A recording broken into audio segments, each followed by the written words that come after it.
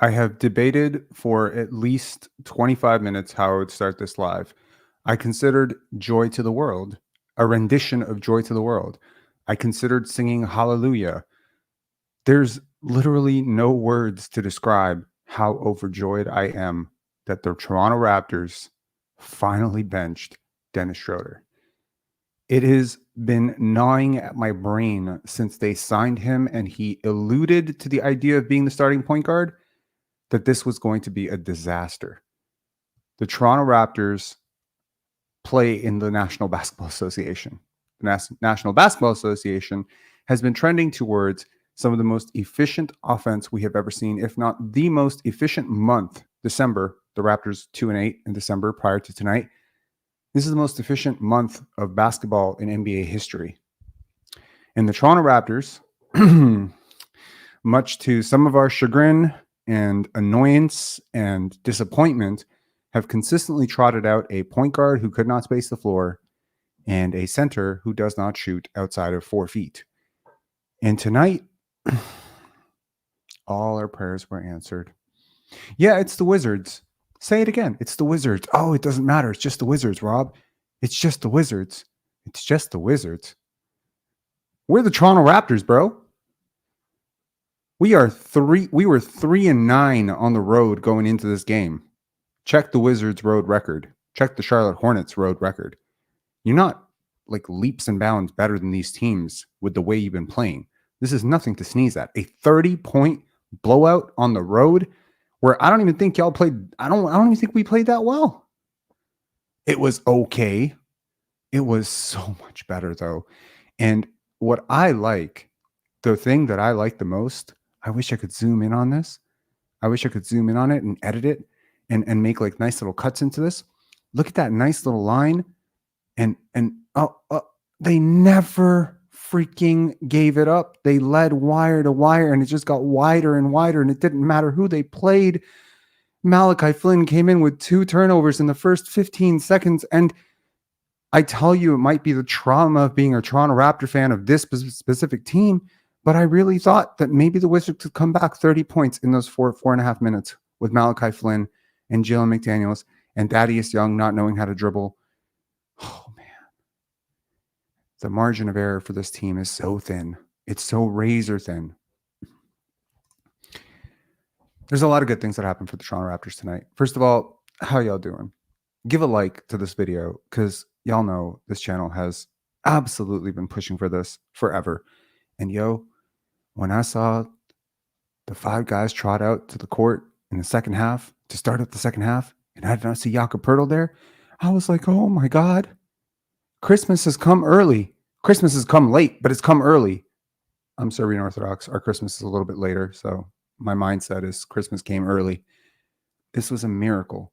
We finally got to see space. We got to see a guy who is respected by the defense. And yo, the Wizards don't play defense. So maybe this is not like the test. Maybe the test will be, in 2 nights when you face off against a team that is 14-0 at home. Can you imagine a massive overreaction in Toronto Raptors land if the Raptors actually beat the Boston Celtics? Oh my gosh, it would be crazy. So many good things happened today. Otto Porter played today, and he played well. He played incredibly. I love that shot. I love that block for him. First of all, he's a guy who spent, quite a bit of time, give me 1 sec here. Let me drink some coffee, man. This is incredible. This was a look, man. There's a lot wrong with how they played tonight. A lot. Okay, there's a lot. I don't want to see Jalen McDaniels. I don't care how well he's playing in play groups. Allegedly, this is why he was, granted a chance to play. He made so many mistakes on the court, defensively, offensively. He was constantly in the wrong place. I don't even care though. Like, I don't know what your alternative is at this point. I have a feeling Grady could do more. I have a feeling Grady can do more than him. But I got to tell you, for the last 2.5 weeks, I've been having this gnawing anxiety, and it keeps me up at night. It's really something I've been thinking about a lot. And it is that the way the Toronto Raptors were playing prior to tonight I really felt this was going to be the team that was going to snap Detroit's losing streak. I really felt it. I felt it so strongly. And then at 6:15, my phone starts blowing up. 17 DMs. It finally happened. Rob, check Twitter. Rob, it finally happened. I'm like, oh my God, Pascal Siakam got traded. And then I look, and it's that Blake Murphy tweet. Gary in the starting lineup for Dennis Schroder. I was like, oh my gosh. I'm not going to talk about sports betting on this, even though I'm technically talking about it by mentioning that I'm not going to talk about it. Whoops. But my confidence in the Toronto Raptors winning this game went up 5,000%. And suddenly, I no longer have to go to sleep tonight thinking the Toronto Raptors are going to lose to the Detroit Pistons. This team, the way they played, will not lose to the Detroit Pistons. Okay, 6 minutes of unbridled enthusiasm out of the way. I'm a happy Raptor fan for one night. I understand some of you want this team to tank. You want this team to tank. You're thinking Nikola Topic. Let's go and let's go get this guy and let's go get that guy. And you're selling yourself on this prospect and that prospect. Shut up about it. Okay, there's no tanking. You're not bad enough to be really bad. Even if you got down to the bottom 5 record, I swear to God, somehow we would lose that pick to the Spurs anyway. So just let it go. You have a 22-year-old who's really damn good. Really damn good. And when you have a 22-year-old who's this damn good, your goal should never be to tank. Ever. Unless Victor Wembanyama is in the draft, and we should have done this a year ago. But this is not the year to do it. Okay? So the goal right now is to salvage. There's so many good things that happened tonight. There's some not so good things. Let's stop egging it on. Let's talk about it. Okay. So first of all, the good thing that happened, I mean, they didn't break. Okay, there were several moments where it didn't look so great. To start the game, it didn't look great. But the Raptors had 8 points on the board in the first 2 minutes. 8 points. This is a team that sometimes struggles to put up 8 points in 8 minutes. I'm not kidding. Like, the scoring was better. The pace was better. They played with better pace, and they got easier, more efficient offense. 57% from the field, 39.5% from three. When the hell is the last time you saw the Raptors do that? 53 rebounds versus 34 rebounds. Well, I mean, that makes sense. The Wizards missed a lot more shots. Did the Raptors break the NBA record for most air balls in a game today? I feel like they probably did. Someone check that. Someone check what the record for air balls is, because, man, for a team that shot 57% and 39% from three, when they missed everything. Holy. Okay. Offensively, I really like this game for Pascal Siakam, sort of. 11 assists. I'm sorry. I can't. Like, I know everyone's gassing him up right now, and Alvin was gassing him up, and sometimes it's hard for me to listen to such overwhelmingly positive shit about a guy like Alvin Williams going on and on and on about Dennis being the best table setter, and now the offense is super organized. As I'm like, yo, have we been watching the same team for the last 30 games? Are you crazy? This is organized to you?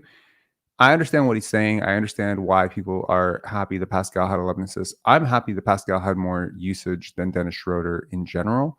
But, this Pascal and Scotty thing can work if it's well structured, and somehow Scotty has to be better. I didn't love how Scotty started the game. I liked more so how it was in the middle. The defense was atrocious.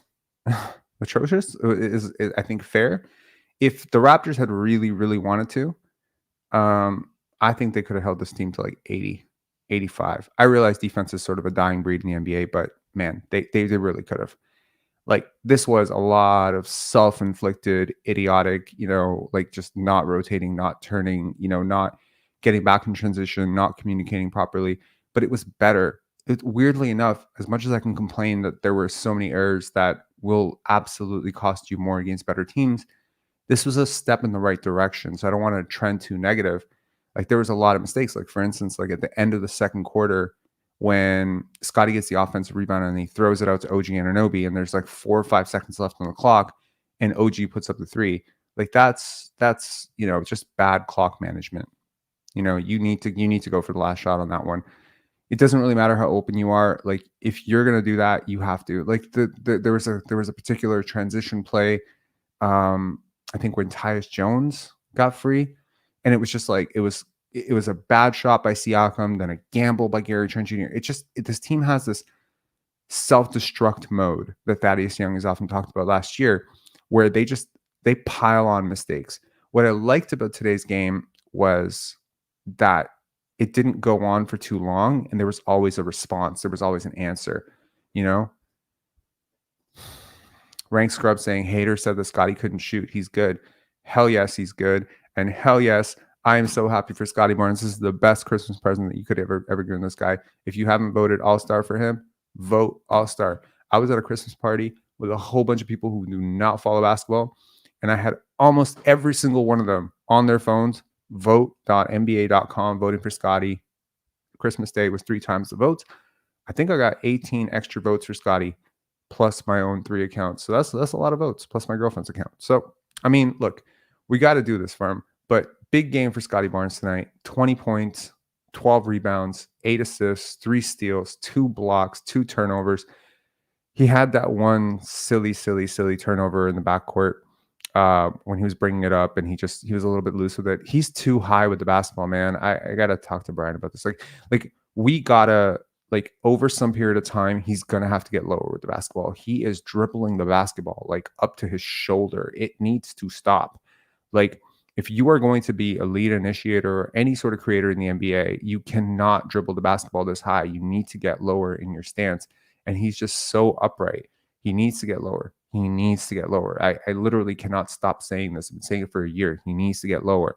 And it's not that hard for him. I've seen him do it before. He gets into it. Like sometimes you see it in the summer when he's in this pro-ams and he's a little bit lower, but then he just reverts back to being super high. Can't be super high with the basketball. You're always going to get picked. You're always going to have trouble bringing the ball up against pressure. Yeah, and I mean, like, shoot. What else to set out? I think Chris Boucher played some very good minutes for the Raptors off the bench. Jalen McDaniels, I did not like it. He's a plus 11 on the night, 2 for 7, 0 for 4 from 3, including that. Like, damn, like Jalen McDaniels has some serious confidence, man. There's so many times this team like does the stupidest thing. Like there'll be like a 3-on-1 fast break. Scotty's wide open underneath the basket, and they're taking a transition 3. Okay, this is just a heads up to any person out there who plays basketball. The most efficient shot in basketball is still an open dunk. It's even more efficient than an open 3, percentage wise. Like there's nothing more efficient than an open dunk. So if you can get an open dunk, you should get an open dunk. Don't fucking take open 3s when your teammate is wide open underneath the basket in transition. And I mean, Gary did it quite a few times. His shot selection was pretty questionable tonight, but his spacing was very welcome for the starting lineup. Jakob Poeltl, decent. I think they found him a little bit more. You know, I had no real issues with him. I like the fact that he played 21 minutes. I like the fact that I would bench him, really. I mean, I know that the fear factor of starting a game out with Precious Achiuwa is tough, because he is one of those guys who can kill your offense with like 4 possessions and your game's done, and you'll be spending an entire quarter getting out the hole that he puts you in. But you just need to do it. You need to do it. Like there's certain things you just need to do. You need to get over it, because Precious Achiuwa at his best, like when I saw this team come out in the third quarter, they blew the door open on this team. Like defensively, they were active. Offensively, they were running in transition. It felt like the Wizards didn't know what to do. They played out that zone with that length, and again, Pascal got a little bit more, let's say, active in second quarter in the second half. He had 4 turnovers tonight. A little bit loose with the basketball, but 11 assists was a good thing. OG Anunoby, holy, this might have been the best OG Anunoby game of the season. And I can't believe I am 14 minutes into this live and haven't mentioned it. It's great. By the way, this is a call-in show. Please feel free to call in. I hope the link is available. Let me know if it's not working, because I don't see any callers. I'm surprised. I think overall, like, absolutely no complaints with the starting lineup overall. Dennis Schroder comes in. He plays a ton of minutes. He played 28 minutes. He was the first guy in. he was a plus 29, and I mean, you felt it. He was really, really dominant in terms of, getting onto the court, and 9 points. He took 6 shots in 28 minutes. You take it. You'll take it. He took a couple open threes. He made one. There wasn't too much holding the basketball, although there were certain times where I feel like he really, really slowed down the pace, and I would like to see that stop completely. Like, you're not a team that's ever going to have an advantage playing that way. So just because you want to play that way doesn't mean that the team should do that, and it doesn't help. I understand like adjusting pace once in a while, but yeah, it's not a recipe for success for this team. Yeah, and Precious Achiuwa in the second half, like, again, as I said, he was good. Overall, I think this was a good win. It's a good character win. The Raptors are notorious for playing down to their competition. I don't think you guys realize this, but the last time we played the Wizards, it required a crazy comeback. And I don't think Tyus Jones played in that game. So, I mean, you're playing them at full strength. That may not be saying a lot. But once again, you're the Toronto Raptors. You're playing an NBA team. That's enough. That is enough for me. Okay? So, someone's saying Darko finally found his cojones. Sure, man. I mean, Will Liu tweeted out, apparently, I hadn't seen it, but someone mentioned that he tweeted out that Darko deserves the chain tonight. Yeah, he does. I mean, look, you can tell he has a lot of anxiety about not having Dennis out there. This is a security blanket issue that a lot of coaches have, where they feel that the team is rudderless without this particular player. The Raptors have had this in the past with Nick Nurse and Fred VanVleet as well. Prior to that, Dwayne Casey and Kyle Lowry. Like, I mean, look, in some cases, it's well-founded, right? These guys stabilize your offense. They cut down turnovers. They set the table. They make sure the guys who need to get touches get touches. But there's a cost associated with that too, right? So really, I mean, with Scotty, you're just playing a more extreme brand of basketball, right? Where the variance is going to be, either you're going to blow a team out by 20 or you're going to be down 20 in like 6 minutes. And that's tough for a lot of coaches to deal with. That's tough, but you just have to live with it. I think he's going to have to get used to that. At some point, he's just going to have to get used to the fact that, yeah, maybe you're going to have to deal with a couple of, issues where Scotty screws up like 2-3 times down the court. He's going to, maybe turn the ball over. Maybe he's not going to get the guy that you want the basketball. He's going to run too much. He's going to whatever you're going to go through with him. I think at some point you just have to get over the fact that, look, you're going to have to go through this at some point. You just have to. Like, you're not going to be able to, go forward with this team with Dennis Schroder as your starting point guard. That's just not how it's going to work. Coach Mo, it says your device is not connected. So I just think, like, you live with it. It's looked good at times. It's looked horrible at times. Fairness. It has looked horrible at times too. Scotty starting at point has looked, good for stretches. And then, he'll have 2 turnovers and, a couple bad shots, or a couple times where, he's missing it, or it's just coming too fast for him. But man, like, point guard is a really, really difficult position to learn how to play at the pro level. And the longer you put this off, the longer you put it off. You're going to have to get through it, and you go through with the growing pains. And at the end of the day, I think you can unlock a very exciting brand of basketball playing Scotty at the point.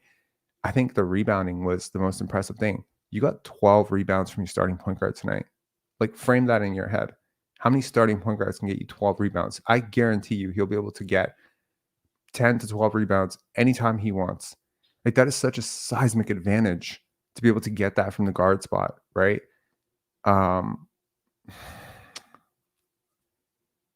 Of course I'm thinking about trades. I'm thinking, the data that you can get and how different things can be for this team if Scotty really is your point. Like, if he's really this guy who can run your offense, table your offense, like, this leaves a vacant spot in the front court. Let's be honest, the guard position is the weakest position for the Raptors. If one of your forwards is really actually a guard in hiding, which I suspect he is, if he can just, as I mentioned earlier, dribble a little bit lower and get a little bit lower in the stands, then I think that there's like some real positive momentum in terms of your roster building flexibility going forward. I mean, even if at the end of the day, next year he ends up starting at small forward, if he can at the very least be your backup point guard, well, now you don't have to do this Malachi Flynn thing.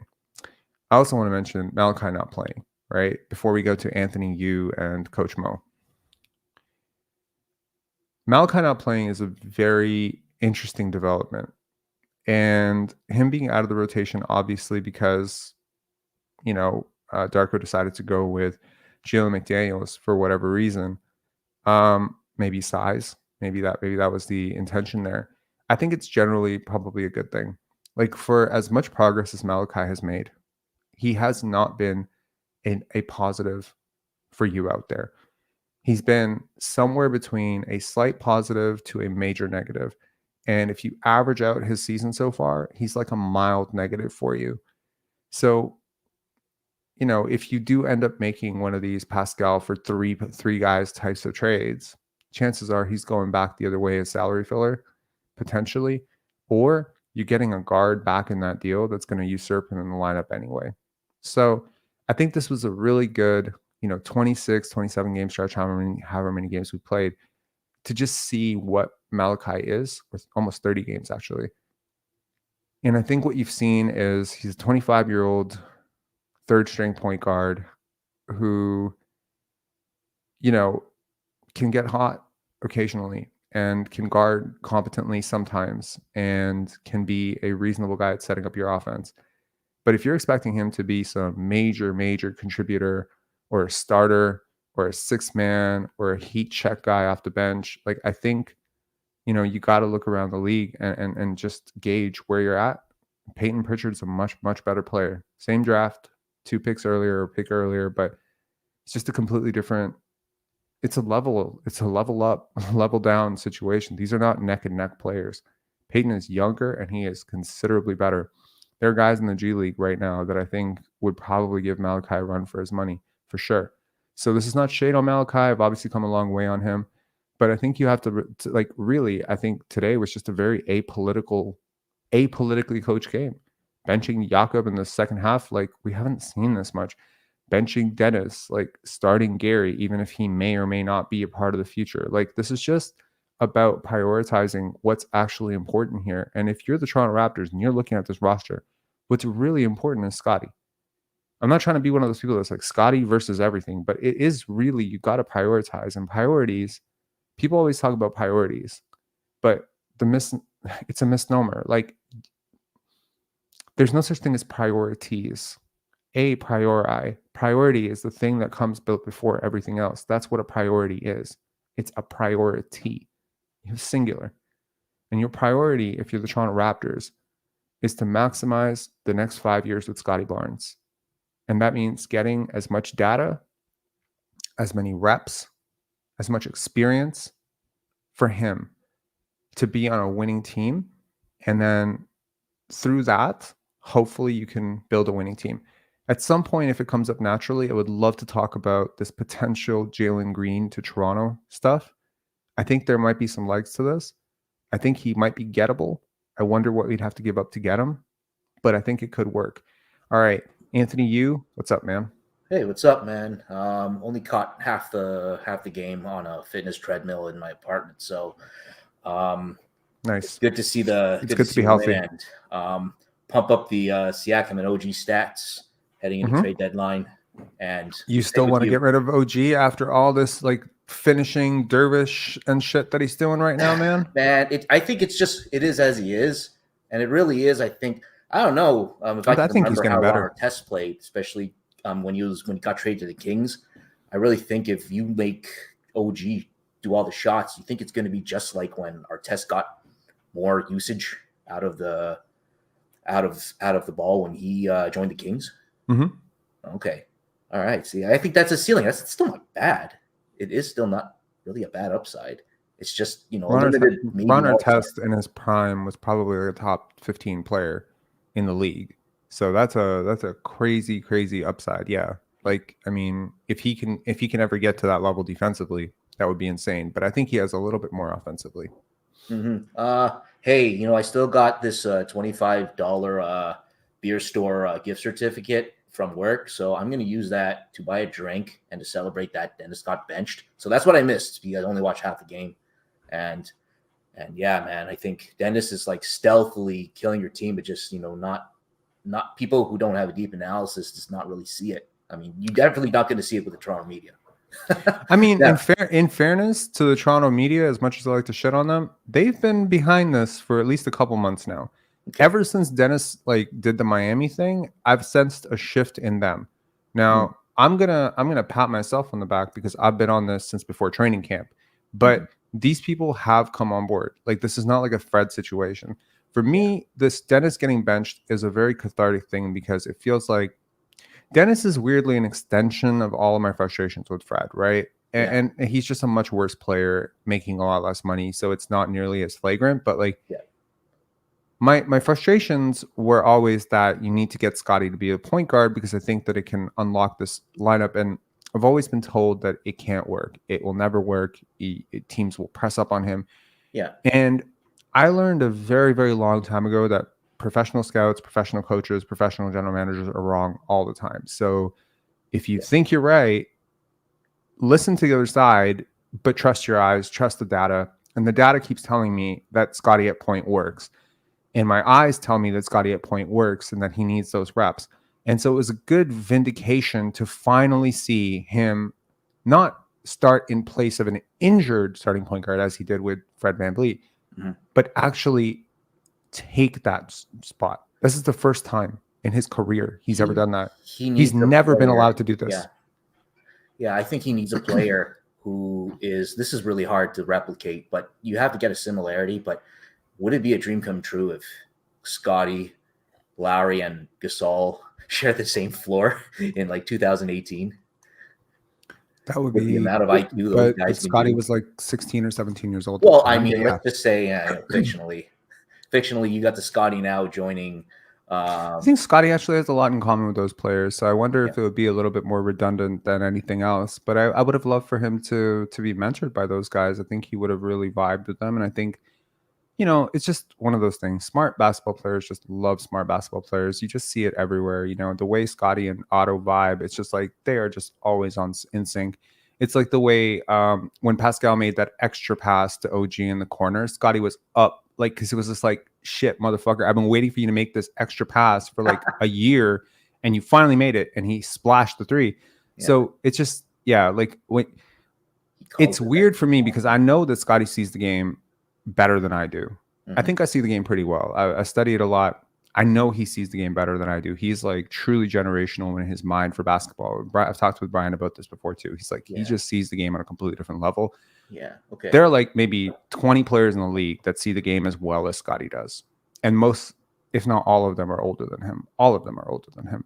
How does Tyrese Halliburton make the passes in a millisecond that take, other players a second and a half to even register that there's an opening? Some guys just see the game differently. And how are you able to see how one thing is going to lead to another thing is another thing that, is the forward vision with Scotty. So as frustrated as I always am with how this team doesn't play, I'm always reminded there's a player on the court who's watching this firsthand, who sees even more than what I do. And I can't even imagine how frustrated he must be when his team just fails to make the obvious pass, fails to make the obvious rotation. So giving him point, and he wasn't greedy with the point. He allowed Pascal to initiate more. So, and did you see more space? Didn't you see a lot more space in the paint? I granted that the Wizards are not a good defensive team. Yeah. Also Precious starting the third. In a way, he might have flaws, kind of he has tons. But he, at least when between Yak and Precious making mistakes, at least Precious has God-given talent to kind of make up for a misstep, and he just uses that freak athleticism to kind of get back. They both have advantages and disadvantages. The advantage for Precious is versatility. So he can get out, and his hands can be a little bit more active. He can be a little bit more switchable. I think he's faster. Well, I know he's faster. He is more dynamic. He can pull up like that little mid-range pull up where he rejects, and then he just, the guy goes under on him and expecting him to drive, and he's just like, oh, I'm open, nice, and he just puts the mid-range. That puts force on the defense. That forces, here's the thing. With Jakob, you don't have to think. With Dennis, you don't have to think. If you're a defense, you don't have to think. These guys are so one-dimensional as players. Dennis is either going to take an open shot or he's going to drive. And he finishes terribly in traffic. So you don't even have to worry. As long as you have one guy in the paint, you're good. With Jakob, it's the same thing. It's going to be a push shot, or he's going to reset, or he's going to try to post up and reverse. Like he's not dynamic. No. Dynamic players put the defense on their heels. They force decisions. They force confusion. When you see Scotty open at the top of the key, he can pull that, but he can also drive it. He can also pass it. Yeah. Like the minute so when he gets the ball, you don't know how to guard it. And this is like, I'm saying this about Scotty, but really it's more true for someone like Luka or someone like Jokic, right? Scotty is like the baby version of whatever those guys are, right? So when you get someone like that, but like when Jakob Poeltl grabs the ball at 25 feet from the basket, you don't have to think at all. There's nothing he's doing with that basketball that's hurting you. So the more players, the more players you have that can't force the defense off to think when they catch the ball. B, they don't actually do anything off the ball. Now with Jakob, he does a lot of good things off the ball, like screen setting, cutting, offensive rebounding, etc. But Precious does a lot of that stuff too, except he does it at a faster pace. And I think, again, it's the switchability of it, right? Jakob has a very specific role on defense. He's more of a drop big. Precious can actually come up to the level of the screen. He can do a little bit better. Surely Jakob in isolation is a better defender than Precious Achiuwa, but Precious Achiuwa for your team defense allows you to play different ways, offensively and defensively. So it's not like Precious can't set a screen. It's not like Precious can't crash the offensive glass. It's not like Precious can't hit a hook shot. He can't hit it as efficiently as Jakob. It's the same thing with Scotty. It's not like Scotty can't run a pick and roll like Dennis can. It's not like he can't feed the post or, he can do all the stuff that Dennis can. He can pull open threes. There's nothing really that like he doesn't do it the same way. He's not going to do it with speed. He'll do it with strength. But there's other things that he can do that Dennis can't really do. And that is like the push. So if Scotty and Precious, or I would honestly start Otto at the 5. I've been firm on this. Otto or Boucher would be my starting center. Now you have like transition offense, you have space. So Boucher can back cut, no problem.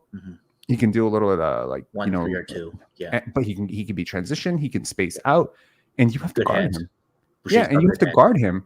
And he can cover up as a weak side shot blocker. Is he as good a defender as Jakob Poeltl? Not really. Shot blocking. But, I mean, he's gonna blow by a 3-point pump fake as usual. So right. And I mean, Jakob Poeltl has not been exactly any world beater on defense this year, anyway. So it's not like you're not losing Rudy Gobert. You know what I mean? Like if you're trying to replace Rudy Gobert, you're like, okay. Do you think he's on the decline? Do you think he's? I think he could be on the decline right now. Well, I don't think 29, 30 games, whatever the hell we've played this year is necessarily like enough for me to say, okay, this guy's on a decline, because he did have some very, he had a very promising finish the last season. Yeah.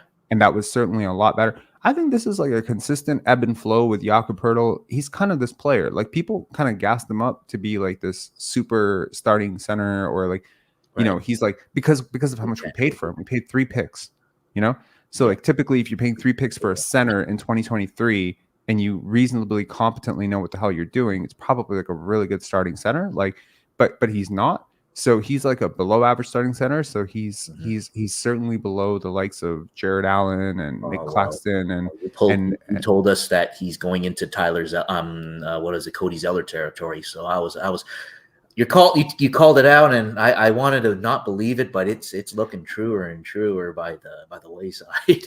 I'm like, oh no. Yeah.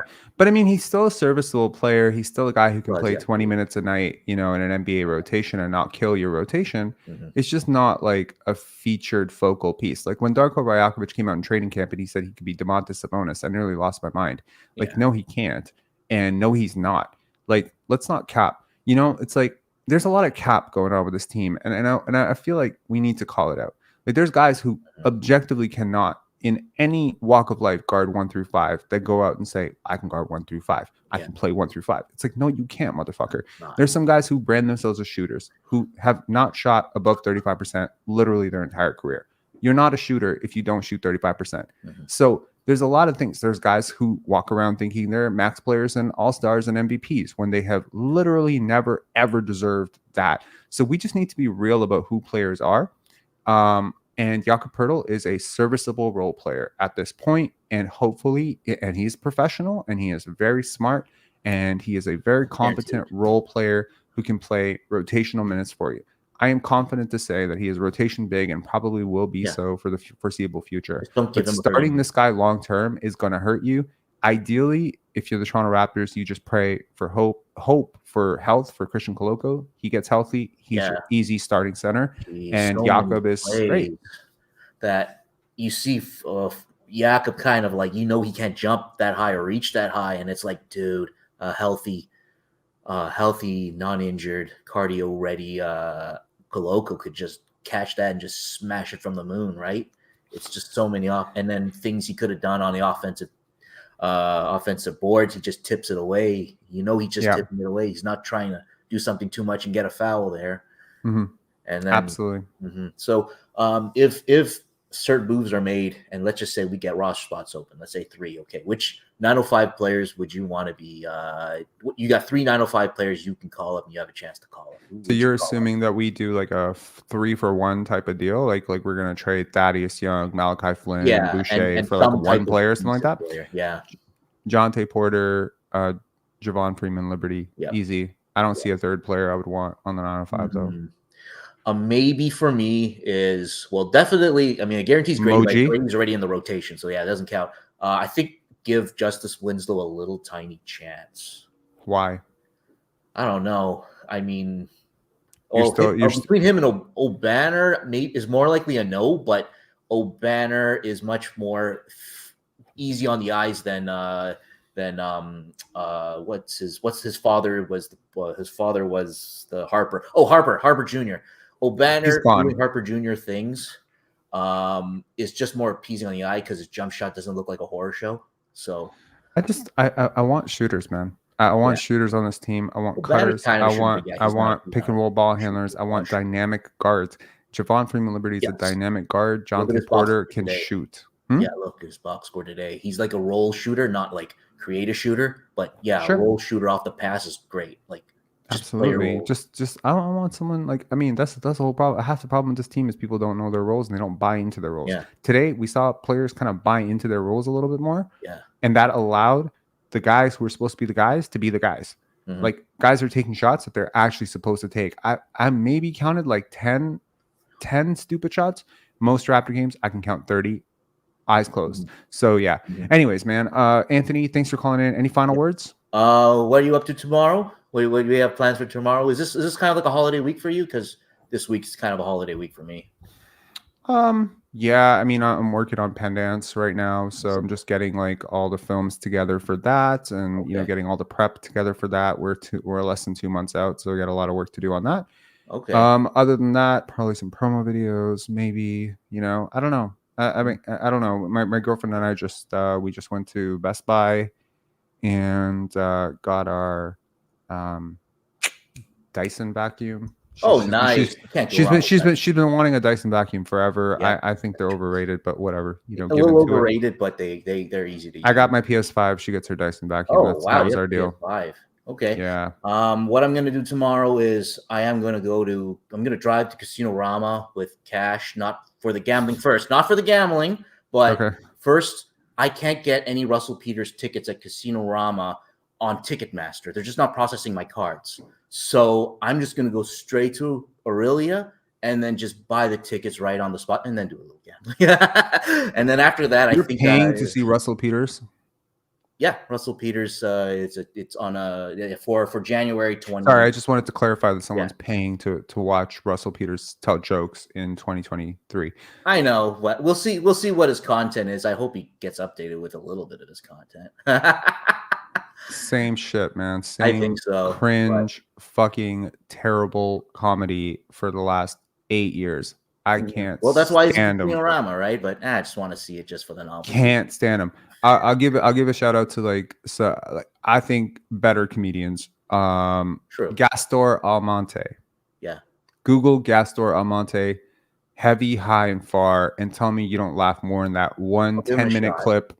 10-minute clip of Gastor, and I tell you laugh more than 15 specials of Russell Peters making cringy, vaguely ethnic jokes about Indian people that aren't really even that true. It's so weird. Him, like, ugh, I can't with that dude, man.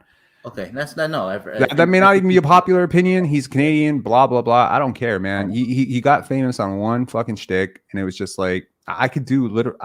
I used to be a fan. I watched his specials, but I can't with that dude, man. Yeah, but you know what? With that momentum, I think I might buy some pen dances and take some days off, just to show up in Toronto and see. That'd be dope, man. That would be dope. You will not regret it. All right. My email is on the about section of this channel. If you have any questions about pen dance, just email me. All right, Anthony. Thanks a lot for calling, man. Have a good night. Appreciate it. Cheers. All right. Have a good one. All right. Russell the GOAT. Are you crazy? Like, yo, I hope you're kidding. Dave Chappelle's the GOAT.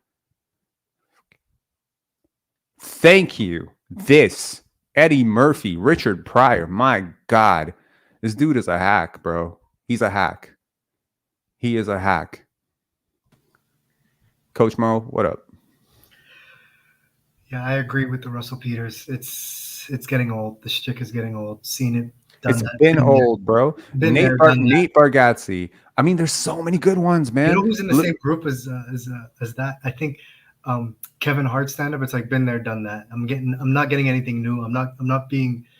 It's whatever. Like, I like Kevin Hart. I love Kevin Hart. Yeah, but it's personally. like it's nothing new. Like, I know what I'm gonna get. I'm not getting really blown away.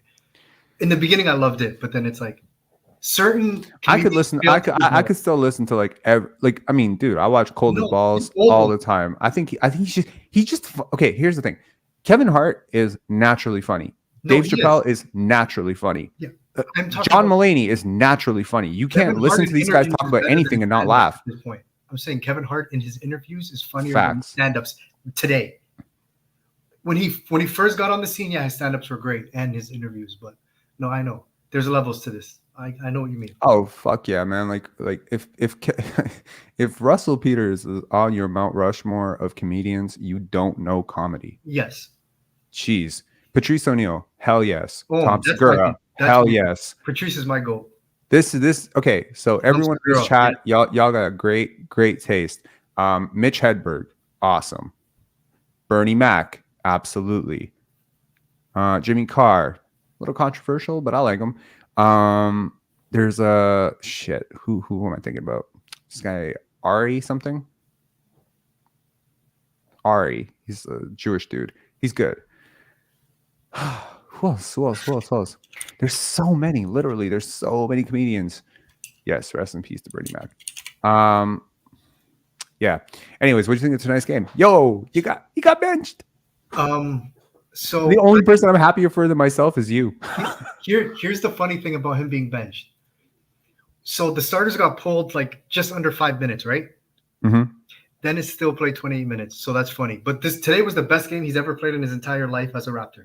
I think we can all agree this is the best game he's played as a Raptor. I don't know if I would agree, but sure, it's one of them. It's one of those five. It's one of his. Yeah, it's one of the five. Yeah. Yeah. Okay. I agree with you, and I thought the same thing watching the game. I said Grady Dick can be taking these. The 18 minutes McDaniels played, Grady could have done that. Grady Dick could have done that. What else? That bench lineup of Dennis, Otto, Boucher, McDaniels, I actually liked it. And I thought to myself, when when Dennis went to the bench, I thought to myself, "There's no point in Malachi playing. Like there's actually no. I don't know how he fits in anymore. Well, he didn't it'd play. be insane for him to play at this point. You know what's funny? I would have probably played him over Dennis. I probably would have played him over Dennis, and I would have lost my entire unit. But Dennis played fine. He's okay. He was fine. But it's just like, I love the way Scotty, if he can't push it in transition off the rebound, off a make or miss, he kicks it ahead to Siakam, and then Siakam, like, it's no coincidence Siakam has his 11 assists today, right? Because the guy who's running point gives him the ball and doesn't wait for him to pass half court. Like, dude, Scotty and Pascal combined for 19 assists today. Yes. And OG, awesome. Like, I don't think it's a coincidence. They all scored 20 plus, and they all shot 50% or better from the field. Exactly. Gary because Gary provides the space. Gary had 4 assists. He took 8 threes. Plus he had an assist to like this team has, okay, here's the crazy thing. I know no team executes 100%. Even if you watch the 98 Chicago Bulls, 96 Chicago Bulls, they make 1 or 2 mistakes, 10 mistakes, whatever. Like, every team makes mistakes. I know. But the types of mistakes this team makes are crazy to me. Like, Scotty passing to Pascal, and then Pascal pass, like, some of the passing tonight, some of the air balls, it's like, oh my God, this team did not play anywhere near a great game, and they blew this team up by 30. This is hope. This is hope for me. I know. This is not the best this team can play. There was no, oh my God, I can't believe that guy went off for 40 and this happened. No, nothing happened tonight that couldn't happen every single night you play basketball. This was, I know this sounds weird. This was about as badly as I expected this version of the Raptors to play basketball. I think the Wizards just suck. And defensively, they just kind of gave up on this game. But if the Wizards had played a little bit harder, I feel like this is like a 15-point win.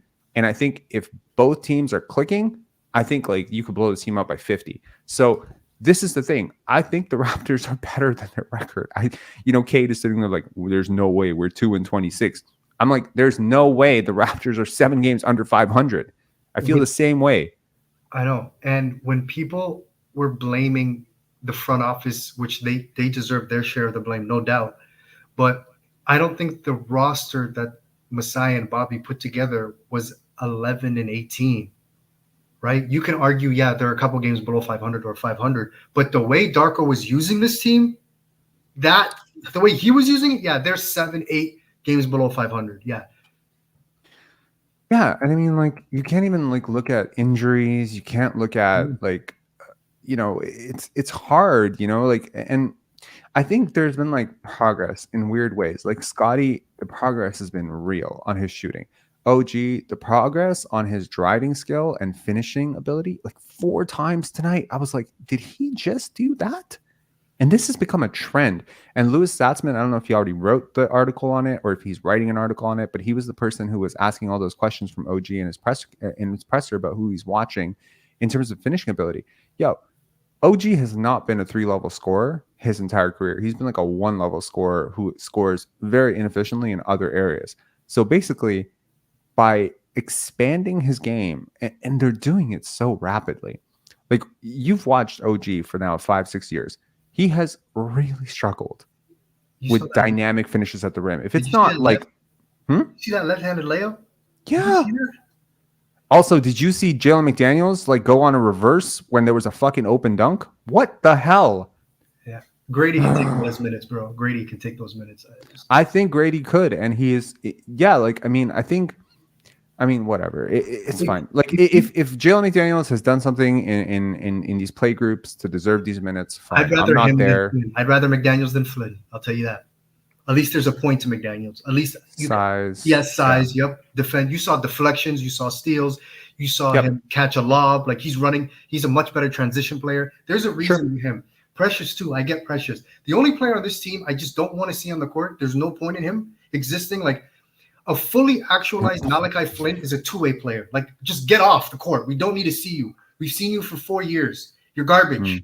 We're done. It's over. Play when people are hurt. That's it. There's nothing like Masai. Take your L. It is what it is. No, like, it's over. So if okay, let's say hypothetically Dennis Schroder is moved for some sort of trade. Like, let's say Dennis plus that are traded for something that you actually need, like a dynamic guard.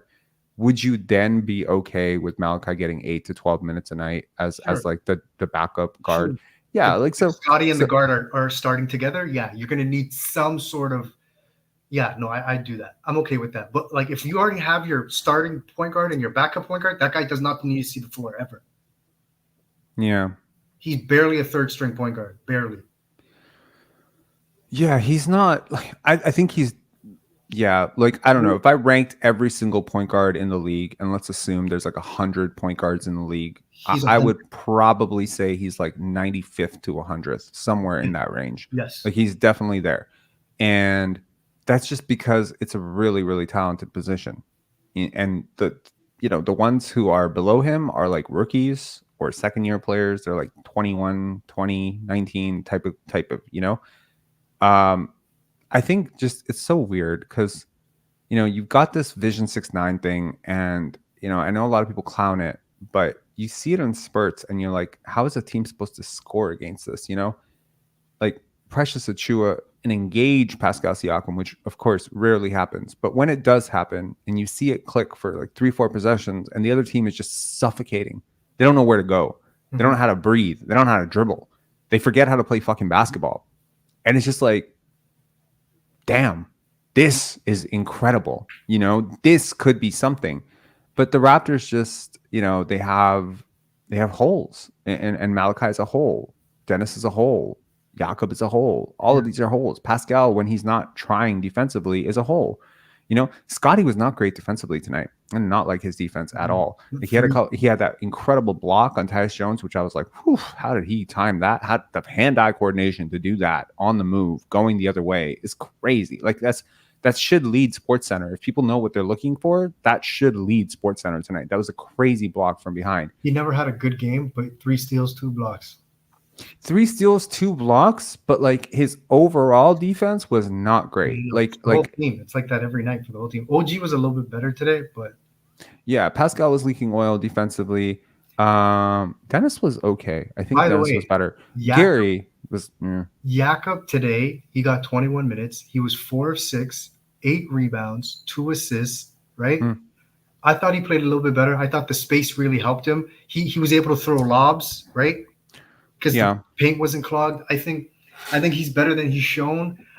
I also think we should never, ever see Pascal, Jakob, and Dennis on the court ever again together. If Dennis is coming in, he better be coming in for I just don't need to see those 3 on the court anymore. We're done with that. We've seen it. It's horrible. I think that was the main issue with the starting lineup, right? Let's predict this. How is the starting lineup going to do against Boston? So I'll go ahead. Like, what do you think? How do you think they're going to do against Boston? Let's set our predictions for the next 2 games. Okay, I asked everybody on Instagram today. I don't know if you saw what's the record over the next 3 games. Is it 3 wins? Is it a win? Jakob versus Boston? Like seriously, would you start Jakob versus Boston, or you put Precious Achiuwa or Boucher in? I'm not putting Jakob there to get destroyed by Boston Celtics. He'll get sliced and diced. He would. Yeah, he would. There's no point. Like you're trying to lose. They would literally pull him out of the paint exactly the way they did. You got to put Boucher in or Precious in there, or even Otto. I'd rather have McDaniels out there. I would start Otto too. Okay, so what are your predictions for the next 2 games? So earlier, I was very, very worried that the Raptors would be the team to lose against the Pistons. I am now renewed on my sense that the Pistons will continue to lose. Oh, we're beating the forever Pistons. And ever and ever and ever. With this starting lineup, we're beating the Pistons. I don't think we're going to beat the Celtics because the defense still sucks. But close loss, tough loss, blowout. I don't know. It's like I'm thinking about fake win. I don't know if that's even possible against the Celtics, but we would be the first team to beat them at home. Wouldn't that be something? They're 14-0. They're 14-0 at home. Okay, then we're not going to stop that streak for sure. Yeah, I don't. It depends. Are you starting Jakob? Because that one's tough. By the way, were you surprised Precious didn't play until Jakob was in foul trouble? Were you shocked about that? I was surprised. Honestly, Precious and Malachi sitting when they have been the 2 developmental successes of Darko's tenure. Stop with the Malachi success. Don't do that. Don't do that. No. I put it in air quotes. Okay. I said successes in air quotes. So No, don't no. worry. I threw the air quotes in there for you. I'm talking about Malachi specifically. No, look, they have both been better. You don't understand. Like Malachi was worse last year. Precious was worse last year. They've both been better. Scotty's been way better. But like those three are the three players that you can hang your hat on if you're Darko Rajakovic and say, I said I was going to make young players better, and look, they're better. Okay? Those are the only three. Because Gary is way worse. Way worse. Grady is non-existent. Jalen McDaniels is worse. Like everyone else under 25 is worse. It's those three guys that have actually been better than last year. And if you're looking for any sort of scraps of positivity, that's it. So to bench two of those three was balls. You think he got tapped on the shoulder? Okay, so here's the thing. So his quote set the world on fire. Okay. Yeah. Wait, was this the first game since the quote? Yeah. Okay. Yeah, it was. And I think he actually did this to himself. So, today after the game, he came out and he said, this is something that's been working on for a while. Hopefully when the post-game live goes up, we'll listen to it. And I can't wait to hear what other people have to say because this was interesting. But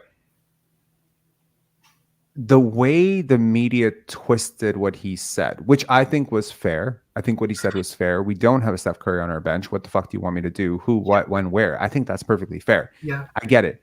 What I felt was not fair was him calling a change to the starting lineup cosmetic. He said, is it cosmetic? And that I resented. Yes, but me too. That's not the part that people beefed about. That's not the part that people led Twitter on fire with.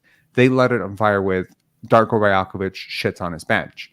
And I think that in a weird way, this was kind of an olive branch to his bench. He starts Dennis, he plays Jalen, he plays Otto in the same game. He did three things, in the same game that he hasn't done consistently at all. And I think this is kind of like a, oops, I'm sorry to your bench. Because here's the thing, you have to be so careful with your words with the media, right? Because what he said was fair. I think what he said was fair. And if he'd come out and double down on it, I would have never held it against him because he's totally within his rights to say, there is nobody on our bench who is as good as you guys think they are. Yeah. However, go ahead. To play devil's advocate, we're sick and tired of his rotations. Like we've been screaming for this. Everyone has. So we're worn out by him. So we really don't care. We really don't care. We don't even like you right now, Darko. You're not liked right now. Bro, look at the comment. Bro, I'm dead. I'm dead. Is that his first chain? No, it's not. It's not his first chain. Congrats, my son, for coming off. Bro, I'm telling you. Were you watching the game? This is so unhealthy. Like Darko Rajakovic is in an abusive relationship with Dennis Schroder, and he doesn't even know it. It's his boyfriend, bro. It's his boyfriend. I just don't get it. It's his Lord and Savior. This is like we call this a mutually destructive relationship or a codependent relationship. It is so weird to me how much he clings to him like a security blanket. Anytime the Raptors have two bad positions he literally goes over to Dennis, like Dennis coming to the game, and Dennis, it's almost like they have a fucking telepathic connection. Oh my God. Yeah. What the fuck is the guy who is like, I don't know, 4th or 5th on your team in box plus minus right now going to do that? The guys were like, and I feel like that anxiety, it bleeds over onto the team, right? Like they know, they can feel it. Like my very unsolicited, very unprofessional, very uneducated advice as someone who has never coached on any level whatsoever, I admit, but just human to human observation. I find Darko Rajakovic to be very anxious. The energy he has is very positive, but it's very high. It's very anxious. It's very jumpy. And I feel this team is feeding off of that in the worst way. Now, Nick Nurse, like I found him to be very negative and heavy. And I felt the team fed off of that too. You need someone who is calm, like stoic calm. Like Ime Udoka, stoic, calm, tough. That's the personality you need to exhibit as a team.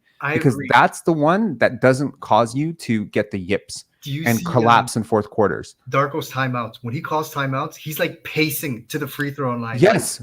Darko, dude, relax. Decaf, bro. Relax, bro. No more coffee. He's marching. I'm saying this as someone who's drinking coffee at 10:49. No more coffee for you. Yo, like I've noticed this. Like people feed off of energy all the time. They don't even realize it. Like my girlfriend and I have fights. So I realize if I start the fight, like, yo, you're not going to do what you did to me, blah, blah, blah, blah, blah, right? The entire escalation starts right there. I fuck it up and it just goes there, right? It just goes there right away. But if I start calm and I stay calm, it gets calm. It eventually, she could be hyper. I'll be like, yo, we're not going to discuss this until you calm down.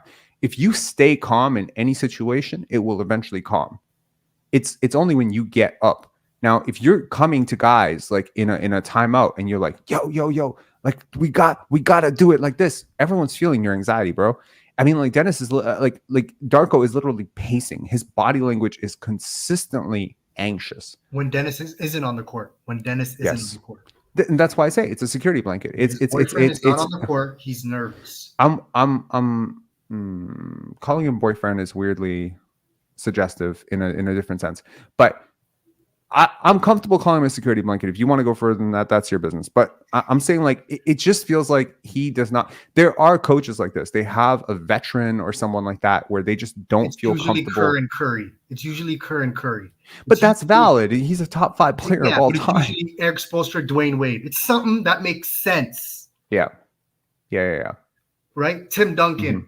Pop. Like something that makes sense. This makes absolutely no sense. Mm-hmm. There needs to this is crazy. Mm-hmm. Absolutely. Anyways, man, any final thoughts? Yeah, we're beating the Pistons. You think the Pistons are facing the Celtics first? God, oh my God. By the way, all these people who keep saying free Cade, it's like none of them have ever thought to themselves, is he who the assumption is automatically is he is who we think he is. Therefore, he's not the problem. Okay. When has a top 1 player ever been a top pick in his 3rd season been a part of this shit? So here's the thing. 3rd-year players who post negative analytics have a track record of failure, like I think something like 96% of the time. He's negative 3 years in a row. Now, some people might say he didn't really get a second year. Fine. I don't think that's valid because he kind of did. I think I watched the game 2 nights ago or yesterday when they lost. I watched it. Cade played well and he's put up 40 plus a couple times. I do think his usage is too high. I think his turnovers are too high. I think his shot diet is weird and not necessarily effective. I wonder about his leadership. He's not the problem. He's not the solution. He's just a guy who's way over leveraged. It would be like if you ran your offense through Jalen Green, Jordan Poole, or anyone else in the NBA who does not deserve to have an offense run through them. There are very few players in this league who can handle 30% usage and not crater your offense. He's not one of them. He has encouraging stretches. He has stretches where he looks like he could be one of the top 25 players in the league. He also has stretches where he looks every bit the part of his bottom, 250 analytics profile. I don't know. I just think it's too much. It's too much him. But do I think he might be really good as a second option? Yeah, I think he could be. But if you ever buy into that, that would be the other thing. I don't know who in Detroit has necessarily the skill level to usurp him at that. But if he got injured, I think the worst thing right now would be he gets injured and they go on like a 2-game winning streak because I think that could easily happen. Zach LaVine is a great example. Yes, it would be that. So Clanholm saying talent does not equal leadership. Absolutely. That's exactly it. So and MKLP82 saying this is why Scotty's the best of his class. Yo, Bleacher Report had a article the other day where they redrafted the 2020-21 draft class. Scotty finally went number 1. Finally. He didn't even go number 1 after he fucking won Rookie of the Year. But now he's going number 1. There are jokes on the internet saying, has Doug Smith said anything good about Scotty Barnes? But the last thing I'm going to say is I'm now on the train. Before I want to lose at all costs and Scotty have good games because I don't want Dennis starting. Now that Scotty Barnes is the starting point guard, I want us to win. Now I'm back on the win train, bro. We got what we wanted. We're back on the win train. All aboard. Give Spurs the pick. Full steam ahead. Yeah, I mean, it's so funny because like you really when you look at the Orlando Magic, right? They got beaten by a Joel Embiid-less. They got smoked by an Embiid-less Sixers team at home tonight. Okay, not expecting that. Tyrese Maxey and friggin' Kelly Oubre going off. I was not expecting that. Paul Reed starting at center, and they lost. So good win for the Sixers. But you look at the Orlando Magic. You look at and who are they really building this thing around? Suggs, Franz, Paolo. The Indiana Pacers, Tyrese, Benedict Mathurin, who I think is severely overrated. Buddy Hield, whatever. I'm looking around at teams who have 21, 22, 23-year-olds who are this good, and they're trying to be competitive.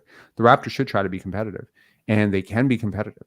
And I'm not saying Scotty's a perfect player. I am more than aware. I think if this might be very egotistical, but if anyone had to write like an entire essay on his flaws, I think I would probably write the best one.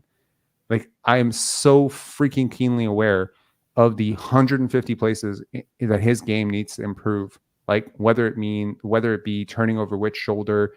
Like, I have scouted Scotty more than I have watched Scotty and broken down Scotty game tape more than any other player in my life ever. I'm keenly aware that he's not a perfect player, but he's getting to strangely absurd heights as a 22-year-old. And it's hard to ignore that this is exactly the type of player that you should be trying to get into the play-in or playoffs. Last year, when we tried to get into the play-in and playoffs, I was like, what's the point? What is the point? Fred, Pascal, Jakob, what's the point? You know? But for a 22-year-old, these development reps could pay dividends down the road. Plus, you don't have your pick. It's a weak draft. There's a lot of reasons to do this. If we did have our pick, though, I think I might still be pushing for us to try and make the play-in. Because there isn't anything at the top of this draft that is worth throwing an entire season away. And I think watching the Detroit Pistons is so depressing because I've been watching them for the last 4 games, like full games, just out of morbid curiosity to see how a team loses this way. Do you know they were up 14 in the last game against Brooklyn? They were up 14. They were up 5 in the fourth quarter. And just to see this team crater and crumble, like their minds just break.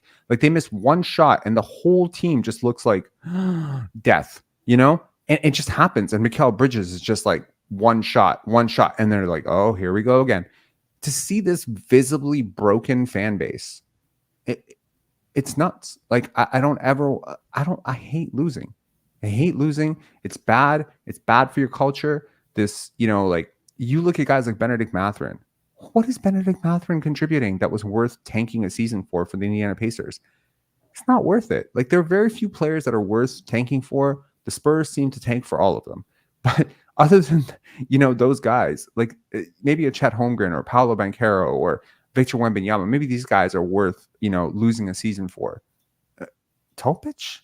Really? You lose a season for a guy who I think at best is going to be Goran Dragic, and that's like a 1 in 14 chance of getting him, and no, well, it's not worth it. It's not worth it. Speaking of bad decisions, we're in a pretty tough situation as a team, but at least we're not the Suns. Always getting bad out there. KD unhappy. They have literally no pick. Like they couldn't trade. In fairness, if they traded KD right now, they would get 5 picks back. You think so? Right now? 100%. 100%. They would get five picks and terrible players back. Because it's looking bad. They got Mikal. They gave up Mikal Bridges, Cam Johnson, and 4 picks. You're telling me a year later his 4 picks and a swap. Yeah, you can get 5 picks for Kevin Durant. Kevin Durant, bro, he's still a top 10 player. He's 35. He's still a top 10 player. He is, but he's 35. 5 picks for a 35-year-old? Okay. Would Philly do it? Yeah. Okay, so Tobias Harris plus 4 first-round picks for Kevin Durant right now. You don't think they would do it? Do you think the Suns overpaid? I think they did. Johnson, 4 unprotected first, and a swap, a first swap. Are they all unprotected? All unprotected. All of them. Yeah, it's tough. I mean, look, like it's just like they're in a worse spot than we are. I truly believe that they're in a worse spot. Isn't it kind of funny that the Nets were the original team that did this for the Celtics, and now the Suns did it for them? Every time there is a new ownership group. Okay, now the final thing I actually want to talk about before we go to the videos, and I think you might be a good person to talk about this with. Every team that we need to partner up with is getting really desperate. Except Detroit is getting super desperate. Sacramento kind of went up. They had a low point, and bro, they lost to the Portland Trailblazers. Oh yeah, last night they did. They did. This is desperate times in Sacramento. I mean, Clippers catching up, like OKC storming, Pelicans winning, Rockets win. Like, I mean, there's a lot of teams in that range, and they may be looking for a upgrade, and they have picks. Atlanta, season slipping away. Atlanta, okay, Indiana. Yeah. Losing. Yo, we are in the perfect place right now. Yo, we are on what the fuck's the date today? It's the 27th. We're on the 27th. If we trade Pascal Siakam tomorrow, this will be Christmas complete for me, first of all. But this is the perfect moment to do this because you've literally never had more leverage since like maybe the summer than you do right now. All of these teams are desperate. All of them are trying to save their season. Tomorrow is the day that if you trade them, they can still extend them for 4 years, 5 years, provided they actually want to do that. Even if you miss tomorrow and it's the deadline, if these teams continue to struggle, this could be their entire season slipping away. And there's never been. If you're Indiana and you watch today Pascal play with more space and pace, and you saw him get 11 dimes, 22 and 11, bro. Yeah. If Pacers are the one team, I think they should get Siakam over Pascal. They should get Siakam over OG. That's the one team. Every other team should take OG. I think the Pacers should take Pascal. I think he fits a need for them, and like he's just a prototypical 4 for them. But I agree. But the reason why I said Sacramento, they've lost 2 in a row. They're still 17 and 12 in the 5th seed. They're not. And Keegan Murray dropped like 40. So 40 or 47? 47. But that was like Indiana and Atlanta, 100%. Indiana and Atlanta, 100%. 100% those two. And those are Indiana, Atlanta, Detroit, and Sacramento are our 4 most frequent trade mention partners, right? Yeah. Am I missing anyone? No, those are the 3. Those are the 3. It's 4. And Detroit as well. Detroit, yeah, Detroit, Sacramento too. As well. I just don't think Sacramento's realistic. Why not? They're not Kevin Huerter, Harrison Barnes plus picks is a great package. If you consider how this team played today, right? Like, I think it could work. Anyways. And if you have Kevin Huerter, if you just replace Kevin Huerter and Pascal Siakam, just those 2 players, on a night like, and Scotty's a starting point guard, bro, there's going to be triple doubles everywhere. Scotty will be a triple double machine. Yeah. I mean, he almost is, man. He's almost a triple. He's almost a triple threat every single night. With guys missing everything, but I don't think the coach. What about Can you imagine Scotty like dishing out to Kevin Huerter coming off the move? Like, what will it take for Jakob to go to the bench? Because that one is the $78 million extension looming over us. The trade, the assets given up. It's really not that much money. Higher paid players have gone to the bench. It's not that big an issue. We make too much of an issue of it because it's an absurdly. It seems like a lot of money, but there are tons of players in the league that make $20 million to come off the bench. There's tons. And honestly, I don't think teams around the league are looking at this like, oh, he went to the bench. He has no value. Like, they'll look at the analytics. Like, GMs are more advanced today. But yeah. Anyways, yeah. Okay. Well, I hope the Raptors make a trade tonight, tomorrow. I hope we wake up and there's a deal. If there isn't, we'll see. The DeJounte Murray Siakam swap. That's what some people are talking about. Make it happen, man. Make it happen. All right. Peace, Coach Mo. See ya. All right. Let's get to the post game pressers. I apologize if that was offensive. Sorry. Gary got the start. Dennis came off the bench. Both of them had strong performances. What did you see? It was a change that we were looking for some time. We decided that it was a good opportunity today to put Scotty Barnes more on as a ball handler, and also we wanted to have Dennis to help more with a second unit, and our guys did a good job today. How much of that, you told me yesterday you didn't want to make a change without a vision for what's going to happen. So how much of that is about Dennis sort of helping organize the second group? It is about that, but it's also about Scotty getting more of a ball handling role and as a part of his development and growth. Dennis is a big part of what we do, and you could see today, like he embraced the role. He came off the bench, played great defense. He dished 10 assists. And really helped our second unit, and just stabilizing those minutes and having more continuity there is something that we're looking at. Obviously, it's a one game. We're going to continue looking at and learning as we go. There were changes throughout the rotation. We saw Chris, Jalen, and Otto a bit earlier than we usually see them. What sparked those changes, and what did you see from them? I think those guys did a good job there. It's been a couple of weeks now that Jalen is doing a really good job in workouts and then the play groups. He gained some confidence, and he definitely deserved the opportunity to go out there and show what he's got. And I also thought that Otto did a great job as well as CB. Those guys, they're really taking advantage of play groups that we're organizing, and they proved me that they're ready to step on the floor. Did you see what you wanted to see from Scotty tonight? Yes, I thought especially for first half, I thought that he did a good job of running our offense, getting guys organized, touching the paint, making extra passes. Obviously, this is going to be a process. It's going to take some time for him. It's going to be a learning curve.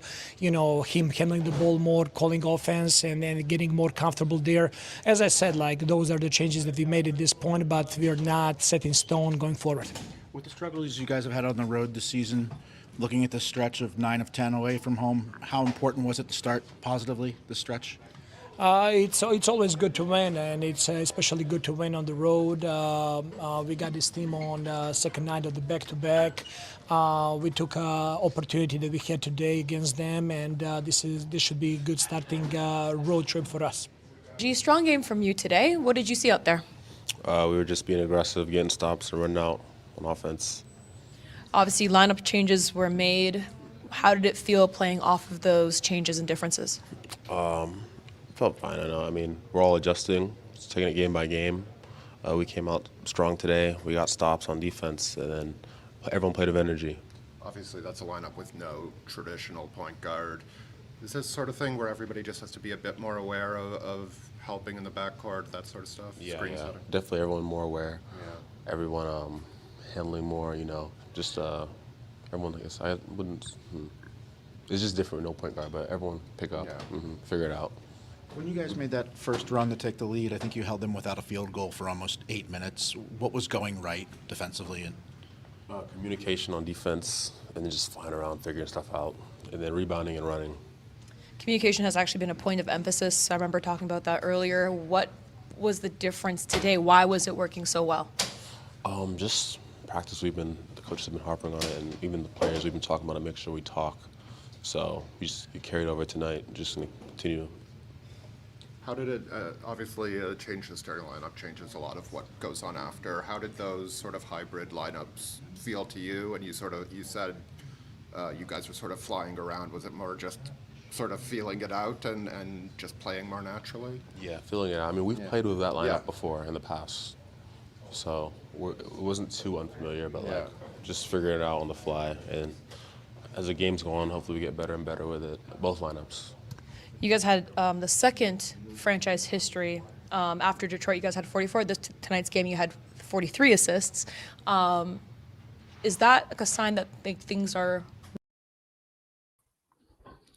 I just want to take a second to point out that you do have a point guard in the starting lineup, and I'm tired of hearing you don't. You do, and you did tonight, and your offense did not work without a point guard. You had a point guard. He's called himself a point guard. He's played point guard. He was a Division I point guard. He was an AAU point guard. He averaged nearly triple-double. He's a fucking point guard. Stop it. Working, and how do you use this to build off of it, especially when you have Boston on Friday? I mean, it's just a sign of playing the right way, getting the paint, kicking the ball out, and then just everyone being unselfish, you know, wanting to see your teammates succeed. When you guys hadn't won in a while on the road, does it matter to snap that road losing streak, considering the timing when you've got so many road games coming up in this next stretch? Oh, yeah, definitely. You know, every win is hard to get, so anytime you win a game, it's a good thing. We're happy and excited and just hope to carry it over. All right, Gary, how did it feel to get the start today? Same as usual. Go out there, contribute. Big congrats to Gary Trent Jr., man. Honestly, I haven't seen this guy sulk. I haven't seen media leaks about him being unhappy. He's in a contract year. He absolutely deserves to start. There's a lot of data to suggest he deserves to start. I'm not someone who says he needs to be part of the core. He's great, whatever. I just think I've grown to admire this guy a lot for what he's gone through over the last year and a half in this team. And I'm just really happy for him. Just want to throw that out there. So congrats to Gary Trent Jr. As much as I can, try to get a win, and that's what we did. So Lineup wise, you know, the ball was moving. We saw Scotty being more of a facilitator, but he was also a playmaker. How did it feel out there in terms of playing with that group? And, you know, I didn't play with that group last year before that. So, you know, we've been together for a minute now. But, again, it was second nature. Again, we're trying to go out there, get as many wins as we can, and put a performance together. And I think we did that today. It's not like there aren't guys in that group who can play make and carry the ball up the court and all that. But without a true point guard, does it sort of put a bit of... Oh, Eric, stop it. Stop it. If Dennis Schroder is your definition of a true point guard, you have really lost the plot, my G. What are you doing? Of an extra emphasis on everybody to kind of share that load? You could say that, kind of. You know, we believe in four at the point guard, so we can see what he does. Thank you. Sorry, like I'm about to cry. Thank you. Motherfucker. Do you realize how fucking weird it is to have a dude who like has thrived at that position? You have 2 fucking playoff wins in the last 3 years with this dude playing point guard. And all he got to hear about every day is he's not a real point guard. He's a center. Will Lou saying like, oh, let me see how Scotty's thriving at center. Here's a fucking newsflash for you. He's your best point guard, your best center, your best power forward, your best small forward, and your best shooting guard. That's a strength. Shit. All right. Gary Trent Jr., we believe in 4 at point. Thank you. Fuck. With it, how he been passing the ball, the movement, his growth, his development, you know, but you could say that kind of not having a traditional point guard will cause us to want to share and look for each other and rely on each other more. But, you know, again, it's either way we're going to make it work, and either way we're going to try to, you know, get a win. That's our goal. Obviously, you mentioned Scotty. Obviously, his shooting is the thing, maybe that is the most obvious jump, but is his sort of play pick and roll creation like right sort of on the heels? I just want to point out, analytically, he has been incredibly efficient as a pick and roll ball handler this year. Much better. Just from what you've seen. Yeah, I would say that, but I would say more than anything would probably be just approach off the court. I would say nothing court related. You know, just his approach, trying to step into a leader role, trying to help certain guys in certain situations, knowing the predicament and situation he's in, and just balancing all out. So yeah, no, it's cool though. It's good to see it. It's great to see it. It's a bigger. He's just being more vocal away from things. You could say just more vocal before the game, during the huddles. You know, trying to keep us together, trying to keep us engaged. You know, you didn't really see too much of that. Obviously, he was a young player, but as he's learning and developing, he's getting different habits and, you know, getting comfortable in his role. So it's good. It's great to see. Like I said, you know, he's growing every day. How do you take a night like tonight where you guys had a franchise record being second in franchise history right now with 43 assists? How do you take that and translate it to a game against Boston on Friday? Continue to keep doing what we're doing. You know, swing the ball, play defense, get stops, get the boards. You know, we should be fine. We have all the talent, we have all the size, we have all the length. So continue to just keep going and developing. Y'all remember that, like, Russell Westbrook? What? Bruh? What? I wish Scotty had done a post-game interview where Eric Karina had been like, so, Scotty, now that you don't have a traditional point guard on the floor, and just seeing Scotty be like, what? Bruh? What? Just have some of that. Bro, I watched basketball for a long time. Seen a lot of different types of point guards. Jason Kidd was not a point guard like Mark Jackson. Mark Jackson was not like Steve Nash. Steve Nash was not like Andre Miller. Andre Miller was not like Ricky Rubio. Ricky Rubio was not like Kyle Lowry. Kyle Lowry was not like Fred VanVleet. Fred VanVleet was not like Shai Gilgeous-Alexander. There's a lot of different types of point guards. All right. We have a caller, Kashfi Bodhi. I need you to private chat me to make sure you are not a troll, because we've had some trolls. So like, you're gonna have to DM me something privately to make sure we're not going through another one of those freaking things. Anyways, there's a lot of different types of point guards. You know, teams have experimented. Ben Simmons, that's a not traditional point guard. I mean, there's a lot of things I want from a point guard, right? And you're not going to get every one of them. Ideally, your ideal point guard. Let me think of an ideal point guard. What's the most prototypical point guard that I can like? Does Ja Morant look anything like Andre Miller to you? Does Andre Miller look anything like Mike Conley to you? Does Mike Conley look anything like Patrick Beverley to you? I mean, these are all point guards. I just described point guards. This notion of this is a point guard. I mean, if you watch NBA basketball enough, you realize Jokic runs point. He's a center. You can call him a point center. There were times last season where Doc Rivers was really using Joel Embiid as a point guard. A lot. So what is a point guard at this point? Like, you know, Kashvi, I see you back on. I am so reluctant to pull you on, bro. It's nothing personal. If you see the private chat on the right side, just write something there and we can just discern who you are before you come on, man. Sorry, I don't recognize the name, so just want to make sure. Anyways, this concept of Scottie not being a true point guard or Scottie being, you know, more of a big, I think this has a lot to do with the optics of what we expect point guards to look like. And Scottie is obviously beast. He's a dude with big muscles. He's 6'9". He's got a 7'4" wingspan. These are not traits you typically associate with a point guard.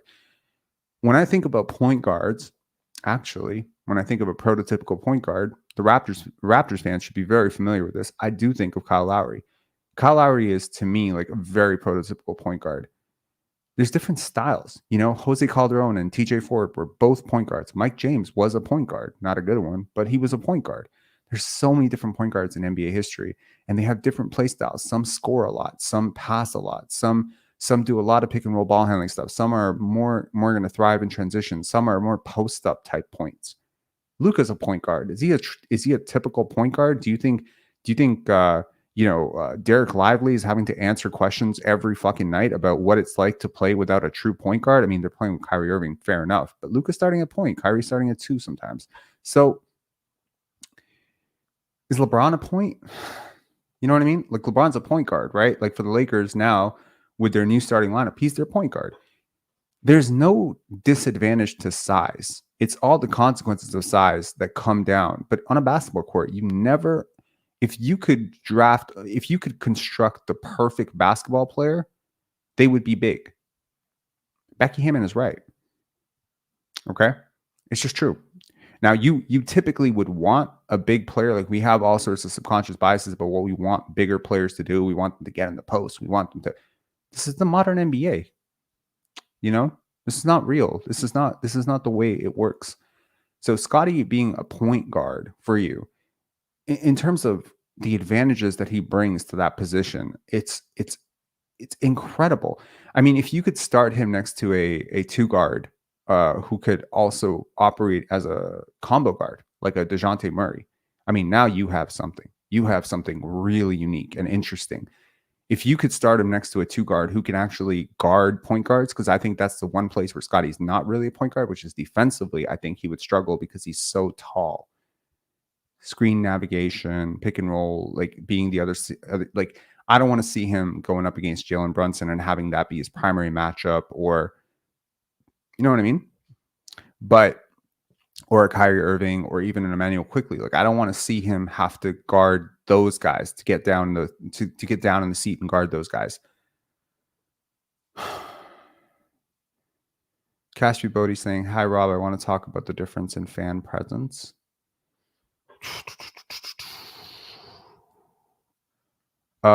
Sorry, I'm having a separate conversation in the private chat here. Cashby, who's your favorite player? I'm just curious if you just let me know that in the chat before I let you on. Like, I'm not suggesting you're a robot. Obviously, you're a human being, but I'm like, I'm just a little bit nervous about bringing people on right now.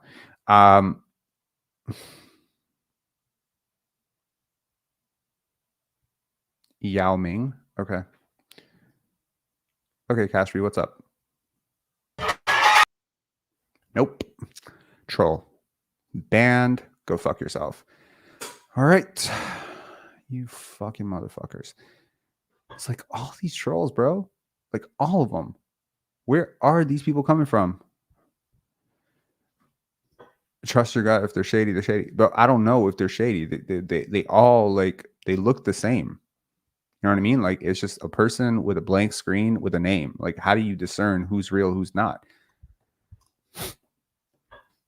Did I fall for that? Like, I mean, he said something pretty abstract, you know? Swat that troll. I'm out here like Dikembe Mutombo blocking all these trolls, bro. Paywall time. I'm gonna paywall for a live. Jeez, make them go on video. That might be a good idea. Yeah.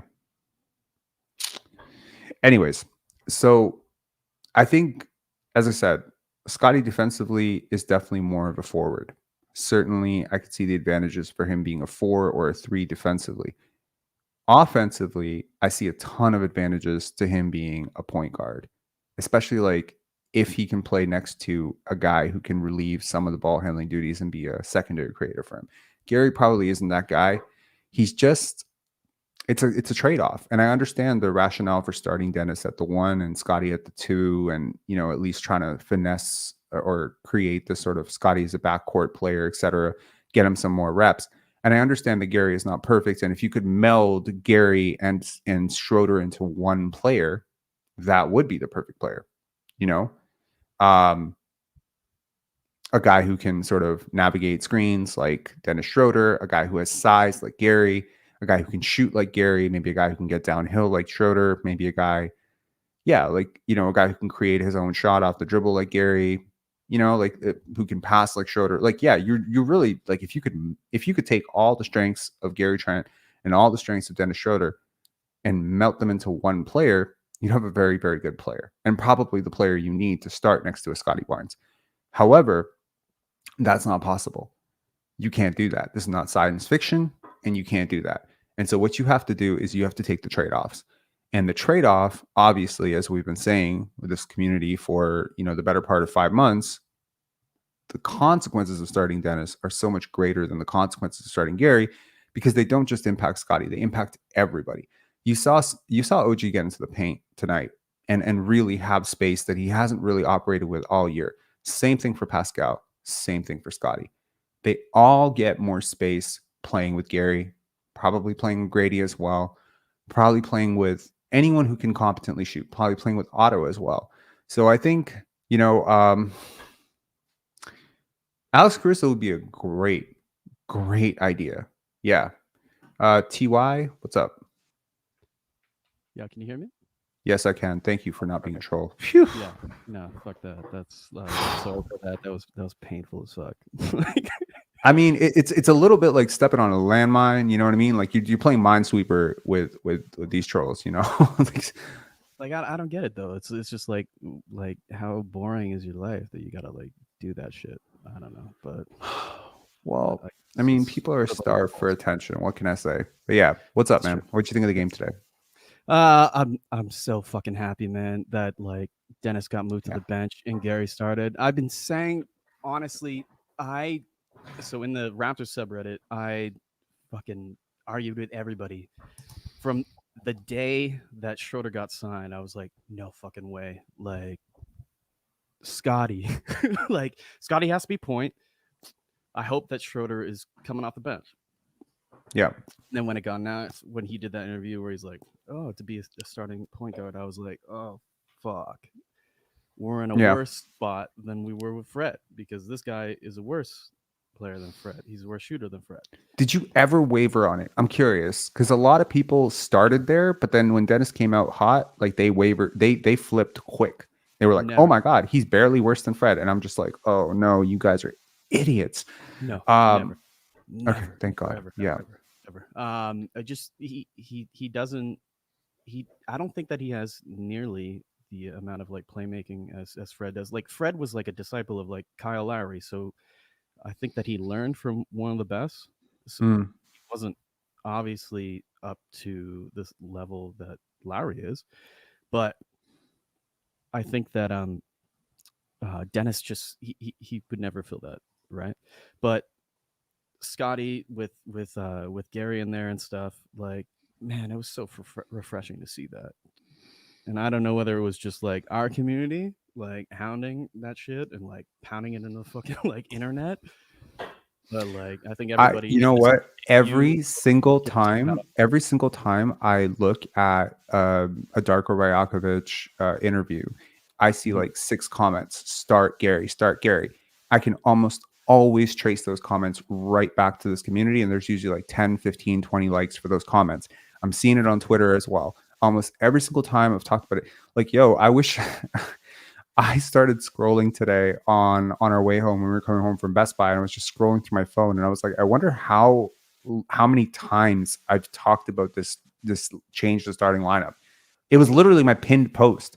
My pinned post on Twitter was, "I will give you a dinner on me, Darko Rajakovic, if you bench Dennis Schroder."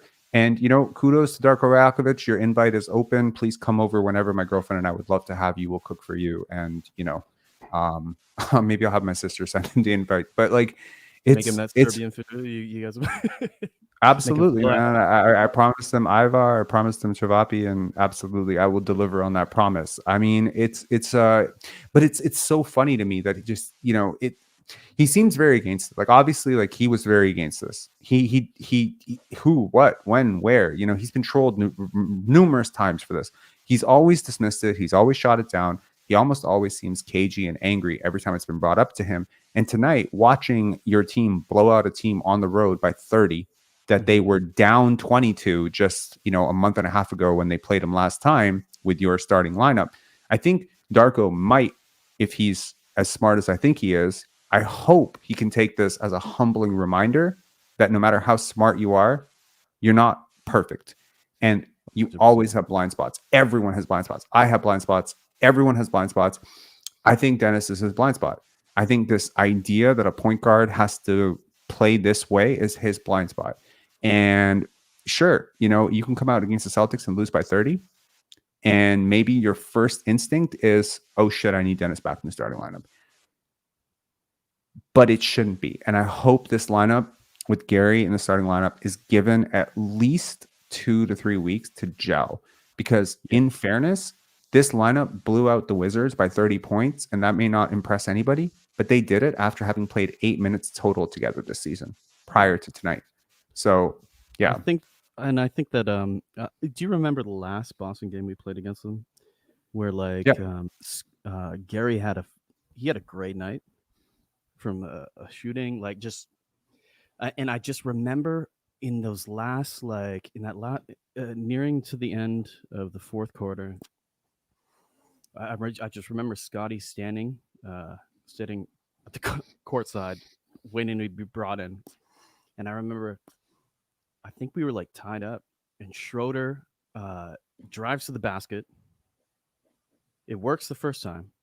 Then I think he tried it like 2 or 3 times immediately after, and just got denied repeatedly. Yep. And then Boston ended up winning.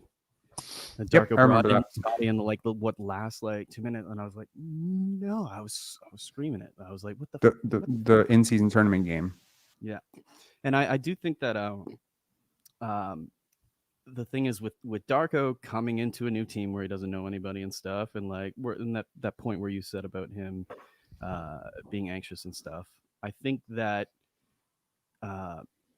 maybe Schroder was somebody that could help him sell his vision or how he wants to operate. Sure. having somebody there in that. And I hope that like it worked to this point, and I hope that now he feels comfortable enough that he has the locker room and he has these guys all trusting him around him, that he can continue and give this lineup a run for like an extended period of time, or for the rest of the season, man. I mean, I also think like let's not underplay the psychological effect for the team itself, knowing that they have been pretty much running out this lineup all year and they've been bad. So having a change in the starting lineup can have a, whether it's real or not, if it's imagined, if it's psychological, so much of this game is mental. That's one thing I'm learning watching the Pistons play all the time is like, they are certainly skilled enough to beat a lot of the teams they've been losing to. They were certainly skilled enough to beat the Utah Jazz and even the Brooklyn Nets. Like Cade was good. Jalen Duren is back. Like there's no reason this team has to lose those games. They were at home. So, I mean, it's so mental. And knowing that you have a coach who is stubbornly insistent on the same lineup over and over, and that you've been losing with that lineup, and that you have these bad memories of losing games with that lineup, changing that lineup subconsciously can put a lot of people on alert. And, you know, even a guy like Jalen McDaniels getting minutes over Grady, this just doesn't happen. In most normal situations, you would never see a guy who is signed with a biannual exception, who's played as poorly as Jalen McDaniels has. So even the notion of him getting minutes or getting a chance is like a sign or an advocation of, if you work hard in practice, you will get your chance. You will get your chance back, you know, and work hard and you will be rewarded. And Gary has sincerely outplayed Dennis for the last 3-4 games. So, you know, so the fact that, you know, Dennis has been negative almost every single game this month, and he's historically been a pretty good contributor off the bench. And so seeing this not work, and, you know, you're a team that's losing and your coach won't make this one change, and everyone's talking about this change, and it's become so loud and vocal that literally they're talking about it on the broadcast. The Raptors paid henchmen are talking about it. Leo's talking about it. Jack is talking about it. I mean, at this point, I don't think anyone was not in agreement that this starting lineup needed to change. The only person who was resisting it was Darko. And now he kind of like has no foot to stand on, because, I mean, and this is the tough thing about conceding when you've been wrong for so long, is that when you finally admit defeat, it looks really bad. Because now, you know, if you want to spin the negative side of this, we could certainly say if you had played this lineup the whole way through, you might actually be at 500. It's possible, you know? Possible. Yeah. So, I mean, I don't know. It's renewed faith. It's hope for the team. Kudos to Dennis Schroder. I think I would be remiss if I did not say kudos to Dennis Schroder for playing well off the bench. He played reasonably well. He looked sulky on the bench. Maybe I'm projecting, but he looked kind of like stoically sulky and sort of serious, and maybe he didn't. I'm sure he'd prefer to start. Who wouldn't prefer to start? Every NBA player wants to start. Yeah. No, I noticed that too, and I noticed also kind of like when at the end of the game when they're all like shaking hands and stuff. I kind of noticed like there was a different vibe to like Schroder. He probably would have wished that he was starting, but I mean, he's all throughout his entire career, he's always played better on the bench, you know, and like that, some people just have to accept the role, I think. And like you, what was it like? There was it two months ago, maybe 3 months ago? You did a stream, and you were saying something about, I believe you said that an offense where it's like we're starting lineup where it's Scotty, where Scotty's like the anchor, Scotty's the focal, with OG and Pascal as those role players supporting him right there as like that 2 and 3, right? That you believe that could be like a contender, that those guys could be like a very serious threat altogether. Do you still believe that? Scotty, OG, and Pascal? Yeah. Luigi saying Pascal traded. Is that true? No. I don't think so. Wouldn't be playing tonight if that was the case. I mean, it could be, but Luigi, don't troll. Don't get my hopes up like this, man. Yeah, I do. So I had a really interesting conversation on. I believe that. I always believe that too. So. Wait, what did he say? No, I did not. What? Scott plays 2K saying cap. No, it's not a troll. It's an answer to a convo in a chat. Oh, okay. Okay. Good. Never mind. Sorry. I just saw Pascal traded and I was like, huh? Really? Maybe it's wishful thinking. Okay. So I was having a conversation with Raps fan on Twitter /X, and we were talking about this exact thing of whether this trio could work. And I said, if you could wipe the entire roster clean and just gave me these 3 players and all the money that you're spending on all these other players, I just had it. I just had that money and I could just spend it. I could reinvest it. So I could take Jakob's, 19 million. I could take Dennis's 12 million, Jalen's 5 million, Thad's 8 million, Otto's 6 million. I could take all this money and reinvest it in a roster that makes sense. I guarantee you, with free agents that would be available just next offseason, I could build a 50-win team with those 3 players. The pieces around them don't make sense. The problem is you've missed the window to build something with these guys at this price. So now when OG and Pascal get re-signed, if they get re-signed, if they stay, if they're not traded, they won't be 18 million plus 35 million. It'll be like 42 million plus 45 million. Which is a completely different situation. Now, if you give me all the money left over to build a team around Scotty, OG, and Pascal, maybe it's not the same. So this is a squandered opportunity where you had a guy on his rookie contract, a top 4 pick, who has absolutely produced for you. Like, what is Scotty's worth right now in terms of actual dollars? If I take box plus minus, value of a replacement, EPM, if I just take an amalgamation of these metrics and I compare it to what is the value of what he's doing, and I would love for someone with a good analytics brain to do this, and certainly I could try myself, but I think his value is something like 50 million right now. He's easily the most valuable person on your roster. He's easily the most valuable player on this team. And of course, you look at guys like Nikola Jokic, their value is like 130 million, and they'll never make that amount of money, which is why their max contracts are always unfair advantages. Michael Jordan making $30 million was unfair. He was worth more. Kevin Garnett making 25 million, unfair. He was worth more. Tim Duncan making 20 million, unfair. He was worth more.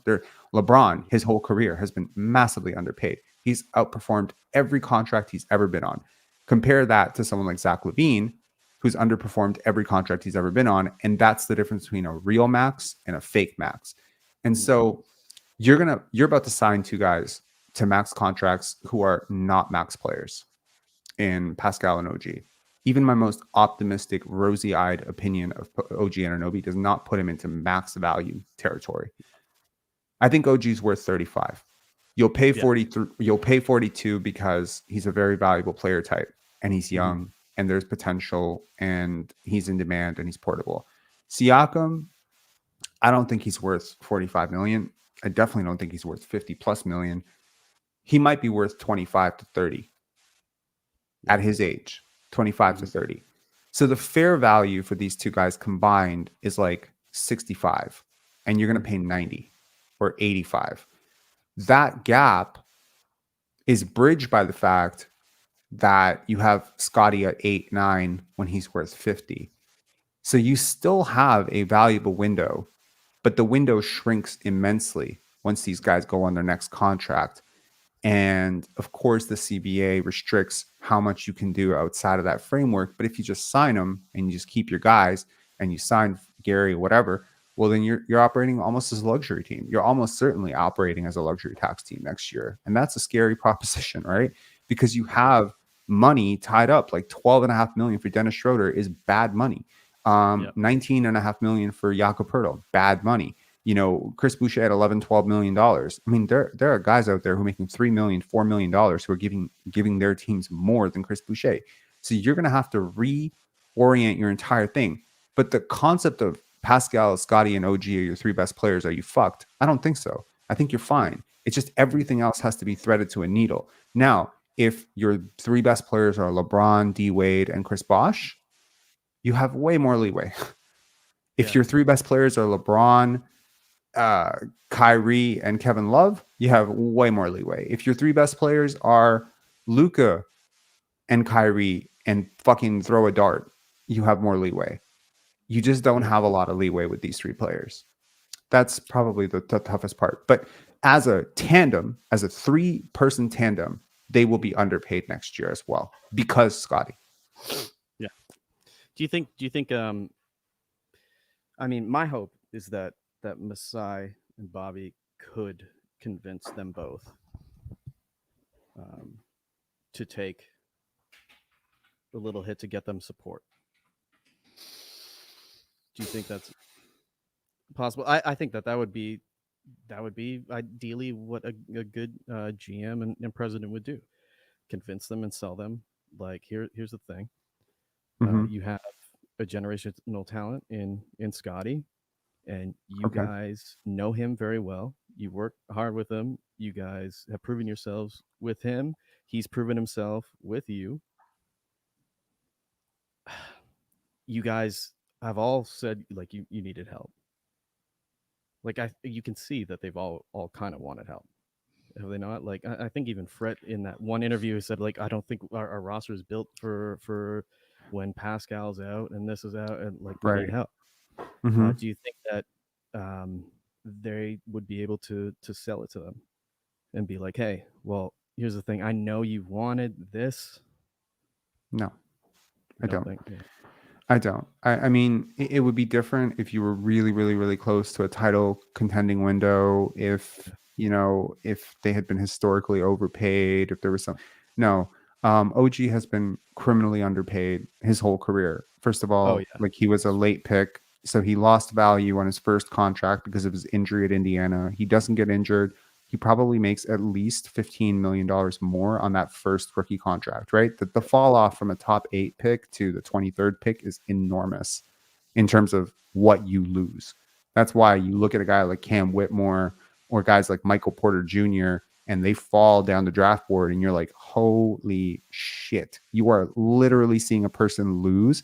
Like people tune into game shows all the time to watch people win $1 million. To watch a guy fall from pick 5 to pick 9 is watching a person lose like $7 million in real time. To watch a guy go from a top 8 pick projected because of an injury to a 23rd overall pick, holy shit. Like that 23rd overall pick tag is what carried him to his next contract as well. If you think about it, if OG was a top 5 pick and he was picked at a top 5 pick, he would have been given a different opportunity as a rookie. He probably would have been held in a higher regard within the organizational standpoint. He probably would have had more market value around the league, at which point he probably would have negotiated a better second contract.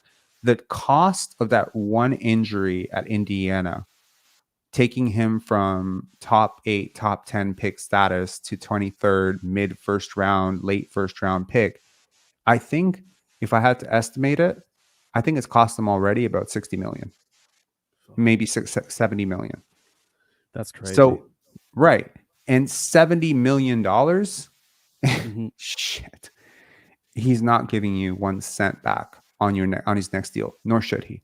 So he will get what he can get because, he's a guy who's gone through a lot of injuries, some serious ones, some not so serious ones, some nagging ones. This might be the biggest contract he negotiates for the rest of his life. This is the one that sets his family's family up. I don't blame anyone for going after the paper. Chase it. Go it. Anyone would do it in that situation. I don't like when people count other people's money and ask them to take haircuts.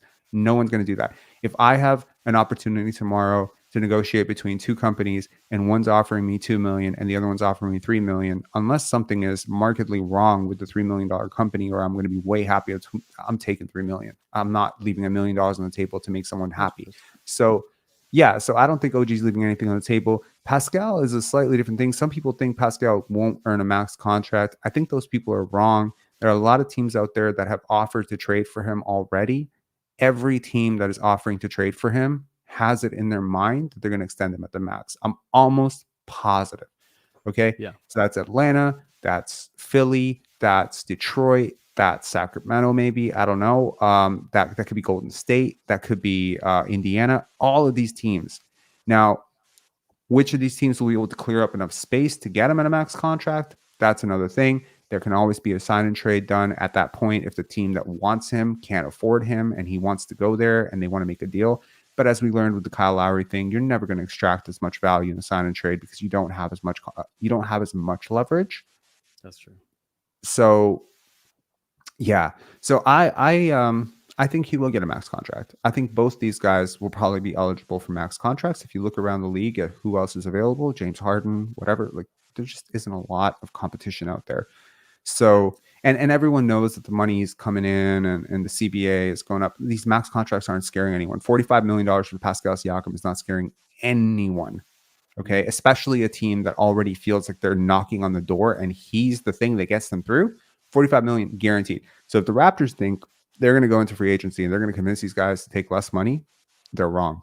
100%. I would bet so much on that being wrong. But every day I talk to people who are like, Pascal's not going to get a max. He'll sign for 35. I heard someone very credible the other day tell me in an email, they're like, oh, I heard that the Raptors inside plan is to get both these guys back for 30 to 35. I'm like, you're kidding me. That's not going to happen. It's not going to happen. I think OG's floor on his next contract is 36. That's the floor. And if someone bids up, they're going to have to raise their offer. I think maybe they want to pay 36, but if someone else wants to pay 42, that's the price. The price is the price. With Pascal, the max is almost like that's the floor for me. Unless he suffers a massive injury, I think someone will pay him the max. I think out of the two, OG's the one that I would pay them up to over Siakam, obviously. Yeah, for sure. And I mean, like he's a better asset too. Dr. Dredd saying Gary took less. No, he did not. No, he did not. He could have become a free agent. Instead, he picked up a player option for less. His player option was $19 million. If you can find me a team out there that was willing to pay him $19 million this year, I would love to see it. I would love to see the team that was willing to sign Gary Trent Jr. for $19 million. He had a bad season last year. He didn't have a great season last year. He did not exactly. And maybe he saw the writing on the wall, Nick Nurse being gone, movement-oriented coach coming in. And he saw like, hey, man, I can have a career year and I can go into free agency with a more, strong. Dr. Dredd saying his player option was $18 million. He was going to get 25. Cap. There's no way in hell Gary Trent Jr. was going to get 25. Who is paying Gary Trent Jr. 25? There's no Who? Chat, let him have it. There's no way in hell anyone is paying Gary Trent Jr. 25 million. I think if you being very, very generous, you could get yourself into maybe a team like the Houston Rockets, but like why? Houston is stacked at the position. They don't need him. They wanted Brook Lopez, not Brook Lopez. They got Dylan Brooks. You think he's better than Dylan Brooks? I hate Dylan Brooks. I can't stand Dylan Brooks. I don't think he's a better player than Dylan Brooks. No. Do you follow Rusty Buckets at all? Yep, I have in the past. He did a really, really good a video about the next position that's gonna be fucked up is the shooting guard position, and it was a really great video about it. What can you sum it up? Oh fuck, that'd be terrible. Sum it up. I mean, you don't have to do the Rusty Buckets whole character persona shtick, but yeah, what was it about? The power forward position was one that got transitioned, right, and kind of like not as valued nearly as much, and everything's been kind of like moved towards having that point guard ability to you, right? Having that that aspect, and what he was saying in the video was basically kind of like shooting guards, like one-dimensional shooting guards are going to be the next thing, just kind of out. Yeah, I could see that. I think they're already out. I think so too. Yeah. There was a long period of time where teams would just stand a corner shooter out at the 2 or the 3, and they could just make their living by catch and shoot, like Jason Capono, Steve Novak. There was a ton of these guys. Mhm. They don't exist anymore. Those guys don't do that anymore. Like I think the last of the dying breed is pretty much PJ Tucker, and so much of his value is coming defensively as a versatile defender. Bruce Bowen is another example. Bruce Bowen wouldn't be an NBA player today. I think he might be, but like he might be like he wouldn't be a starter on a good team today. Like he's just too predictable. It's too one-dimensional. Offense has evolved. You need to be able to do more because that shit is so easy to shut down now. Yeah. I think players have gotten so much bigger. I think that's the one thing that we are not fully measuring for is players have gotten bigger, longer, stronger, and the court has stayed the same size and the rim has stayed at the same height. And that is creating all sorts of issues because, I mean, I think it's pretty logical, right? You need a bigger cage. Your snake has grown. You need a bigger cage. You know what I mean? So like the game has grown so much. You have guys like the court needs to be expanded. Something needs to happen because, and I mean, some people are so like they're basketball purists. They're gonna be like, no, it has to stay this way, whatever. But they're not realizing, like 50 years ago, having a player like Giannis Antetokounmpo or Scotty Barnes in the NBA, that player would have won back-to-back MVPs, scoring like 75 points per game. The game has changed. The rules need to change and evolve as it goes. Now, obviously, the rule change slant for the NBA has always been to make offense easier somehow. I think the next revolution in the NBA is to make two things. Number one is to bring a little bit of defense back, like to give defenses a little bit of an advantage because right now defenses are being like fucked. Second is to somehow create efficient post play again, because post players have been sort of like bled out of the league. You look at a guy like Zach Edey, Jahlil Okafor, DeMarcus Cousins. There's a lot of guys who are like, you could be like, 15 years ago, these guys are starters. That's true. And they're just not in the NBA right now. And I don't know if a team's going to draft Zach Edey as a novelty or if he's going to be like a late second round pick. But man, 15 years ago, that guy is like a number one pick. Like no cap. Like he there was a real time, and I very much remember Pavel Podkolzin was considered a top 5 pick by a lot of analysts, and then they watched him play a lot, and then he became a 22nd pick for Dallas. I mean, Zach Edey is so much better than Pavel ever was. I've watched both of them play. It's not even close. So, yeah, like we're just in a really interesting place as a league, and I've always felt like the Raptors were ahead of it. They've been ahead on a lot of stuff. Yeah. The long switchable wings, the versatile defenders, switching 1 through 5, like. As the league goes towards scoring and positionless basketball and, like these multi-positional lineups where, inverted pick and roll is happening. Like there's so many things on the basketball court that you are more capable of stopping than the average team because of your player personnel. So yeah, I just think the Raptors, the one thing they haven't figured out is the shooting. And once they get that down, they drafted Grady. So in theory, they're trying to figure it out. I think this team could be scary. Yeah. I agree. Yeah. I think Grady needs more reps at the NBA level. Like, I'm glad that they sent him down to the G League to get some running, but like here that place is a mess too. The 905 is a mess, but yeah, for sure. But like, I mean, it's better than him sitting there and not getting minutes. Fair. Yeah. I would like to see him. I would like to see him slowly creep back into the rotation into the second half of the season. We are not playing for championships right now. I believe that if he's absolutely killing you, fine, bench him, but give him a chance. I liked a little bit of what I saw today defensively. Like he had a really good contest at the rim, and then he had a really great that cut to the basket. These were good. These were good possessions. There's one field goal attempt. He knocked it down, right? So it's like it was an and one dunk, and he knocked down the free throw. But he touched the ball like twice. Yeah, but he also has a lot of like his IQ and like if you've seen him play, like he's a smart player. The cut that he made, I believe it was Thaddeus Young who threw them the pass. Correct me if I'm wrong, but I think it was that or was it that or was it Precious? I think it was that. Was it Precious?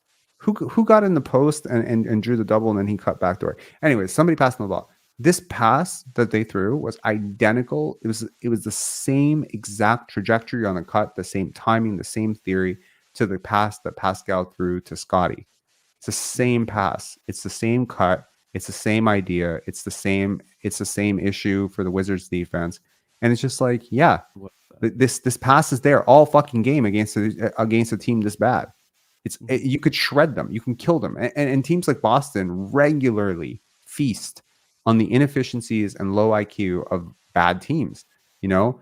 And I'm sure we're going to see that tomorrow when they face the Detroit Pistons. Like, I would not be surprised if Boston goes out and beats the Pistons by 50 points. But I would also not be surprised if the Pistons won that game somehow. But I mean, it's weird. But I'm saying like a team like the Raptors with so many explosive big wings can do so many things that this team regularly has not done. So that's been frustrating. But yeah.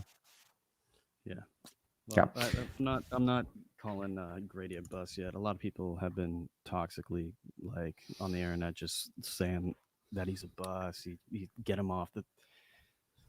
Yeah, we're very reactive. I think as a society, we wanna get that instant gratification. So, you know, Keontae George goes off for 25 points, or you know, someone else like who was drafted behind him goes off for 15, 20 points, and then people are like, "Oh my God, see, I told you we should have drafted this guy." Where are these people 3 years from now when Grady's a better player than those players?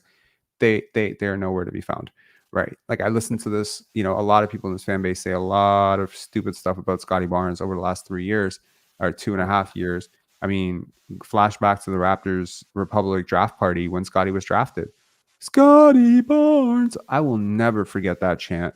Like, it was crazy to see all those people losing their minds about a prospect that they did not even know, but they had to have an opinion about it. This is something my girlfriend and I talk about all the time.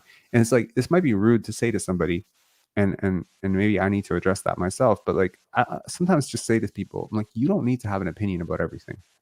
Yeah. You know what I mean? Like, I don't have an opinion about Zimbabwe's economy. Don't know enough about it. I just don't. I don't have an opinion about Nicaraguan tourism. I've never been there. I don't need to have an opinion about everything.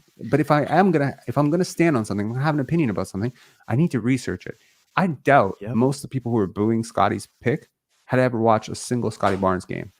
I doubt those people. Forget about scouting him. Forget about reading the numbers and, you know, listening to his interviews and listening to the specials that Overtime did with him, or, you know, like really getting to know the prospect, watching, you know, his film tape, watching his AAU tape. I doubt they did any of that.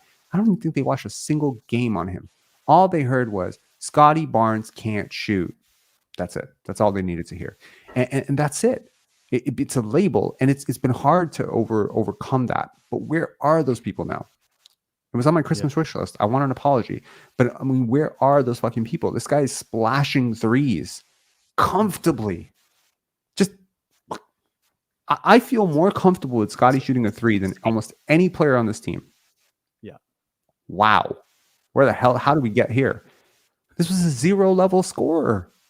What happened? How is he scoring on 3 levels? So it's just, it's nuts, right? And yeah, I think again, we don't need to have an opinion about everything. I don't have like a super strong opinion about Cooper Flag. I've watched 2 games. How can I have a super strong opinion about someone I've watched for 2 games? So it's Nikola Topic. Like, I can have an opinion. Like, I've watched 5 games of this dude. I have opinions. Yes, he reminds me of Goran Dragic a lot. Some people are saying Manu Ginobili. I don't see it, but I can't, like, it's 5 games. This was the mistake I made with Grady. I watched 5 games and I wrote him off as a prospect. He struggled mightily in 4 of the games. I was like, fuck this guy. He sucks. But it's like, yeah, we need to raise the level of of information gathering, as opposed to, I just need to have an opinion about everything. I remember when I was at a frat at U of T, and I used to have this dude, you know, shout out to Nick. He didn't know anything about basketball, but he had clients who did know about basketball. So he would sometimes just ask me innocuous questions about the Toronto Raptors. And he'd be like, so Rob, like what's going on with the Raptors right now? And I would always, I didn't pick up on the fact that he didn't give a shit about basketball. He just needed something to say Yeah. about the team.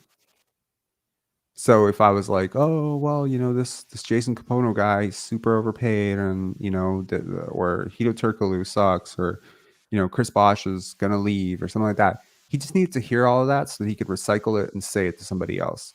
It's not his opinion. He's just it's just spewing.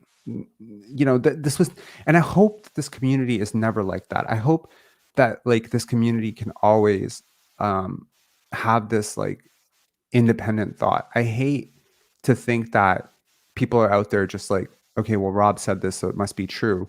No, I'm wrong all the time. So please understand, like I'm hoping that this community becomes like independent thinkers and researching and gatherers. Nothing makes me happier. Nothing. I don't think any live in the world has made me happier than James McPherson coming on and saying, that he was sitting there with a pen and writing down like this play throughout the first quarter, second quarter, and breaking down the game. I was so happy. I love hearing when people tell me or email me when they say like, Rob, I broke down the game or this. I'm so happy. And maybe you see something I don't see because I don't see everything. Like, this is the goal. The goal is to become better independent thinkers, not to become followers or to become like sheep, because I feel like too many people are sheep. The people who are booing Scotty, sheep. The people who right now say Scotty isn't point guard, sheep. You haven't watched the AAU stuff. You haven't watched the EYBL stuff. You haven't seen him run point. So you don't get it. And that's just it. It's like, it's not even an opinion. It's just something you heard somebody say and now you think it. It's like, why? I don't know. I'm sorry. I'm just like, I'm going off on this thing, but it's such an abstract thing to be upset about, but I just don't understand why people have to have an opinion about everything. Why can't we just say, you know what? I don't know who AJ Debonsa is. Why don't you tell me something about him? You know what I mean? Like, why does it gotta be like, oh, that guy's overrated. That guy's a bust. That guy's gonna be Michael Jordan. Like, why does it gotta be that way? No, but I think that's important that you said that, because a lot of people just have to have an opinion on everything, and a lot of times their opinions are just parroted from something that. But where does that come? Why? I think it's more of like a comfort thing. So it's comforting like to be able to say, I think this about this. About this. You know what I mean? Like I can speak in this moment about this, or I can enter this confident conversation comfortably. So it's like a community thing. Like you're part of a sports community, and if you can't say something, like, yeah, then you get ostracized from that community or something. I think that has a lot to do with it, for sure. Because like, I've seen a lot of takes too, where people are like, oh, Scotty Barnes, like I remember there's I can't remember what game it was, where I commented on a Raptors fans TV Instagram post or whatever. I was like, oh fuck, like Schroder is a liability. He fucked us in there. And then somebody was like, oh, yeah, bet you think that Scotty Barnes should be the point guard. And I was like, yeah, I do.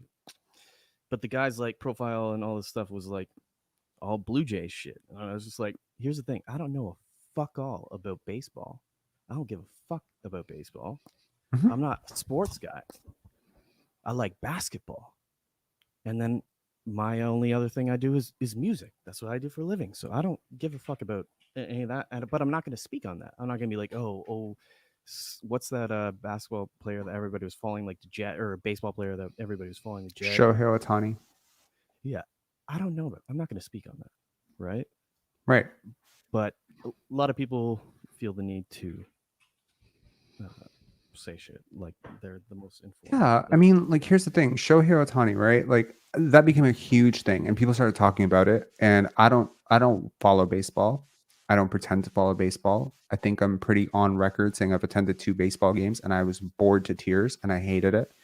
Not hated it. I was very bored. Like, I don't appreciate the game. And I feel bad usually when someone invites me to the game knowing that I'm taking, $150, $200 seat from somebody who could maybe enjoy the game.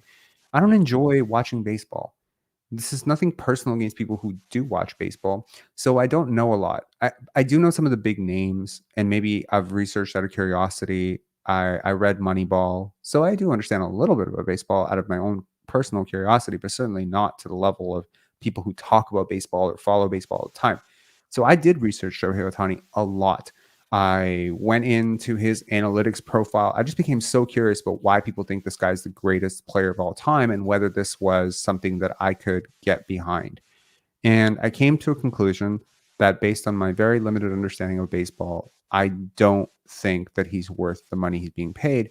And I'm open to having that debate with somebody at some point who knows more than me so that I can inform my perspective. I'm not going to enter the debate as an expert. I'm not a fucking expert, but it's just my opinion. And then someone quickly was like, hey, you're looking at the analytics stuff, but here's new data on how much money the LA Dodgers make because of Shohei.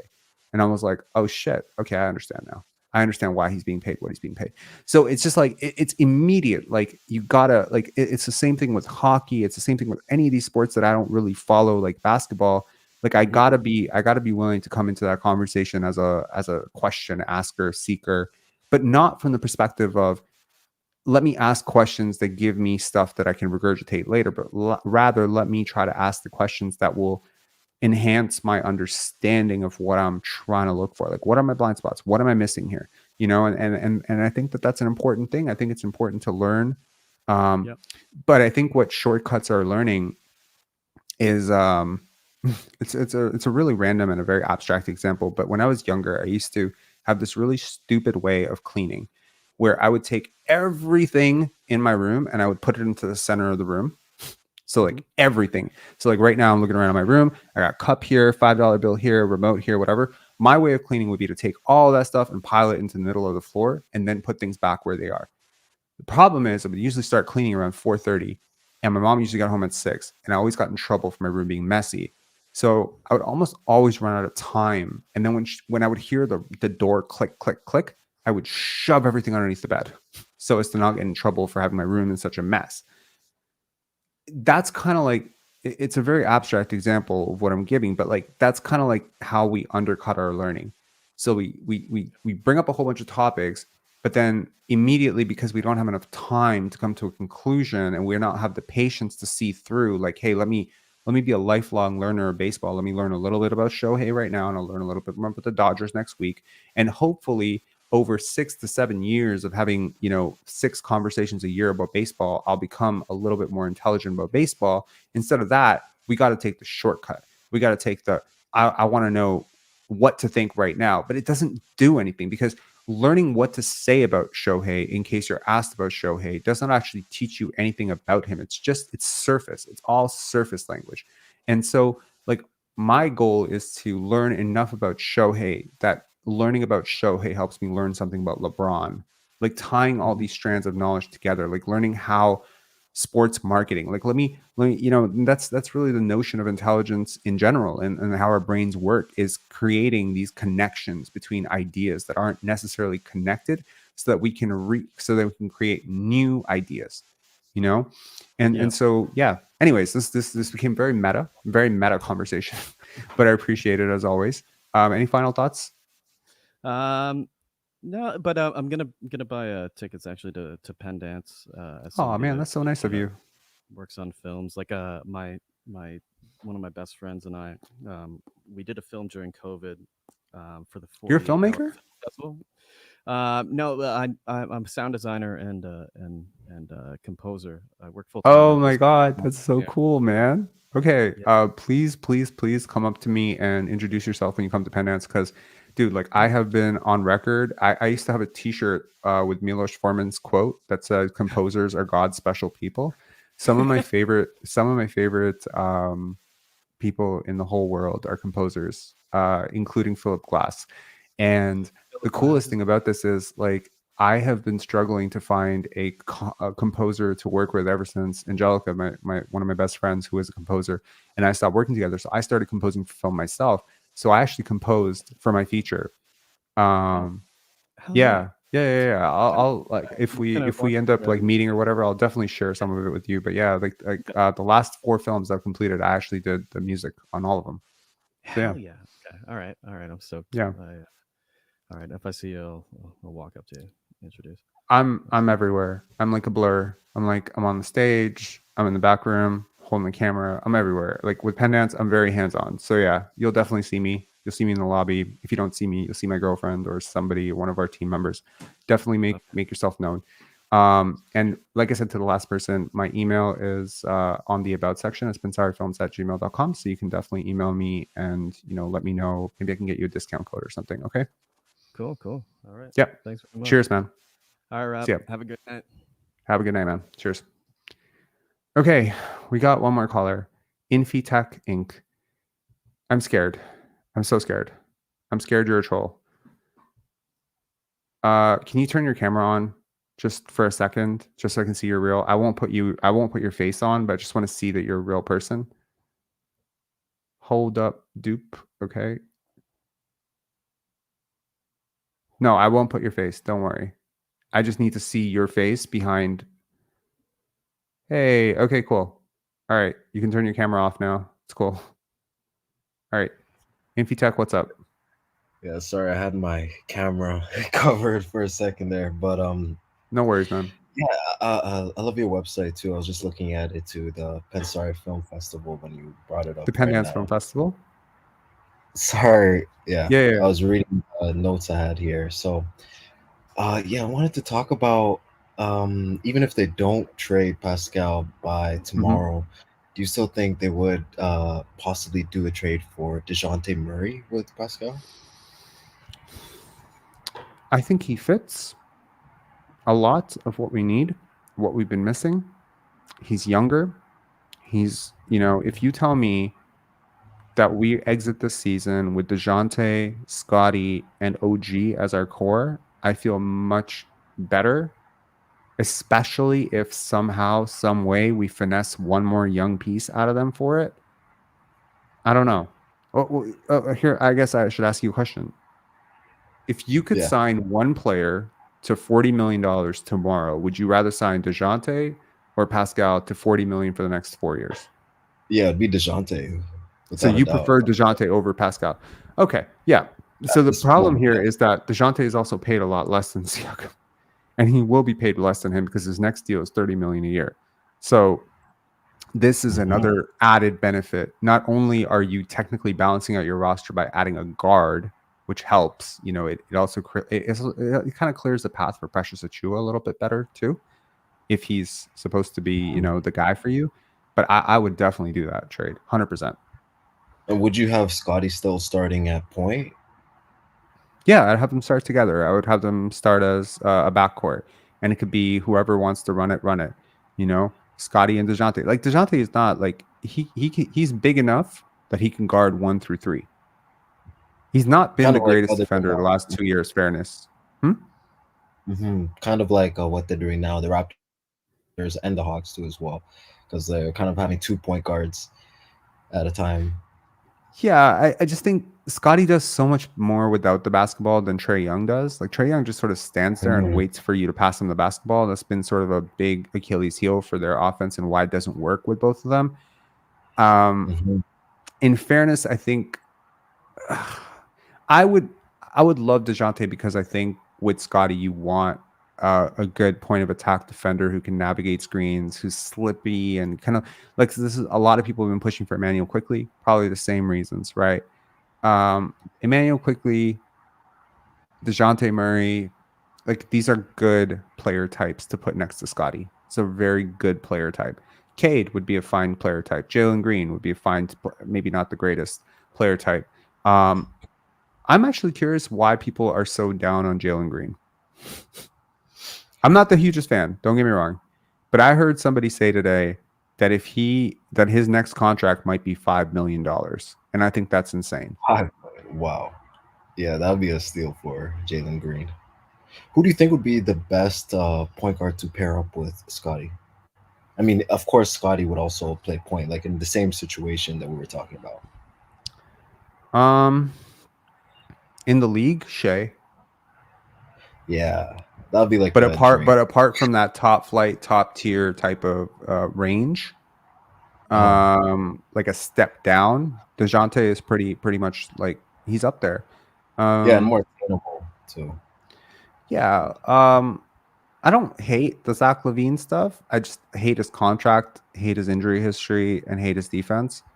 Malik Monk, it's a pretty good idea as well. I think Kevin Huerter wouldn't be so bad. I think like if you have a backcourt of Scotty and Kevin Huerter, you probably have the capability to be the best rebounding team in NBA history. They're both good rebounders. I think that would easily be, if I'm not mistaken, that probably would, maybe some Russell Westbrook backcourts might have beat that, but like they'd be one of the best rebounding backcourts in NBA history. Someone's saying Anthony Simons or Colin Sexton. Pylon. Halliburton. Nah, no. I mean, Halliburton's awesome. Like, I love Tyrese, but like I think Shea would be a better fit next to Scotty. And Tyrese, for all of his, greatness, is also a pylon on defense. What do you think would take to get if we ever could? Shea? Yeah, what would you think? Shea. Scotty and like 5 first-round picks. How about or Scotty and like 3 first-round picks and OG? I don't know. It would take a lot. You don't trade player. Yeah, like no, you're not getting Shea for Pascal and OG. Like you wouldn't get Shea for Pascal, OG plus 3 picks. Like teams don't trade top 5 picks. As top 5 players, they just don't. Like Kawhi, KD, these are such rarities, and they were traded because there were extenuating circumstances. Anthony Davis, but whenever these guys do move, like you often see like 4 pick swaps, young player, 4 picks. Like you're giving up like a decade of draft capital to get these guys. I just don't think people completely fully appreciate the value of one player who's so above average.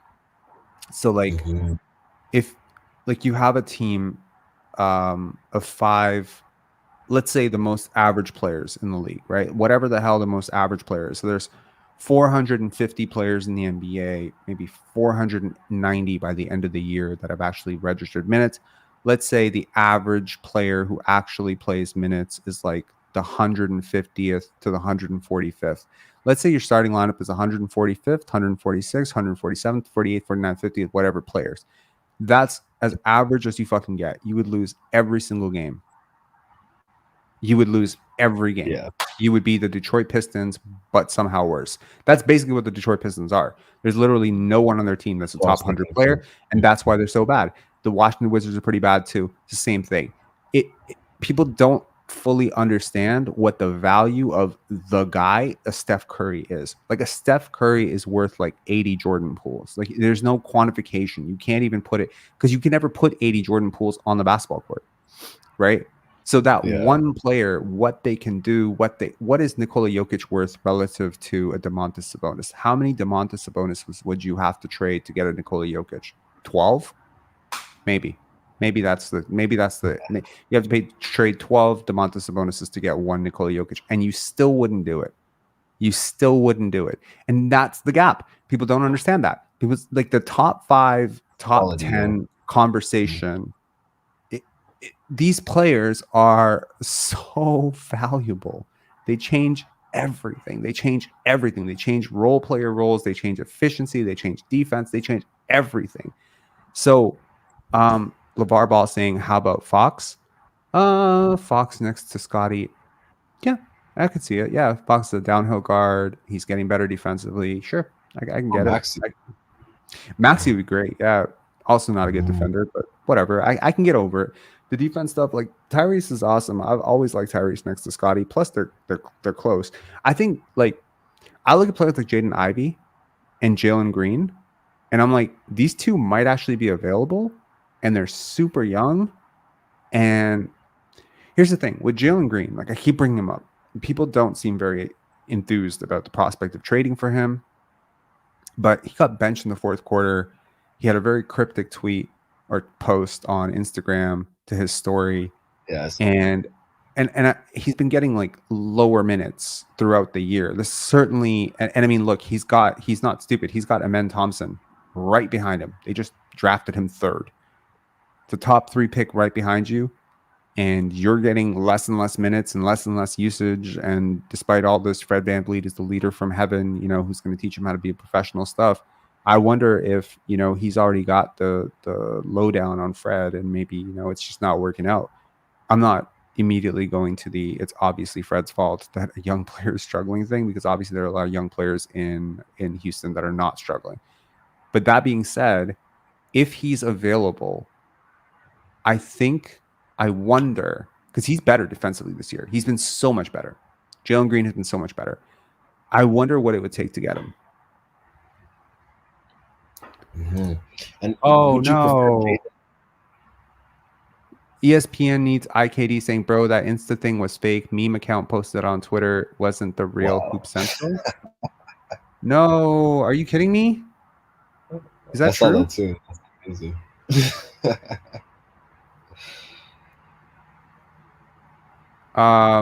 Dr. Dread saying, hey, I'm going to bed. Can you answer my question? Raptors new lineup. Do they win the first quarter versus Detroit or Boston? Yes or no? Sounds oddly specific, like you're trying to take betting advice, and I'm not going to give it to you. Because I don't want to be responsible for you putting $200 down and losing. If I had to bet, no, I don't think they would, but I'm not giving you betting advice, but I do think they'll be a lot more competitive against Boston. There's a chance. Yeah. Yeah. So would you prefer Jaden Ivey over Cade?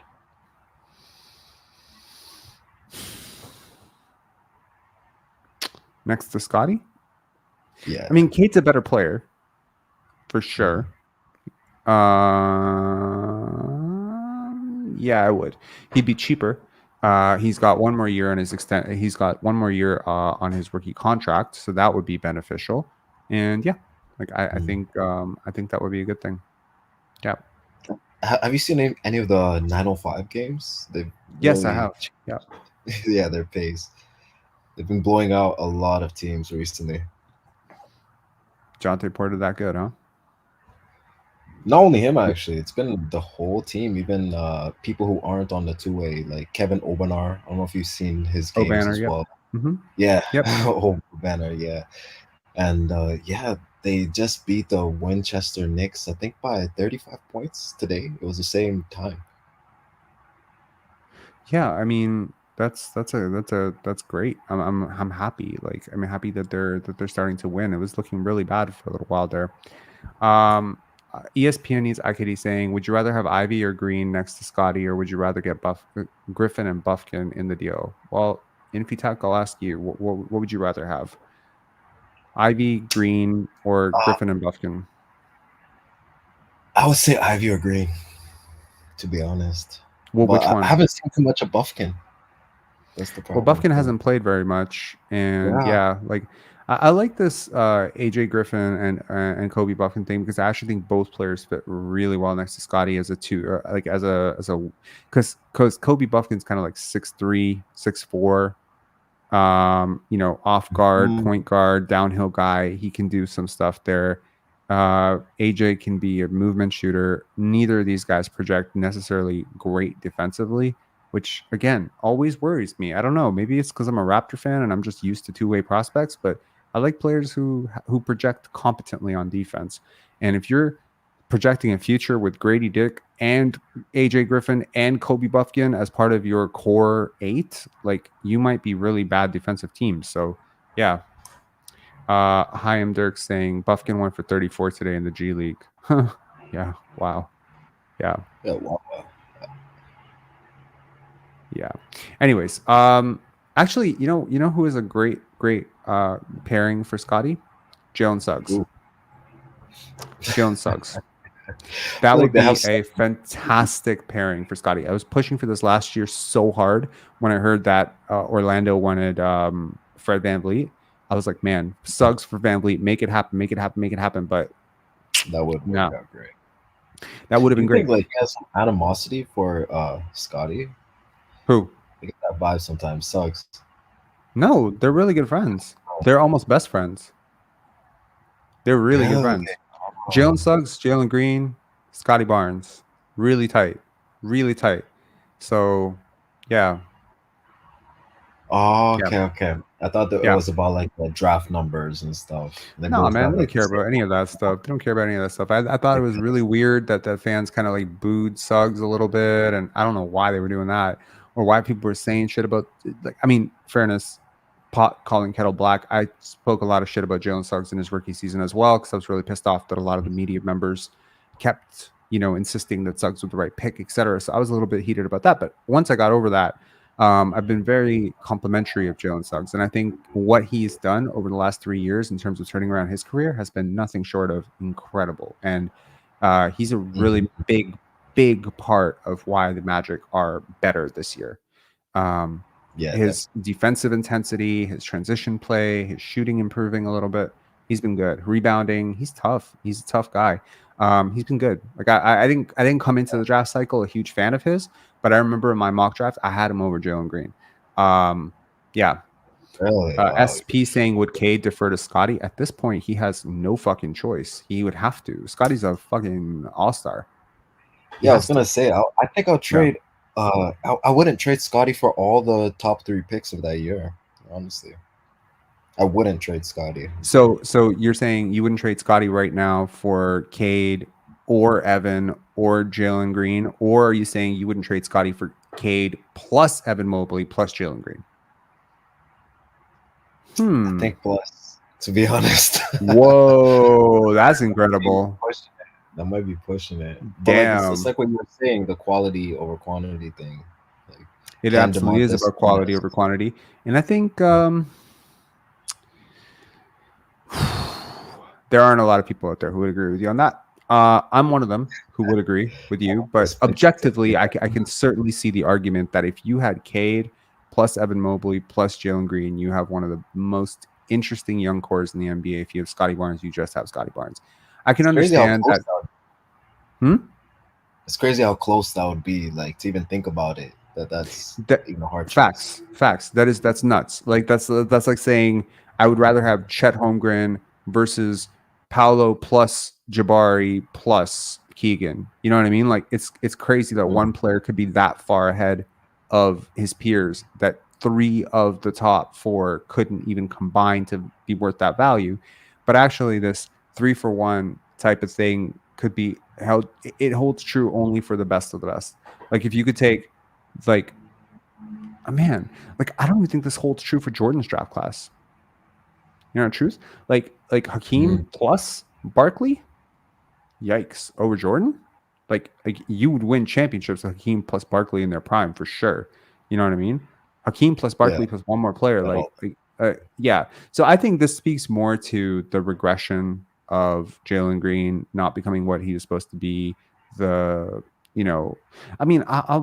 coming around on Cade a little bit. Like I still see him as a problem in Detroit. I still see his usage as a problem. His turnover is a problem. Shooting is a problem.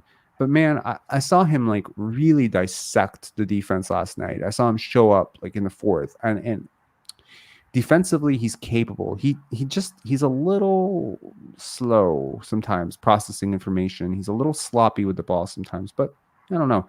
I wonder if, but I also like I agree with, I think it was Coach Mo who said it. It's like, if he's as good as they say he is, how is it possible that he's on a team that's lost 27 straight? Like, what player even remotely that good? Like, has any team, like when you look at the teams that this team is up against in terms of the history books, it's the Cleveland Cavaliers after LeBron left, whose best player was who? Anthony Parker? Like, probably close, If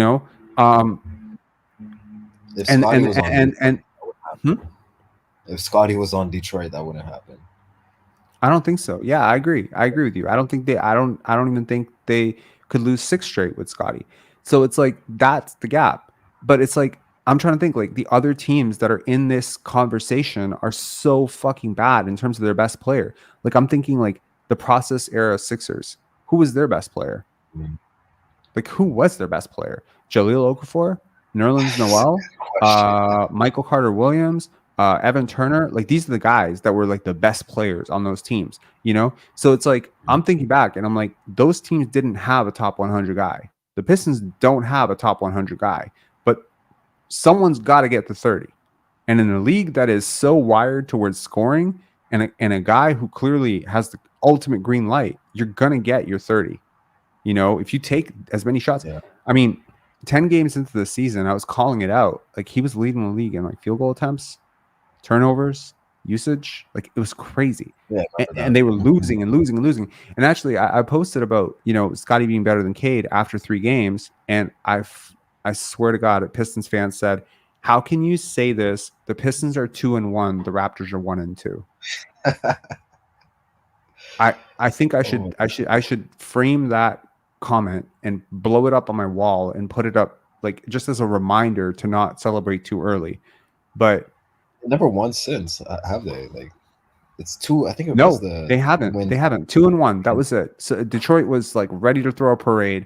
And you know, I mean, like I empathize. Like I was a big fan of the Pistons, both iterations. The Isaiah Thomas, I was very young, but like my dad was a fan of that team, and retroactively I became a fan of that team. Like I would watch their old tape. I had a VHS tape of Zeke and, you know, like that entire team, and I liked it. I liked the toughness of it, you know. And the 2004 Detroit Pistons to 2008, I like that team. So I empathize and I understand. And they've been through a lot. And Cade wasn't healthy last year. And they got this like entire, it's a tortured fan base, man. It's like, it's very interesting. And I hate that, you know, I'm a Raptors podcast, but every Raptors podcast that I do, I spend at least 20 minutes talking about the Pistons because they're just so relevant right now. But they're also so relevant for a reason. They're so interesting because last year when Cade was injured, they just said we're bad because Cade's not in. But if Cade was in, we'd be like a 35-win team. We'd be in the play-ins. So then this year, Cade comes in and, you know, they're saying the shooting is bad. And, you know, we just don't have Bogdanovic. And, you know, that's why we're struggling because we don't have Bogdanovic. He's out. He's not healthy. And then Bogdanovic comes back and nothing changes. And they're like, yeah, but Jalen Duren is out. And now Jalen Duren is back and you're still losing. And it's just like, oh my God. Like this team is literally like none of the excuses have panned out. So now they're saying sell the team because they have no one else to blame. They're saying sell the team. Thing, like with Grady, with both of the Pistons and Grady, I feel like are both dealing with confidence issues. Well, I would be remiss if I did not like acknowledge that, yes, the game is psychological. Heavy energy creates tightness. Tightness creates mistakes, you know, anxiety. There are a lot of players who have anxiety. I had anxiety. When I played, I had anxiety, a lot of anxiety. I would have performance anxiety about playing. Like I would be nervous before games. I threw up before a couple of games, you know?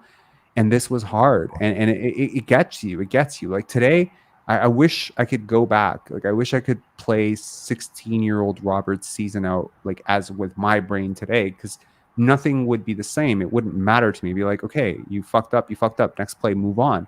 But I didn't have that back then, and I think a lot of people play with this sort of like, don't mess up. Don't mess up, don't mess up, don't mess up, don't lose, don't lose, don't lose. Yeah. And it's just like the losses pile up for the Pistons so much, just like the misses have piled up so much, and the turnovers and the fouls have piled up so much for Grady, that at this point you're almost going out and saying don't miss. But that's not a good way to play basketball. It's not a good way to play free. It's not a good way to play with swagger. Exactly. And Darko's like favorite word is swag. You know, he likes to say like you should go out there and play with swag. And so like the Dillon Brooks, you know, as infuriating as it is to watch Dillon Brooks take, you know, 16 shots and make 3 of them, it's a good thing that his entire mind is not shattered when he misses 4 in a row. He doesn't stop playing defense because he missed 2 shots. You know what I mean? He continues to dog you in defense. He doesn't stop playing defense because you beat him twice.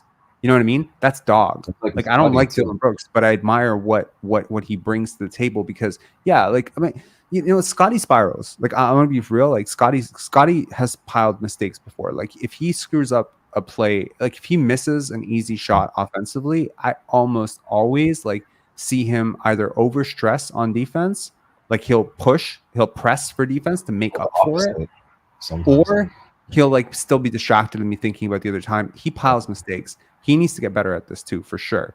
Like, yeah, like Nice One saying being nervous will fuck up your jump shot. Absolutely. You know, you start thinking, you see it like with guys who are not like really natural shooters. Like even with Scotty last year, you would see him like after he missed a couple, he would either become completely passive and he would just stop looking at the basket when he caught the basketball, or he would start aiming his shot.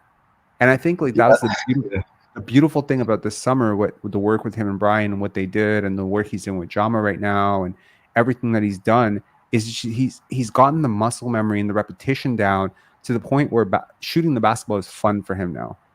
He looks happy every time he shoots, like really happy. Every time he makes a shot, he looks happy. He looks somewhat disappointed when he doesn't make shots. You know, he expects to make these now, and that's a beautiful thing. And he splashed. There's never, like, I don't think I've ever seen Scotty Barnes hit a three this year without some sort of like, boom, you know, told you so. You know, like today he was talking shit to someone in the crowd when he hit a three from the corner. So like, I don't know, it's fun, but like, yeah. Anyways, so I just think the Detroit Pistons are in their own head. I think Grady's in his own head. I think basketball is very psychological, and you know, when you start going out there and saying don't fuck up, your brain hones in on the most powerful part of that message, which is fuck up. It's all it hears. Exactly. You know, if you think that even got to me in the beginning. Right now, when I said Pensari Film Festival instead of Pen Dance, even though it's like right on the screen, because of that thought of like a little bit of say a little anxiety in the beginning. But that's with anything, of course. Okay, and that's fair, and certainly I have a lot of empathy. Like sometimes I'll look at the comments on these shows after, and someone will be criticizing a particular caller. They'd be like, "Oh, this guy was so stupid," or "This guy didn't know this," or whatever.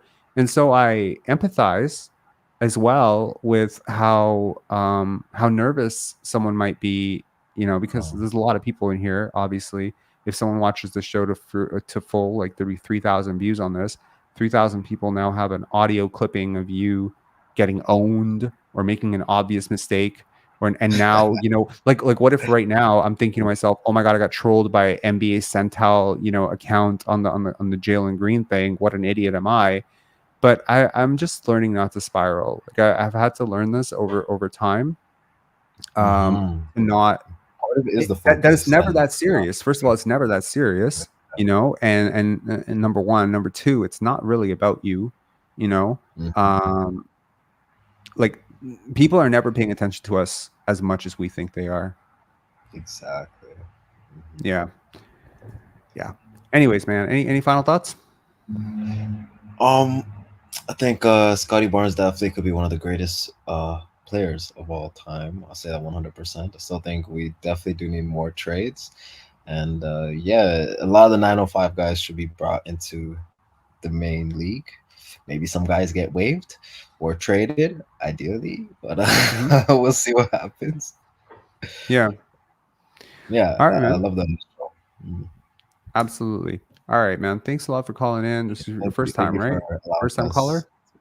Yeah, it's first time. I've been listening for a long time. Like, awesome, man. Call back anytime. And 2-1 people in the beginning of the season. You know. Awesome, man. Thanks a lot for paying attention. Thanks a lot for supporting the channel. Appreciate it, man. Definitely. All right. Thank you. Cheers. Cheers. Bye. All right. We got Luis. Luis, what's up? Hey, what's up? That was very fast. Hey, what's going on?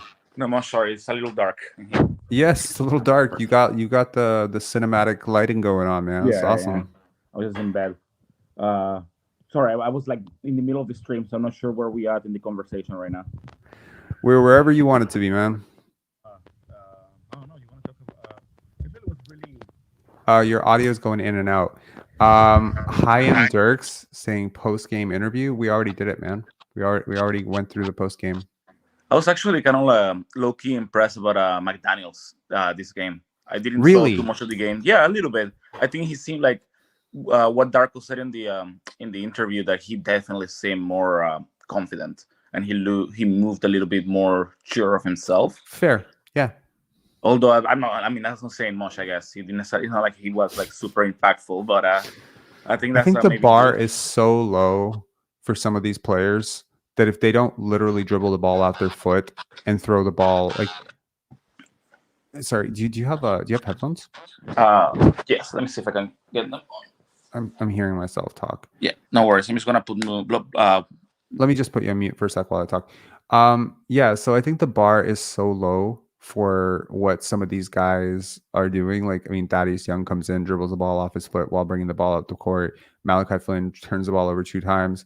You know, Jalen McDaniels misses the ocean like on his shot. I think it was an air ball. there's so many like crazy shit that people do on this team. It's almost unfathomable. These are all professional basketball players playing in the best league in the world. That it's like we have a team full of Thanasis Antetokounmpos at the end of the bench, you know, like, and we're trying to turn them into Giannis's, all of them.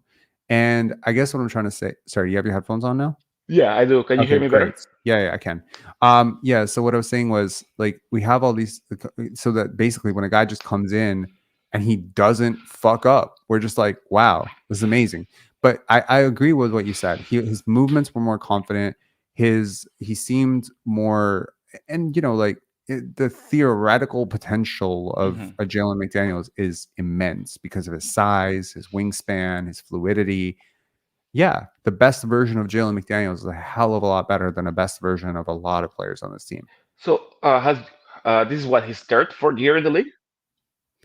I think this is his fourth. He spent some time with Charlotte, then Philly, then here. He's been on like 3-4 different teams. Yeah. Has he been good in any of them? Because I haven't really followed his career at all. Not I really. heard that you No. know, like because I heard No. you said that he's been worse this year than last year. Oh, this is by far the worst year of his career. This might be the worst year of ever anyone's career. He's been horrible. He's shooting 20% from three. I think his box plus minus is like one of the worst in the league. I think most metrics would see him as a bottom 10 player in the NBA right now. So the fact that he's getting minutes is actually pretty amazing. He has negative 0.2 win shares. He has a PER of 2.9. League average is 15. His career average is 11.5. Okay. What is PER? That one I don't understand very well. It's called player efficiency rating. So it basically takes into account how efficient you are per box score. It's not really the best rating. I think the best analytic per, you know, it's probably EPM, but right now his box plus minus is negative 8.2. So let me share my screen for a second. Actually, I can show you his career. This might be helpful. Negative 0.8. That's not even like, that's borderline not even a basketball player, like a NBA player. Yeah, he's like a baseball player right now. So this is where he's at right now. So we look at this is his worst season by a landslide. Like this is, I mean, look at where he was for Charlotte. You know, when he was 25 years old. I mean, -2 box plus minus. Positive defensive player in terms of defensive box plus minus has been positive. This year, offense is overwhelmingly negative. Defense is negative. Everything's negative. Win share is negative. I mean, you could make a case he's the worst player in the league. Easily the worst player in the league. Like 20% from three at 26 years old, bro, this is crazy.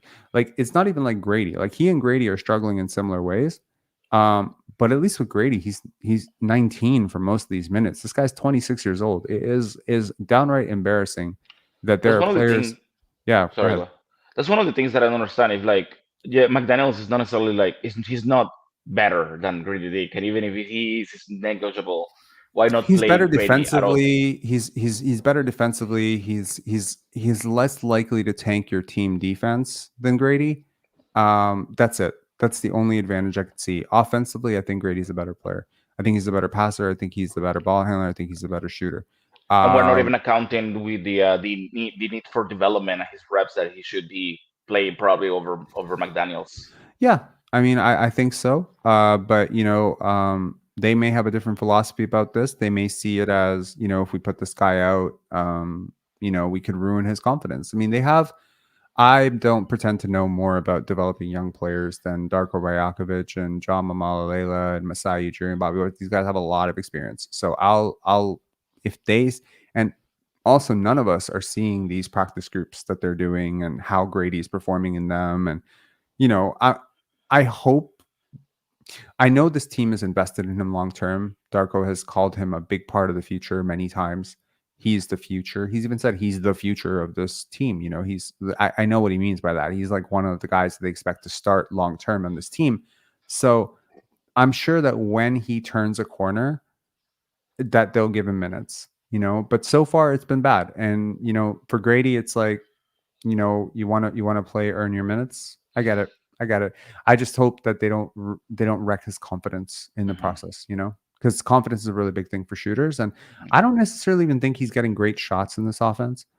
You know what I mean? Like playing in this offense, like how bad are his analytics? Yeah, he's playing with Precious Achua, Jalen McDaniels, and Malachi Flynn. You know what I mean? Like, what spacing is he supposed to have in that lineup? It's tough, you know? Yeah, it's almost like the only spacing he's getting is Scotty, when he just basically exclusively plays with Scotty, and then it's very hard to, I guess, hide him in defense when you have Ashua maybe not rotating properly, McDaniel's also struggling with defense, and then it's basically just Scotty trying to do like everything when they were doing the those like third stringers with Scotty lineups. Yeah, absolutely. What was I gonna say? I had something and I just kind of like slipped my mind a second ago. Oh my god. Oh, the ADHD. So sorry. It's okay, man. Sorry, I'm trying to remember. It's okay. It's okay. I'll go after it. I'll find it later. Yeah. Do you truly believe that we're gonna trade Siakam by the deadline? I don't know if we will. I can only hope that we will. But I'm not like. I think their reasoning for holding on to him is wrong. I think this team will perform differently and perhaps better without him. And I don't know. I'm just not comfortable giving a player that I think is in the decline 4 years max contract. I think he hurts the defense a lot. I think he hurts spacing. And yeah, in a vacuum as a player, yeah, he's a top 50 player. He might be a top 40 player right now in the NBA. Mm-hmm. But top 40 players don't get 45 million, man. And the issue is that I think age 30. The only reason he's playing like that is because he's not buying in on defense. Because I think he's kind of gone back almost to his normal self offensively. And he's getting to the line and stuff, but like his defense has really not picked up at all. And I feel like every year for a while it's been declining and getting a little worse and a little worse. Yeah, it has. You're not wrong. You know, if we want to see the steady decline of Pascal Siakam, we can clearly see that here. Like, you know, like this year.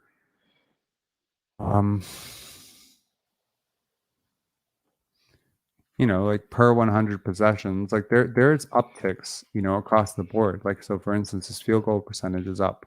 You know, his unassisted field goals are up.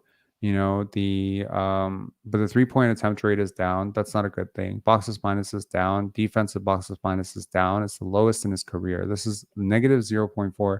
Not that I really trust defensive boxes minus, but my eye test tells me he's also been really, really worse defensively.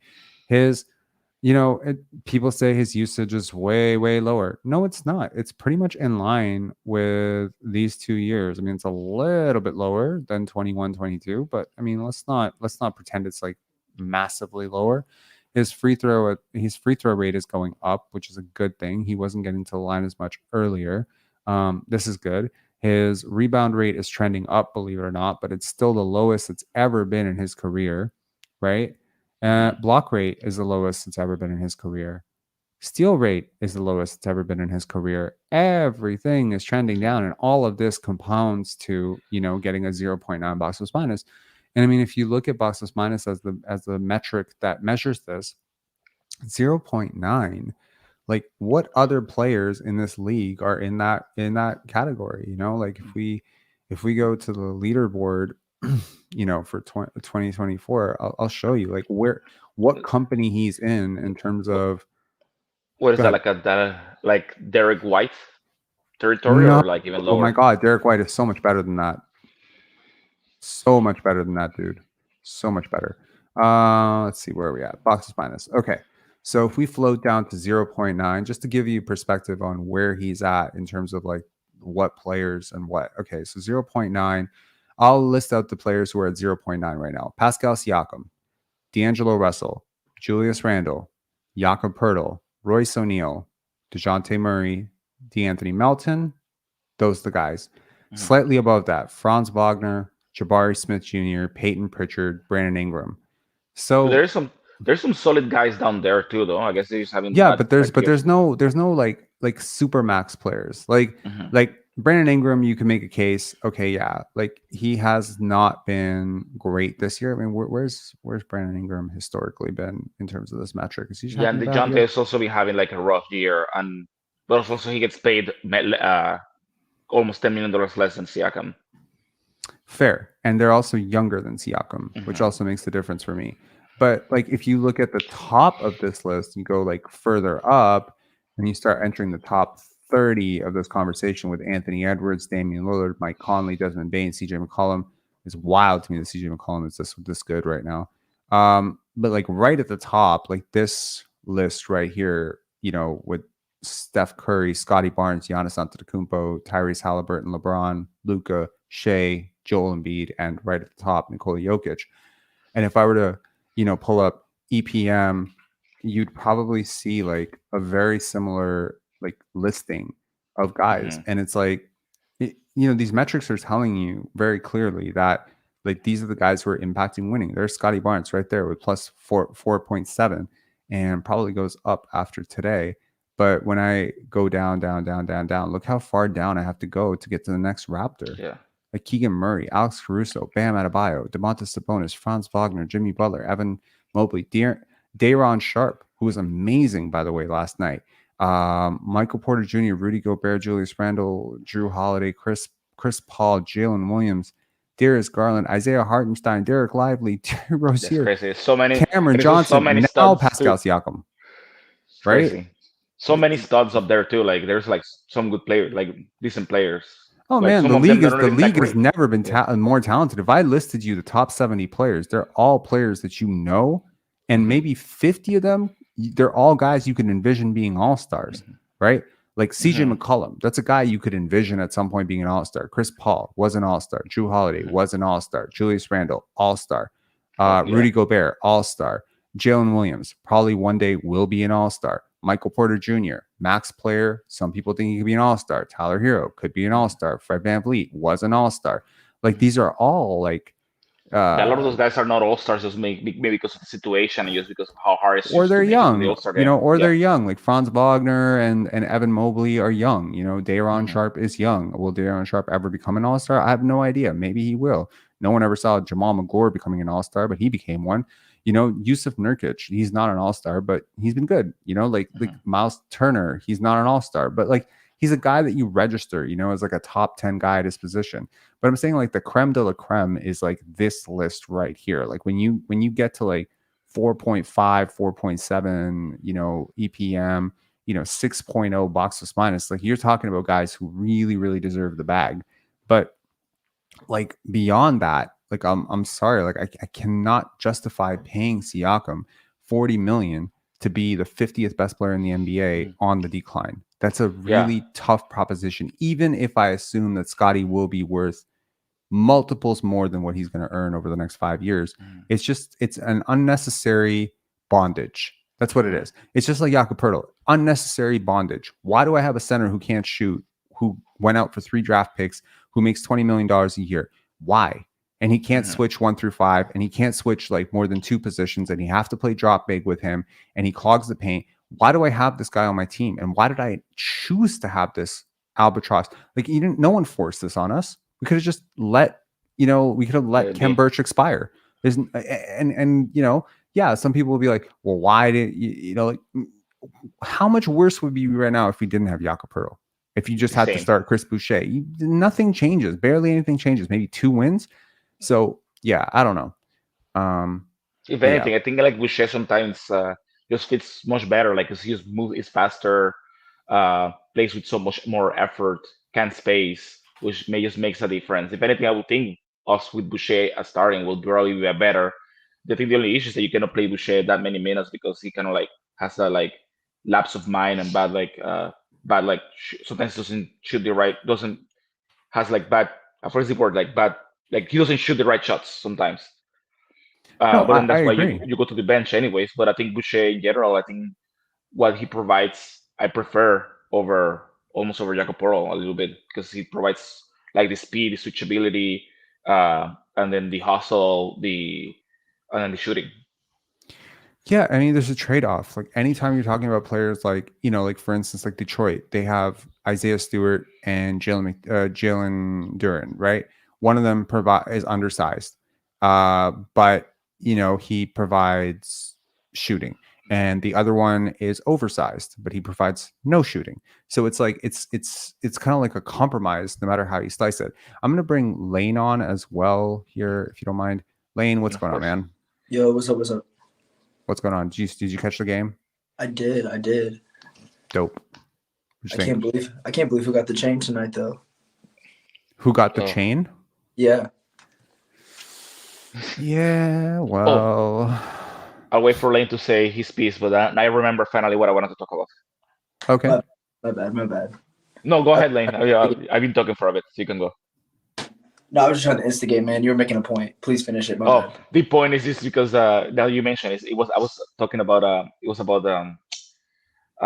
Schroder that I had to I was almost about to get in fights with people on X because on Twitter because people are like, oh, yeah, he definitely deserves the shame because of being such a great veteran and going to the bench and sacrificing. I'm like, what are we? And then it's like, I've been trying to take this as a point because you mentioned it, like start being this poverty franchise fan and be like, oh, thank God we have these players. I'm like, he is a role player, journeyman, bench player. Like we should not be hyping him this much and be so excited. It's his job to come off the bench. Like did Gary get a chain to come off the bench for the first 30 plus games? Is Otto getting a chain to not play? You know how much better a player Otto Porter Jr. is than Dennis Schroder career wise? Mm-hmm. Like if I compare their career to career, I guarantee you in fewer games and fewer minutes, Otto has registered way higher value of a replacement. In fact, Thaddeus Young, he probably just about as good as Schroder right now. Thaddeus Young has had a better career than Dennis Schroder, considerably better. Yep. And he probably impacts winning more right now, or about the same as Schroder, even though he's obviously physically declining. I mean, he can't shoot. But if he was on a team full of shooters, he probably could. Yeah.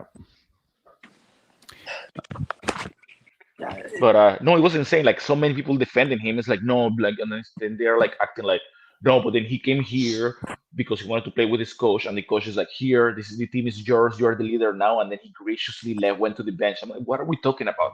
This is Dennis Schroder. This is not Chris Paul. Crazy, man. The way this media loses their minds over the most mid-ass players in the history of the world. I'm actually going to put this on the screen because I think people really fucking need to see this. Okay, hang on one sec. I'm just going to put this up. Hold on, show criteria. Okay. I actually want to make a really big point, and I hate that I'm making it this late into the live, but hang on. Let me put this on the screen. Can everyone see this? Yeah, I just have to make it bigger, but I can probably get to it. Okay, one sec. I can see it now. Let me try to squeeze it down. Boom. There we go. Okay. Okay. This is career? Yeah. Look at their value of a replacement on their career. Jesus Christ. It's 20. 20.4 versus 12.5 versus 3. Okay? Mm-hmm. Are we kidding here? Look at Otto versus Dennis in terms of they're about the same age too. And they play about the same amount of years too, right? Yep. And look at that. Dennis has scored more points on way worse efficiency, way worse shooting, worse rebounding, worse everything. Fucking box minus worse defender. Way higher usage, man. Way higher usage. 25% versus 16%. Otto was a top 3 pick. He was a lottery pick. He was a really good player. He was the prototypical 3-and-D guy, but he played with John Wall and Bradley Beal. So he didn't get that usage. But it's oh my God. Literally, if I compare Dennis Schroder's career to Patrick Beverley has had a better career. I'll guarantee it. Honestly, I would rather have Patrick Beverley than Dennis Schroder because Patrick Beverley knows his role. He doesn't try to hijack offenses. He's just there to do what his job is and then go back and go sit down again. And it gives us. Go ahead. Oh, my fault. I said, and it gives us the dog. And it gives you the dog. Yeah.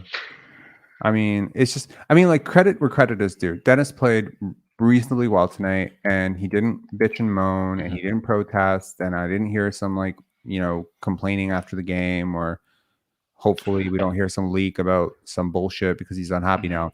But like, I mean, overall, like you cannot tell me this is like what are we talking about here? Yeah. Who are we You know what's talking about funny? here? I always wanted Dennis Schroder to come to the Raptors. I was like, oh, that he will be such a good like 7th or 8th man. He will be sick in the Raptors, Yeah. like get a little bit more depth these last 3 years. I'm like, awesome. And then we were saying him like, sick. We're gonna have a much better bench this year. It's gonna be great. And he starts starting. I'm like, oh my god, no. And then I started like seeing his like stats. I'm like, he cannot even shoot. Like, what's the point of starting him? Like, it makes no sense. Like, here's your comp between these two. Look at that. Holy shit. 0.8 positive. All 3-time all defense. Patrick Beverly. This was, I mean, where was Pat Bev drafted? Was he a first round pick, second round pick, or undrafted? I can't remember. He was undrafted. Yeah. Shit, bro. And I mean, like, they play the same position. I mean, it's just a completely different player type, but it's like I can't think of one year in my life other than maybe like his year in OKC where I would have rather had Dennis Schroder. But look at the points difference, right? Like Pat Bev per 100 possessions scoring way less, Schroder scoring way more. You know, Pat Bev giving you more rebounds, more steals, more blocks, more win shares, better shooting, everything across the board. Pat Bev is giving you better 3-point shooting. Like, the only thing Dennis Schroder really provides is he's high usage. That's it. He's high usage. That's what it is. Because those are like Pat Bev. Like, I think I would prefer him over Dennis Schroder if we could get him, because then like obviously you don't get that kind of like guy who's like the ball handler maybe on your bench in your second unit.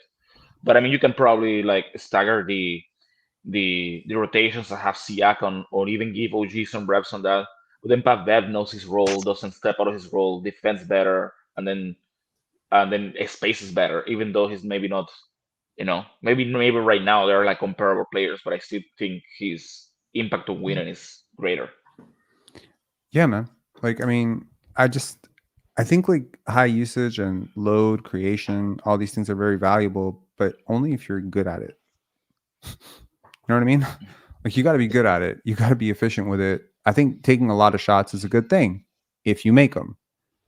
Handling a lot of possessions is great if you don't turn the ball over a lot. It's Dennis Schroder is like miniature, way worse version of Cade. It's the same argument. A guy who handles a lot, does a lot, but isn't very good at anything. Cade Cunningham right now is the one better player. Defender. No, Cade Cunningham is a better defender at least. Yeah, but I mean, like, Dennis Schroder used to be like a guy that people really rated defensively. They thought he was good, like really good defensively. But in terms of like what his analytics show, like him as a defender, him as a finisher, him as a paint. Actually, here I'll finally show you a player who has a worse analytics profile than Dennis Schroder, and I think it'll shock you who I pick. But it's a pretty notable player. Hang on. I'm gonna guess. It's gonna be who's gonna be? This is where I pull up Corey Joseph.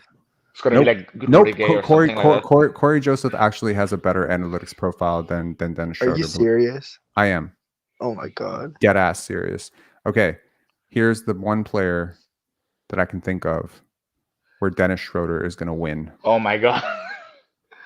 Sorry, Detroit. Yeah, I still probably rather have Cade if he could buy in. Of course, you would rather have Cade. But in terms of like high volume, low efficiency, this is what we're looking at here. Yeah. He's got worse value replacement. He's on pace to have around the same value of replacement. I mean, actually, he's on pace to have a higher value of replacement on his career, but lower box plus minus. He's younger, fine, but lower 3-point percentage, lower 2-point percentage. Then he's really bad at 3-point. I thought he was shooting at least 33 or 34. Never. Yeah, Kate's been pretty freaking awful. In terms of advanced, look at the usage. 28.6% usage for Cade, 25 for Dennis. And that's my point. Like, Cade has negative 0.5 win shares on his career. For all that usage, you've gotten negative 0.5 win shares. Now, of course, analytics are not everything. Context matters in the team context. Like, it matters, that he has limited spacing to work with and whatever. but it's still like Jordan Poole right now. Yeah, if you put Jordan Poole with like 4 All-Stars, he's going to be better. Of course he's going to be better. Everyone would be better with 4 All-Stars. But that's not the point. The point is if you get 28 to 30% usage, you better be an All-Star. So or close to an All-Star. Yeah. Layne, what do you think is happening with Detroit, man? Have you been following? I have been following. Because Columbus. Are you watching? I have been watching. Because Columbus is only like 3.5 hours from Detroit, so we actually get some of their games sometimes. Yeah. It's sad. It's probably like the most talented, worst roster of all time. Like you look back at that 2011 Cavs team, you look back at that, what was it, the 2013-14 Sixers team, and this Pistons roster blows those rosters out of the water. And somehow, like, they can't even catch luck. Like, they can't even catch luck on their side. Like, you would think, like, okay, maybe one game where the Pistons are just shooting like 60% from 3 and the other team's shooting like 20%. And, like, that hasn't even happened. Well, I mean, they did catch luck because Lauri Markkanen and Taylor Horton Tucker and Jordan Clarkson missed the same damn game, and they still lost it. Rob, do you saw the message by SP? No. I would like to know what you think as well. If you swapped Cade and Halliburton with the Pistons, and how would the Pistons and Pacers be? I think the Pacers would be an 8-win team. I think the Pistons would be a 15-win team. Yeah, the gap between these two players is enormous. Halliburton is on a completely different planet in terms of as a passer. He would unlock a sore. I think he's a better leader. I don't know Tyrese Halliburton or Cade Cunningham personally, so I can't really vouch necessarily, but I've followed their careers for 4 or 5 years now, so I can say, like, I see more inherent leadership qualities in Tyrese. I don't know, like Tyrese with Bogdanovich, and like how much better is Tyrese's supporting cast right now? I mean, they're better, but how much better? How much better is Benedict Mathurin than Jalen Duren? I don't even think Jaden Ivey. He's not. I don't even think he's better. Like, how much better is? Go ahead. You have the I forget the names right now. The center, and then these Miles Turner is probably Miles Turner, and then Miles Turner is definitely better than Jalen Duren, but by how much? I mean, he's a different type of center. Buddy Hield, yeah, they got Bogdanovich. They got I mean, people act like here's a really rational question. How many players on the Pistons would play for the Raptors? I think this is the question to end all questions. I'll pull up the Pistons roster, and I really want to know which of these guys would get rotation minutes, and I want to see how many Pistons would be rotation players for the Raptors, because I have a feeling it's going to surprise a lot of people, like a lot. I think the Raptors as it is, or we trading Siakam for a couple of these guys. No. If we just got them in. Like, let's just say, like, tomorrow, like, someone actually joked. They said the Detroit Pistons the MLSE should buy the Pistons, and then they should use the Pistons as a farm team for the Raptors, which is crazy, but also kind of funny. So I'm just curious. Like, let me just pull it up. Detroit Pistons roster. Here we go. Pistons players. I mean, I can think of like at least 3 or 4 players already. I can think of like 8. Oh, damn. Yeah, it's gonna be a lot. I think I only know like 4 players in the Pistons, to be honest. Okay. Cade, Durian, Bojan, Ivy. It's Bojan. Astar. Okay, hang on. Those are the 5 I could think of off the top of my head. I wouldn't say Alex Burks. I wouldn't say Sasser. You don't think Sasser would play for us? Really? I don't think. Okay, in like a 10-man rotation, maybe, but like 8, 9, probably not. Okay, let's play the Malachi Flynn test, the Malachi Flynn or Jalen McDaniels test, because those are 2 guys who've collected a lot of fucking minutes for us this year. Got you. So which of these players are better than Malachi Flynn or Jalen McDermott? Jalen McDaniels. So Cade, that's 1. Yeah. 100%. Asar Thompson, that's 2. Yeah. Yes. 100%. That's 3. Jalen Duren? Yes. 100%. That's 4. Okay, now we are at 4. I think 1000% Bogdanovich is 5. Yes. Yep. Who else? I would, well, under the standards you just provided, I would say Sasser. I would say Sasser and Marvin Bagley. Damn. Okay. Is Marvin Bagley like a good shooter? Who shoots better, him or No, Wiseman? no, but I'd rather have him than McDaniels. So I was thinking more like between Marvin Harris? Bagley and Wiseman. Isn't Joe Harris better than McDaniels? Career-wise, yes. This year, probably the same. Like Joe Harris and Kevin Knox and Isaiah Livers are all three probably bottom 10 players in the NBA right now. Like this year alone. I need to see this. I can't believe this. Joe Harris, one of the 10 worst players in the NBA. That feels unimaginable. Let's see here.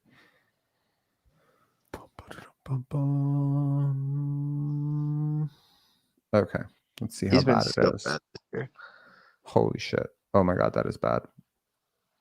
It's not Jalen McDaniels. It's not Jalen McDaniels bad, but it's bad. It's not Jalen McDaniels and Grady Dick bad, but that's a massive fall off. Okay, so Joe Harris. Okay, let's assume Joe Harris is going to get the Thaddeus Young treatment, and he's not going to be in the rotation. James Wiseman. Maybe if he can shoot. I mean, I think he's horrible, but like, I mean, would they just be like, hey, it's a 22, 23-year-old big, we need to give him minutes? I mean, we currently employ Precious Achiuwa, so like, why not? Yeah. I think like James, and then on top of James Wiseman, on top of Christian Coloco, we're hoping he returns. Will be like, what's the point? Unless he can he's shooting amazing from three, then I don't really care about him. Negative 2.9 boxes minus. Welcome to the Raptors, James Wiseman. That's pretty much half our team. Okay. Marcus Sasser, Asar Thompson. So we got 1, 2, 3, 4. Isaiah Beef Stew? Would Beef Stew play minutes? You don't think so? I really don't. Stretch big? Stretch is a stretch. Bro, he was shooting 42% from three for a while. No way, he was. Bro, he's shooting 39.8% from three. Am I just watching the wrong game? Yeah. Is he good? He starts for them, no? I mean, he's a center. He's totally a center, but they're playing him at power forward because they need this Jalen Duren / James Wiseman shit to work. He's also a pylon on defense. I think pylon's a stretch, but he's not good. Fine. But he's big. He's got long arms. I feel like maybe he can be unlocked with Scotty. Negative 3.2 at the age of 22. I could see him. I could see him. What? He looks better than Precious, actually. That's so sad. ESPN needs IKD saying Stewart is better than Wiseman. Hell fucking yes, he is. I agree. I would think Isaiah Stewart could be unlocked by Scotty. He may not be the greatest of defenders. 100%. Having a good stretch big, make the space, give him. So I mean, congratulations, Toronto Raptors. You know, 8 players on this team would play minutes for you. Kevin Knox probably wouldn't. Jared Roden probably wouldn't. Monte Morris probably wouldn't.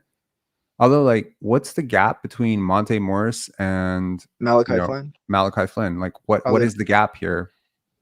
I mean, 1 year. He's 1 year older. Congratulations on that.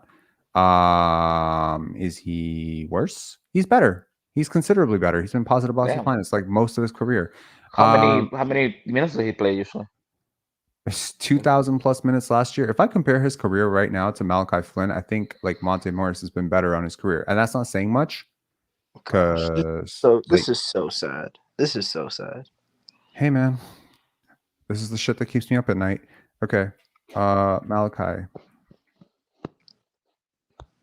Flynn career compare. Get ready for a lot of bolded Monte Morris stats. Holy shit! It's a clean sweep.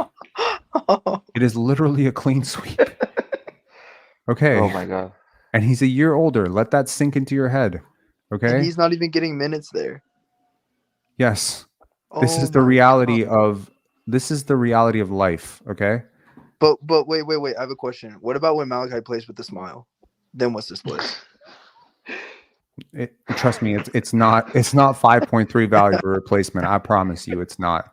Clean sweep. My dream is having a conversation with Coach Mo in this stream. He just makes me laugh every single time. His jokes are just like on. Oh my god, I have the greatest idea in the world. I'm going to do a split between. Oh yes, I have figured it out. Rob, I think you should give what everyone in the chat always wants. You should give Coach Mo his own section of the show. Coach Mo his own section of the show. It's my favorite part of his life. I'm like, where's Coach Mo? I need some laughs. I think Coach Mo starts. Yeah. I'm glad. I'm glad you guys find him funny, man. And then he comes in and just starts just ripping at everybody. It's always a little negative, but it's in a funny way. So just dying every single time. That's the thing. Like there was this guy. He's a Pistons podcaster. I'm forgetting his name. Layne, you might know. He's hilarious though. It's not Motown Noah. It's somebody. What the fuck am I thinking about? The only Pistons fan I know on the internet is Crispy Flakes. So, and that's just sad. It's not Crispy Flakes. Someone in the chat. Do you know? Do you know who I'm talking about? Hang on. I'll tell you what his name is. I'll give him a good shout out because he's hilarious. Yeah. And I only follow like 4 basketball people online, or like 5. Wow, I'm honored. And they're all considerably like bigger channels than yours, like Rusty Buckets, Thinking Basketball, and a couple of news channels. That seems to be like what I hear from people. That it's, okay, let's see here. So let me give a shout out to a couple of channels. One that I really love is Dorian Group 82. Dorian Group 82 is amazing. He's incredible. He's a former coach at Montverde. I hope every scout / coach / recruiter / assistant coach goes into their life and does something like this, because he gives back so much in terms of his scouting, his ability to keep it real, his ability to do like behind the stuff. So Dorian, like, shout outs to you, my man. Like, you are like, he's tough. He's tough. He's negative a little bit sometimes, but it's all love. Like, it's great stuff. I'm still thinking of this Pistons. Like, what is this guy's name? Is it Captain? Pistons Captain. Let me try to put Pistons Captain. It's not Captain. It's something like that though. Hang on a sec.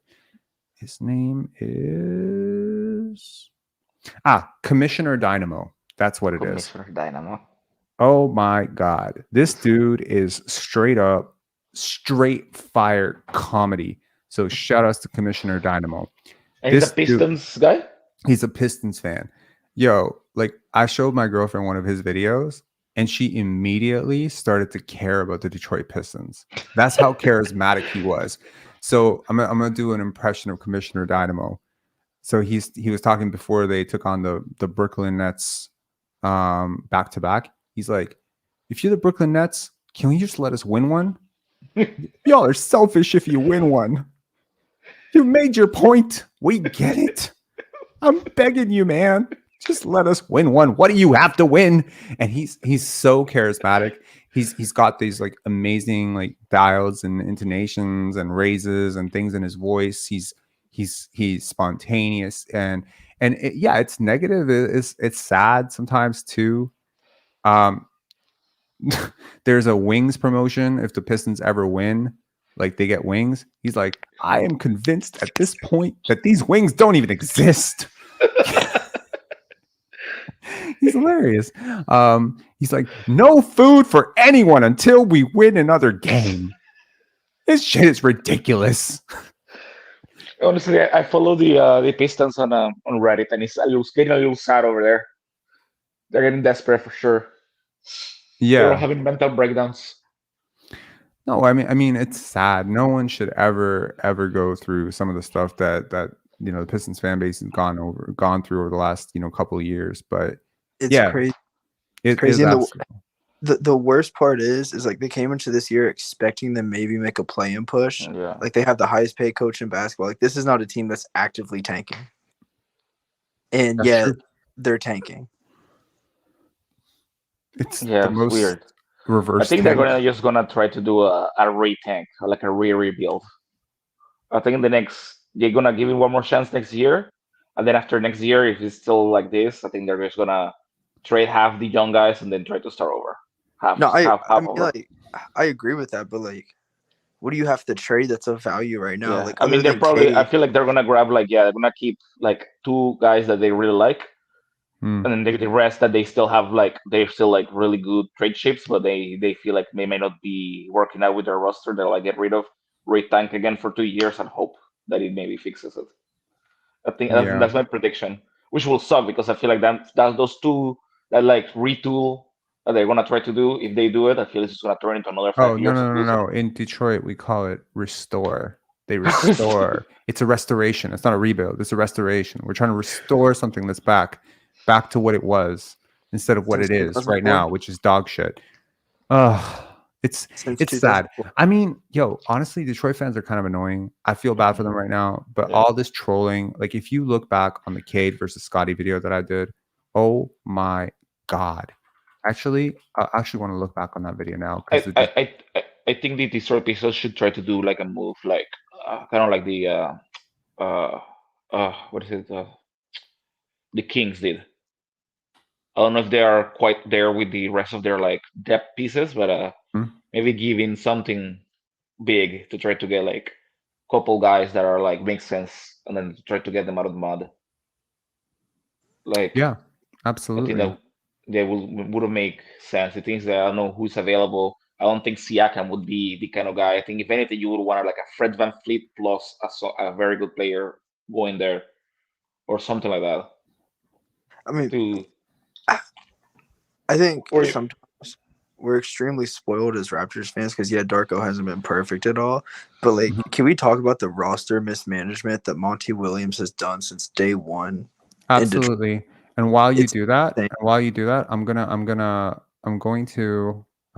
scroll through the comments of this video, which are holy shit, 647 comments. Oh my God.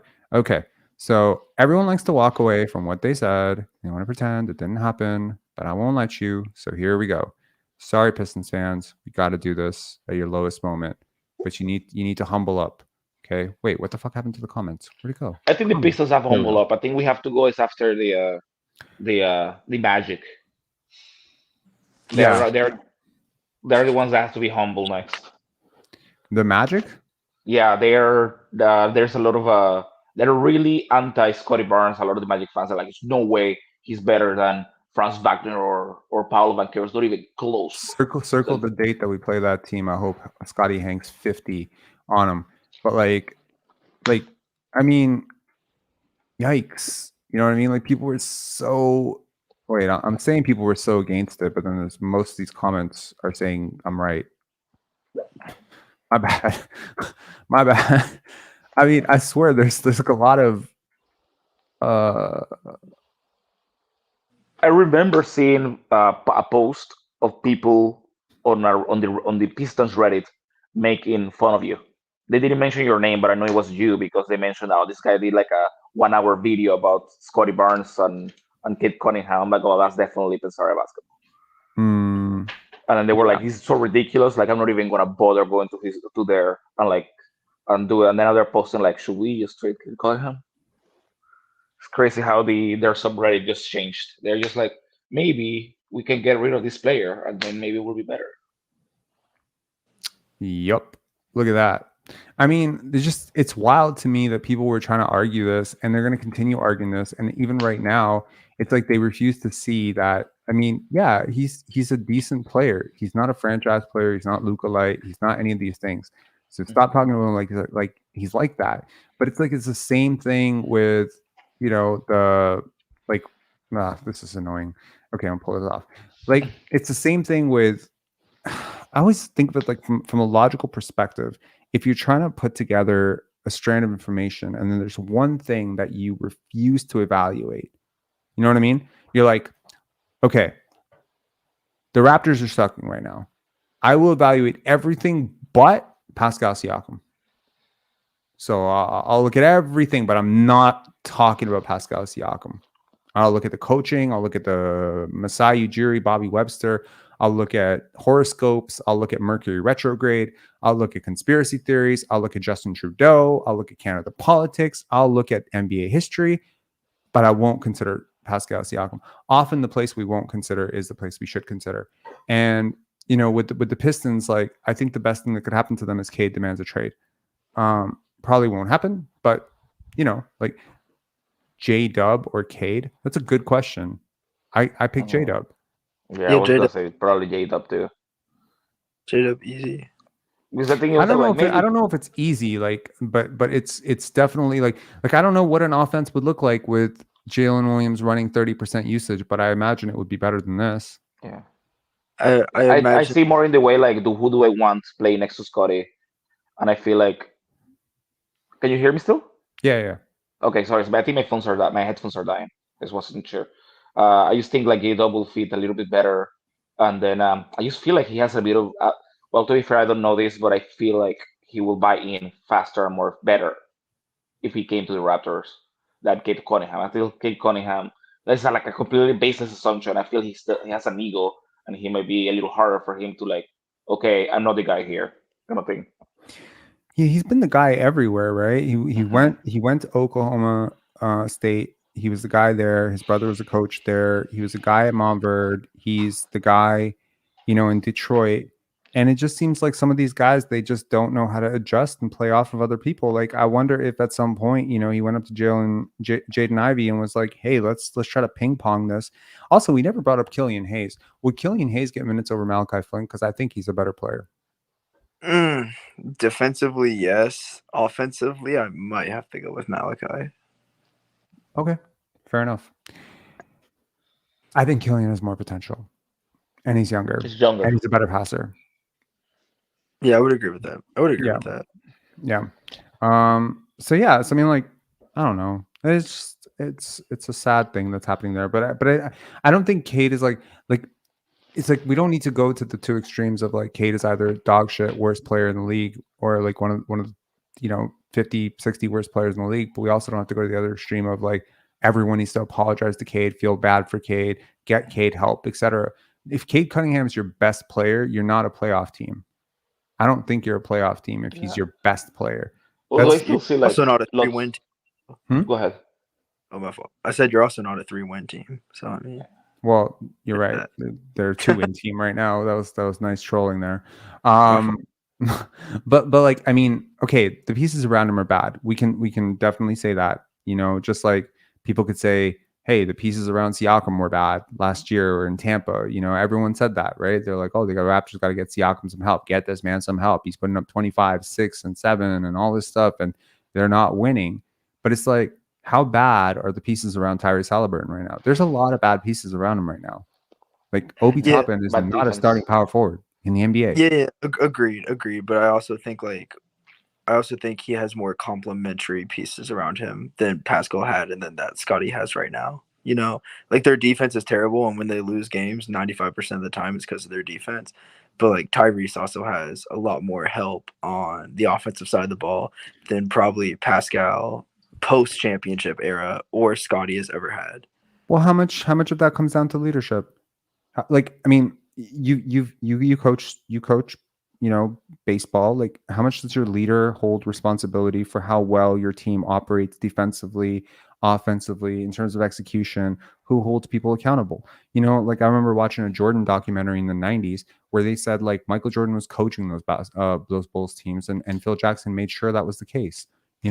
Like like they might listen to Phil in terms of like his philosophy on basketball, but it's Jordan who they were trying to impress. It's Jordan they didn't want to disappoint. It's Jordan who was chewing them out in practice if they weren't bringing it. Or you do the opposite to the Tim Duncan, that he lets himself be coached. So like then empowering Popovich. Absolutely. If Greg Popovich is allowed to coach the second best player in the league, then he's allowed to coach the 50th best player in the league, right?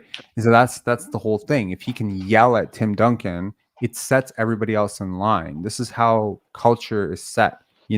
Like if I've brought this example up before, but if I'm running a department store, if I'm running a shop, and I hire a new employee, and they see like my oldest employee comes in 15 minutes late, and he's like, sorry, I'm late, Rob.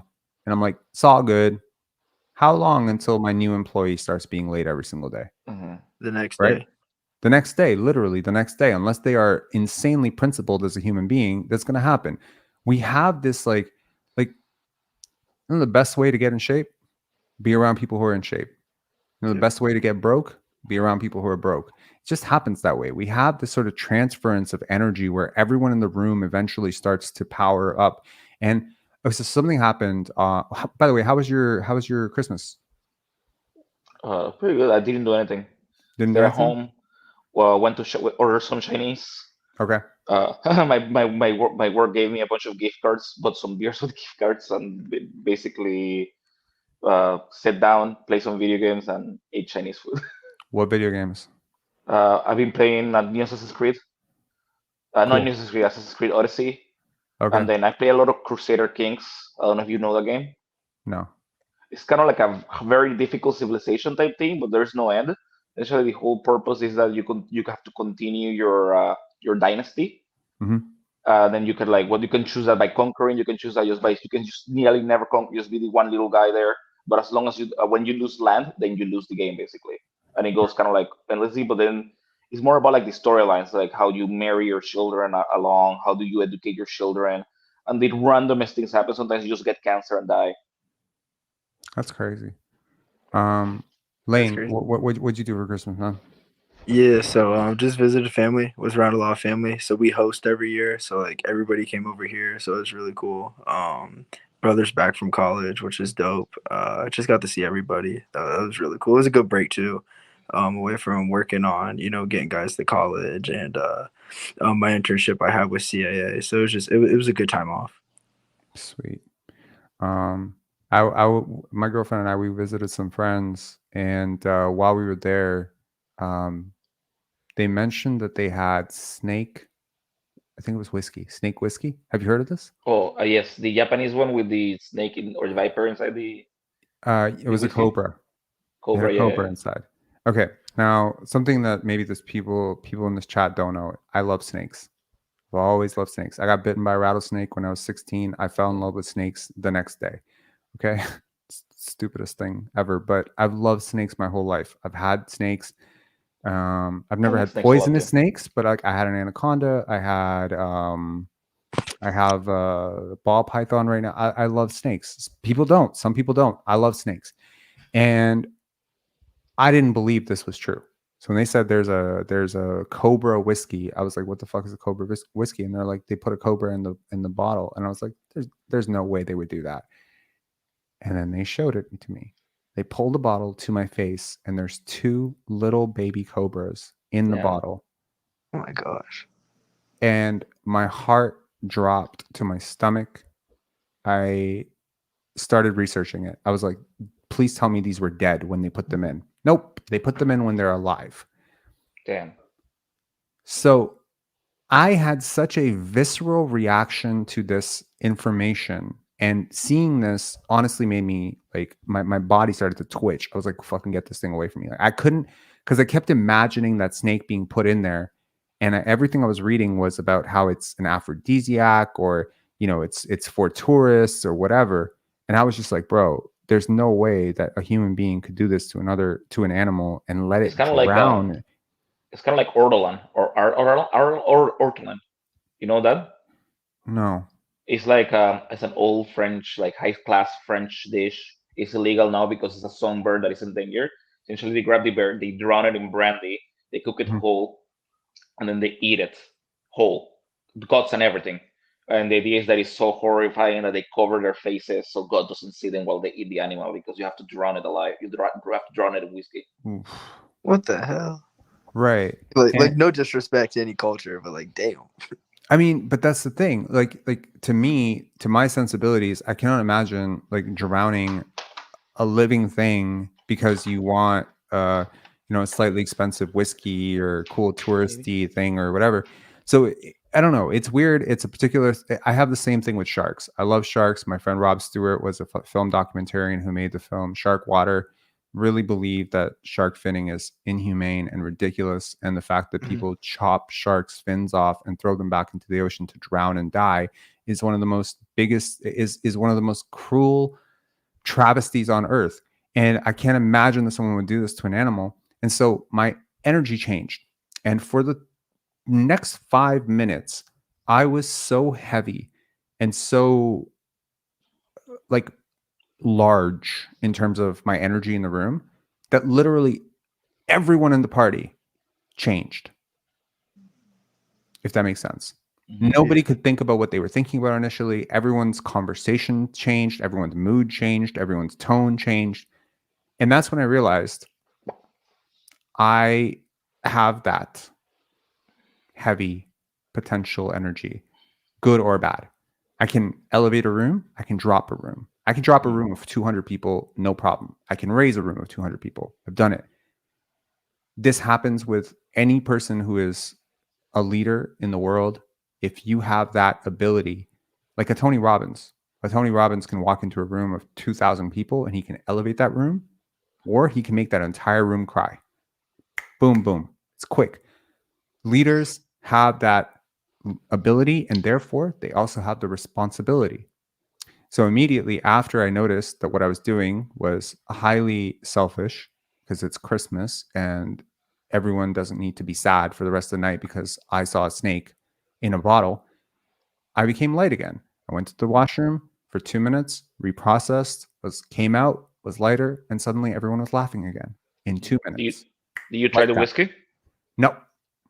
Are you kidding me? No. Fuck no. I told him to put it away, and that was it. I will never ever consume anything like that. But my point is that Arcade Cunningham has that effect on his locker room. He can come in and people are looking to him. And if he's down, when they're down, everyone's down. It's the same thing with Kawhi. Kawhi has that. Kawhi can walk into a room and say, y'all ready to win this game? And suddenly your odds of winning that game go up 10%. You know what I mean?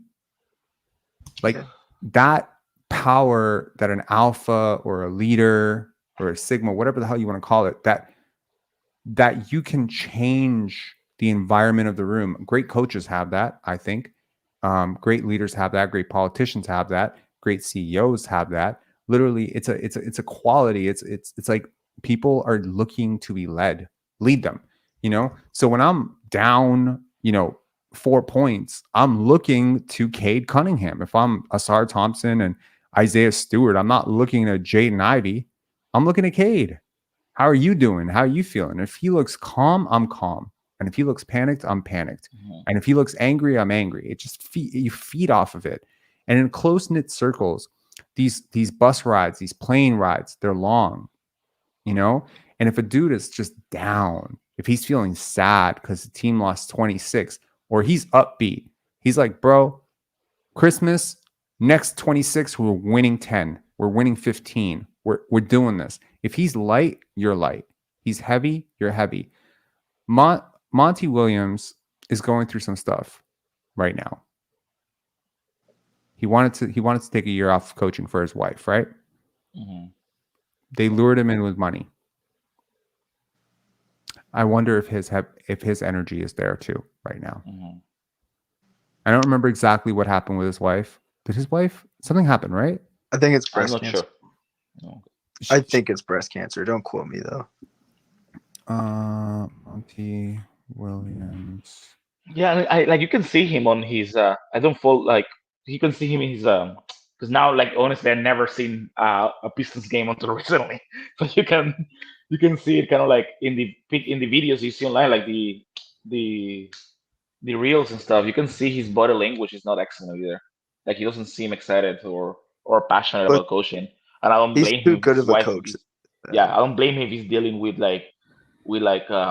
something personal. On top of that, you're probably dealing with all these probably issues in the locker room, because there has to be some sort of that locker room cannot be perfect if you're doing so badly, Well, absolutely. And I mean, like, look at what happened with Nick Nurse, right? Like last year, Nick Nurse is a very big personality.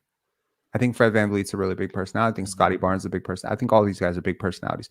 But like Nick Nurse had his mind on perhaps quitting or, being in a new place, moving on. Maybe the writing was on the wall, and that was heavy. It was heavy. You could feel him. If you went to a Raptors game, you could feel Nick Nurse. You know what I mean? If he was upset, if he started complaining, everyone started complaining. It was like osmosis. Like it was just happening. It was contagious. You know what I mean? If he's calm, everyone's calm. So it's like, that's your leadership. So Monty Williams right now, I don't know what he's going through personally. It's not easy to go through, having a wife with breast cancer though. I can only imagine. You know what I mean? I've had friends, I've lost friends to cancer. It's tough. So I've never had a wife or a spouse or a partner deal with something like that. I can only imagine that, she's going through something. He's going through it with her. There's a lot of guilt. NBA, you're on the road. You're a coach. Yeah. You're on the road. And you have Is to your move mind too. somewhere else? You know what I mean? And I mean, like, he wanted to take a year off of coaching. Yeah. But he just couldn't pass up this much money. And from the Pistons side, and I'm not suggesting this is the reason they're struggling, but from the Pistons side, do you ever ask yourself, what is the consequence of hiring a coach or luring a coach with as much money as you lured him with, who didn't want to coach this year? Yeah, I mean, right?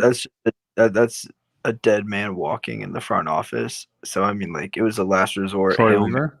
Oh yeah. Oh yeah. He's Arm been Tellem, Troy Weaver, gone. Dwayne Casey, gone. All these guys should be gone. They should wipe the slate clean, start fresh. Someone with new eyes, new perspective, come in, clean this shit up. Yeah. I don't know. I feel like Casey needs to be a little bit more vocal. Casey? I think Casey has to be a little bit more vocal, because when he was in Toronto, he spoke his mind, and I don't know why. It feels like they have a muzzle on him in Detroit. What makes you think he spoke his mind in Toronto? He always felt like more of a yes man here too, to be honest. Really? He always said like a lot of yes sir, no sir type of stuff. It wasn't until like much later that I think he became a little bit more vocal. But I remember like the first impression that I had of Dwayne Casey in like 2010-ish, 2011. When was he hired? 2011, 2012, something like that. That's fair. That's fair. I'm talking more like the 15, 16, 17 years. It felt like he was a little bit more vocal. I felt like he kind of got his way a little bit. I know he wanted that. I mean, he really pushed for that Serge Ibaka trade. That's one thing that he really, really wanted, and he ended up getting it. Good trade. Very great trade, actually. Serge Ibaka versus Terrence Ross. Holy shit. Night and day. I hated Serge the first year he was here, to be honest with you, because I felt like he just loved him. I've loved him. I felt like he just took a bunch of dumbass shots and like disrupted the flow of the offense. And then the very next year, it felt like he kind of found his little niche and was perfect. What I like about Serge too, he was like a really like strong like personality in the game. Like he really kind of like he was a big personality. I was like a Pat Beverly kind of guy. He was like a dog. He came in. He was. Nobody was fucking telling Serge no. Nobody was telling Serge no. Weirdly enough, I think the Raptors need diffusion personalities. Like they need stronger personalities, and they need to take a risk on a couple of stronger personalities. And I don't know exactly what those personalities are, but like I think to be fair, you got rid of your strong personality last year. I think one of the moves the Raptors should do. That's fair. Fred VanVleet was a very strong personality. I think one of the moves the Raptors should do, besides trading Siakam, I think they should get rid of Schroder, not because Schroder couldn't be good for the team, but because I feel like Darko maybe depends too much on him. I feel like doing it in this way to like kind of force Darko to depend on Scottie and OG, and then that to become his kind of his blanket, as opposed to like Siakam and Schroder specifically. And then when you have those guys that you can like bring other guys, and then you can be a little bit more loose on the coaching, and they be a little bit more fair on like your rotations. And then you whether you Jakob Pearls or your Schroder start Jakob Pearls or your Schroder start. I think if you were able to like get rid of these like two players, and then kind of like he's kind of going to be forced to have Scottie to be his new Dennis Schroder kind of thing. And I think that will open up a lot of stuff for Darko in his coaching and how he can manage and run this team as well. What do you think, Layne? Yeah, I don't know. I feel like I've said for a while now. I just feel like Dennis Schroder's and Darko so far have just been the Walmart version of Nick Nurse and Fred in terms of favoritism and unwavering support of a certain player. However, tonight there was actually a lot of positive moments with Scottie and Schroder on the court. I really liked how they worked off each other, especially early on in the second half. Still, the only thing I don't like is he took out Schroder. There was one turnover, and he's having Schroder run back up to the table. And it's I didn't like that either. Go ahead. My fault. No, I'm just saying, like, let these guys work through it. Like, yes, Scottie had probably 2 really bad turnovers tonight, but he's got to learn. He's really got to learn. And who doesn't have bad turnovers? But didn't Dennis have like 3 bad turnovers too? Yep. Yeah, he Yep. did. But that's He what had I'm 3 talking terrible about. turnovers. Exactly. I don't think Dennis is That's what necessarily I'm like better talking at about. turnovers than Scotty, and Scotty No, is not just at like a all. more creative passer by like a large margin. Not at all. Absolutely. Dennis Schroder is not one of your best 4 playmakers on the team. Pascal and Scotty are light years better than him. Pirtle's better than him. And shoot, I'd probably go as far to say Flynn's a little bit better too. Yeah, low key, OG is like taking decent strides on passing. Like this year, he's been like doing like some really creative passing. So somehow, yeah, like his skill level, like his ball handling, dribble control, dribble creation stuff. Like he's got everything on a string. That 2-on-1 attacking the basket. Nice. Mm-hmm. Sorry, go ahead, Layne. Oh my gosh. My bad. Go ahead, the 2-on-1 where he was coming down the court and he did like that fake little pass move to himself and then went out with it. It was nice. Like he shows flashes like that where it's like, damn, this dude's so like magical with the ball. And then there's other ones where he'll call like a pick and roll and just throw it right into like the defense. And it's like, what the hell are we doing? Yeah, I mean, in fairness, Siakam has moments like that too. Like my gauge of a passer is not the pass you make; it's the passes you don't make on any given take, right? Like so, like there's an obvious pass to a guy who's cutting to the basket, but you can see that the defense will recover by the time the ball gets there, so you don't make that pass. You reject the pass. That to me is like that's how I gauge who you are as a passer. Also worth noting that in transition, if you give up like 2 passes that were like the right passes and you make a 3rd pass that results in a basket, I don't rate you because you gave up 2 better options for the third best option and somehow you scored on that. The box score shows an assist is an assist is an assist. At the end of the day, I'm looking at assists completely differently. I'm looking at it as the quality, shot quality. Relative to all other players in this team, Scotty by far generates the best shot quality on his passes, which means that open threes and layups, that's what Scotty's generating. When he sucked that double team on that offensive rebound, when he found Jakob Poeltl, boom, open dunk, right? If he throws it to him 1 second sooner or 1 second later, it's not an open dunk. That's the difference. He is timely.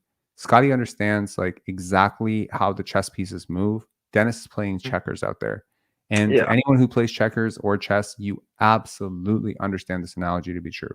It's literally like I'm watching these guys play 2 different games out there, and I am surprised that that a person who appreciates Nikola Jokic as much as Darko Rajakovic does can't see the fundamental difference and seismic gap. And again, this is a seismic gap despite 8 years of experience in favor of Schroder, right? Like 8 years older. And with like I will say even like Scotty not doing that, not doing like very accurate passes this year. I think if anything, his passes have been a little bit less accurate this year than last year. Agreed. They've been more frequent. They've been more dynamic. Sometimes they're coming faster. It almost seems like he's rushing his passes, like trying to pass a little bit faster. Another thing that I think you mentioned once that like people always be like, oh, like Jokic doing like, or some other players doing like flashy passes and like that's just for show. But you're right, like well, how like they are unexpected, and then that creates like an extra level of like of an open, like a guy when you don't expect Jokic to just go in and like pass, and then that gives another player an extra second. Well, not only the ball. People watch the ball a lot. Go ahead. No, my bad. Just not only that, just like hockey assists matter too, right? Even if you're not the one that gets credited for the assist, if you make the pass that gets to the assist, I think that's just as good as getting the assist. I think you deserve a double hockey assist if you not only make the pass to the passer, but then actually tell the passer to make the pass, which is what Scotty does all the time. He'll pass it to Gary, and as he's passing to Gary, he's looking at Gary pointing to OG, which is the next logical pass in the sequence. See, all passing is a sequence. Just like in chess, a move is not a move. It's a move that sets up another move, that sets up another move, that sets up checkmate, right?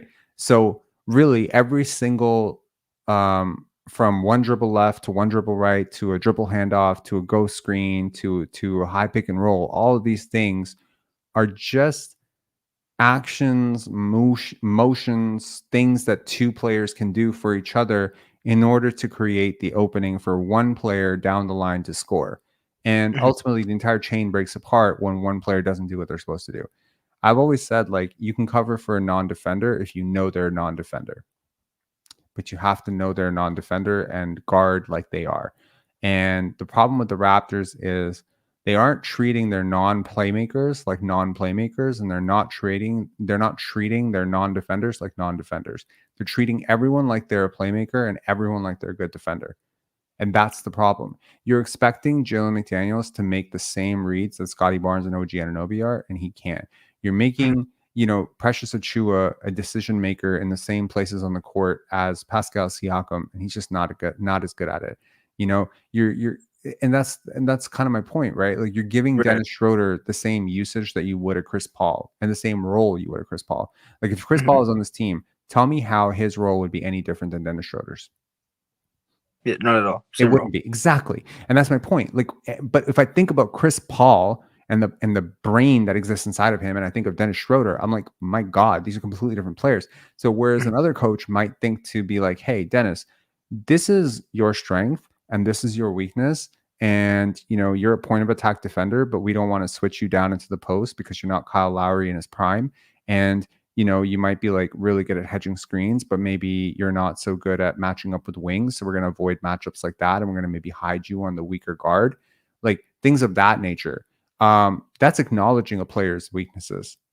But just saying like, okay, whatever, we switch 1 through 5, regardless of who's on the court. You're not acknowledging that Dennis Schroder is very slight of build and very poor in these situations. Just like, anyone can create from anywhere type of offense that Darko has run through much of the season, is not acknowledging that there is a considerable gap in playmaking talent between the various players on your roster, which means that if you run the same action for OG and Scotty and invert their roles, one play is going to be way more effective than the other, So yeah, I understand it. The Raptors are kind of like trying to develop these guys, and in some cases it is working. I've been very impressed with OG.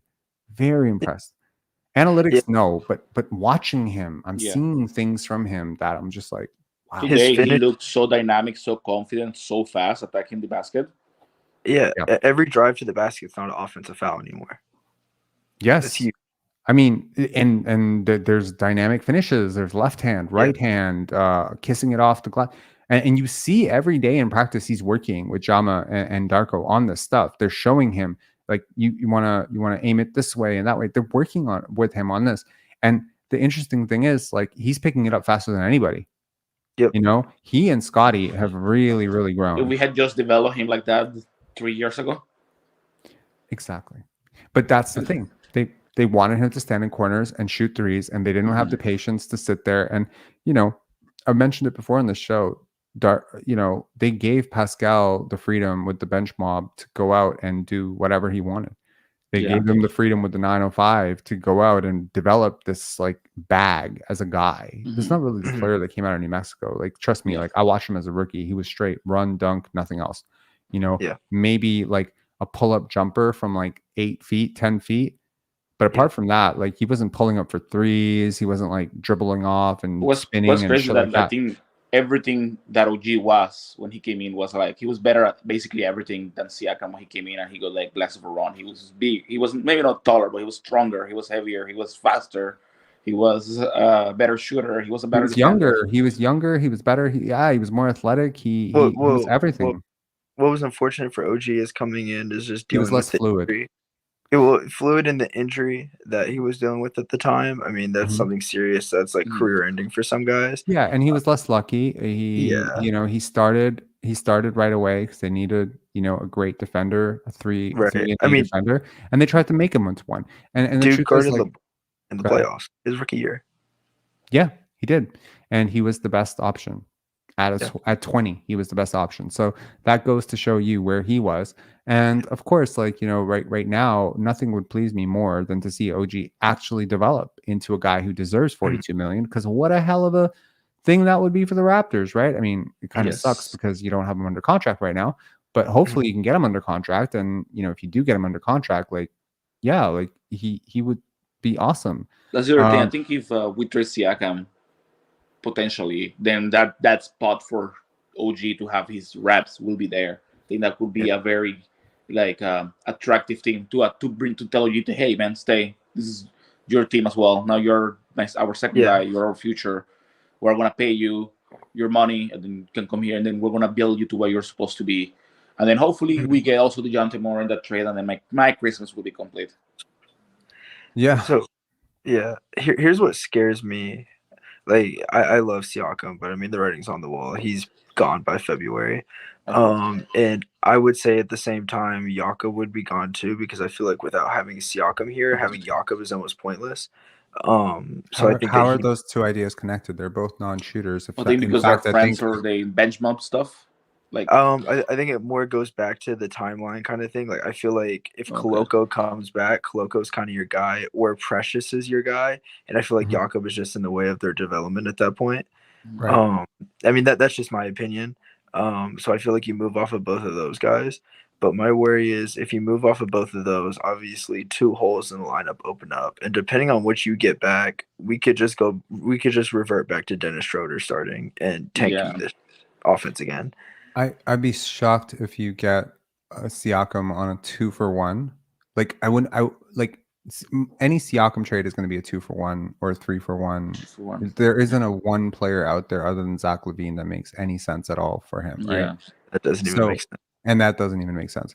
So I refuse to believe that if you trade him for 2 players, that both those players are not better players than Dennis Schroder. That would be hard to believe, right? Unless, of course, like even if you traded for Harrison Barnes and Kevin Huerter, congratulations. You just got 2 players who are better than Dennis Schroder. If you traded for Corey Joseph, you've gotten a player that's better than I'm sorry. There's a lot of players that are better than Dennis Schroder right now. He is probably in my very generous estimate, like the 170th best player right now. Right. That's just my fear. Given the usage of like the 80th best player. Yeah, I think Dennis Schroder, like I would like him in this team. He was just like a microwave scorer, ball handler, 20 minutes a game type guy. Yeah, pretty much what he was today, except he got 28 minutes tonight. I would love to see him and Jakob at 20 minutes, even if Jakob is a starter and Dennis is coming off the bench. Keeping these guys at 20 minutes, I think, keeps them maximized, right? Keeping, a guy like Otto at maybe 20 minutes would be better.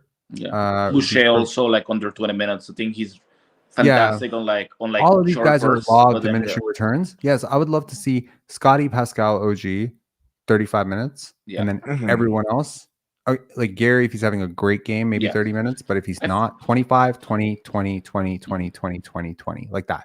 Just everyone 20 minutes except for those 3, and we're good. That should be the lineup, because none of these guys deserve over 20 minutes, and quite frankly, like the more they play, like the worse it gets. So yeah, maybe we'll play like Gary, because he's still like fairly young. He's 24. I see a future on this team with Gary. We can get him like at an affordable price, especially at a decent contract. I wouldn't mind Gary here, and I don't know why, but I get the vibe that Gary really buys in on Scotty. Like I see like the way he acts around Scotty, the way he plays when Scotty's there versus I think even the way he plays with other people. You can tell they like each other. Yeah. When he plays with Scotty, he doesn't try to press as much. When he plays with Siakam, I think he's always going for his shot. When he plays with Scotty, he waits for his shot to come in because he knows he's going to get found. And I think he likes that. So I think I see a future because I think Gary buys in. He sees like Scotty, like, oh, that's the guy. And I like playing with him, and I see himself playing with him, and I think we can get him on like I don't know how much he will be getting, like 25, 20 on the open market. Not after this year, Gary. Yeah, not after this year. 15 to 18 high end. I think 18 is generous. Yeah, I think the Raptors will overpay, give him 20. Oh. I don't know if we have to pay. I don't even hate it. I don't even hate 20 million. I think it's probably an overpay, but he's 24 years old right now. That's kind of crazy when you think about. He's a good shooter. He's I mean, bro, Jalen McDaniels is 26, Malachi Flynn's 25, Gary Trent's 24. Think about that 10 times a day. That's crazy. So, I mean, not that these years matter so much, but they kind of do when you're signing a guy to 4 years, because it's like the window that you'll have him through, right?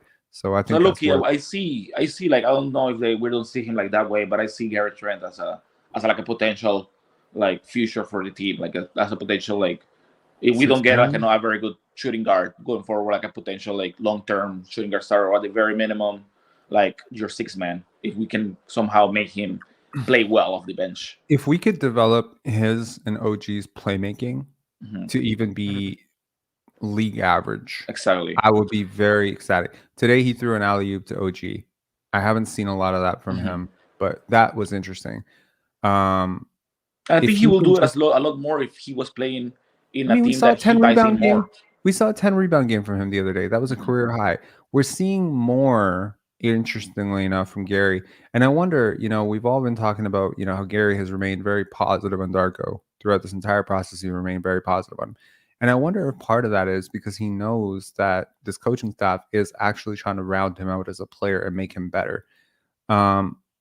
If you consider Gary one of the younger guys, there's been flashes of playmaking potential all year. There's also flashes of rebounding potential that we saw, in that 10 rebound game, not to isolate one game.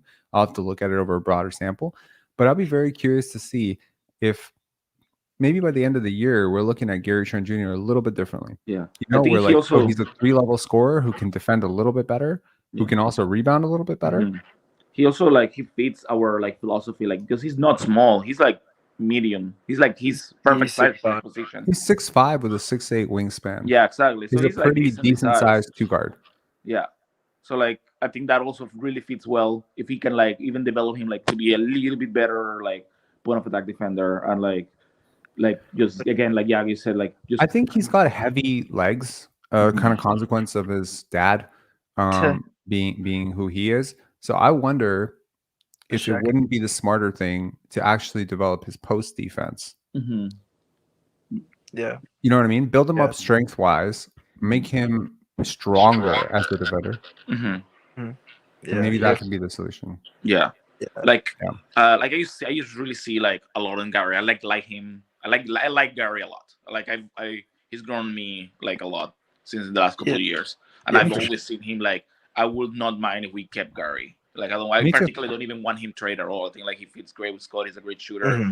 He's at the very minimum, it's not a positive, not a negative defender. He's there and he tries to do the job. At least he tries.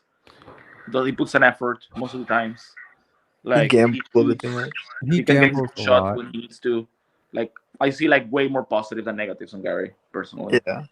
I mean, at the end of the day, even if the rest of the season looks like the first 20 games did for him, I feel like asset management's just such a big thing. And he's not Malachi Flynn, he's not Jaden McDaniels, he's not Precious Achiuwa.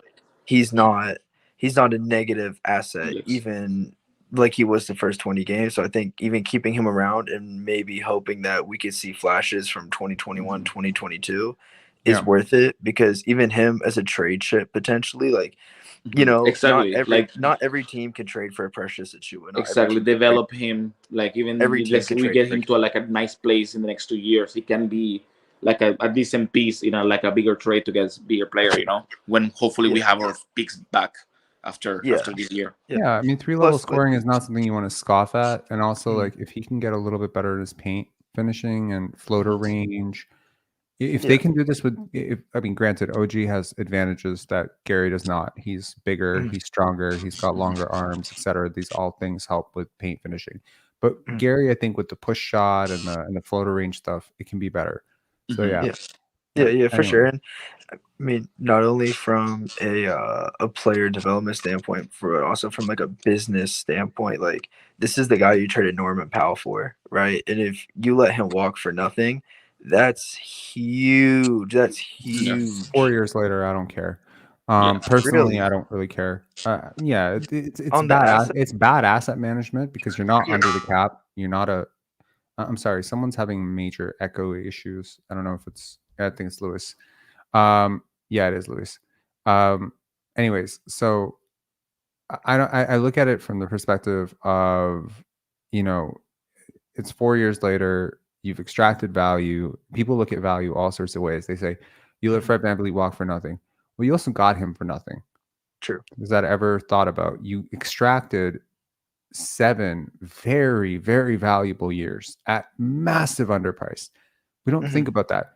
I'm sorry. When you finish a bottle of ketchup and you throw it out, do you lose it for nothing or did you consume it? You consumed it. So it's the same thing. It's like when Michael Jordan retired from the Chicago Bulls, did they lose him for nothing? No. He retired. It's the same thing. We need to change the way we look at asset management. Sure, if you could retain a guy and then trade him, But if the guy that you're retaining is overpriced, then he's not an asset. Right. Like people want to act like if we paid Fred VanVleet, like the whole narrative around Fred VanVleet is so backwards. They're like, oh well, if you would just sign him for $40 million, you wouldn't have lost him for nothing. What would you have got? You would have gotten a massively overpaid $40 million point guard that you can't trade. Is Fred VanVleet tradable at $40 million? No, not at all. Exactly. I think Dennis Schroder is more tradable at $12 million than Fred VanVleet is at $40 million. 100%. My argument behind the losing Gary for nothing thing is more like I think I would 100% agree with you if Norman Powell had just left and fallen off a map, right? But like Norm is still doing Norm things. Norm is still very efficient. He's still super athletic. He's a hell of a 3-and-D guy. Cool. I mean, you know what I mean? Like, and if that's the guy you trade for and then you lose him for nothing, so what's the guarantee that if you'd kept Norm that, you know, like he wouldn't have left? You know what I mean? He always said he wanted to be one of the next part of the next great Raptors teams, you know? Okay, fair enough. I guess what I'm trying to say is like I don't think about asset management the same way. I can't see an upside to losing Gary if he's fairly priced. It's the same thing with OG or Pascal. But the thing with Pascal is like, let's say he somehow miraculously makes the All-NBA team. Mm-hmm. He won't. But I'm saying if he did, like he would have to play like the best player in the league for the next, 3 months to make it. And the Raptors would have to massively improve their record. And I still think he might not make it. But let's say he made it and he was eligible for a Supermax.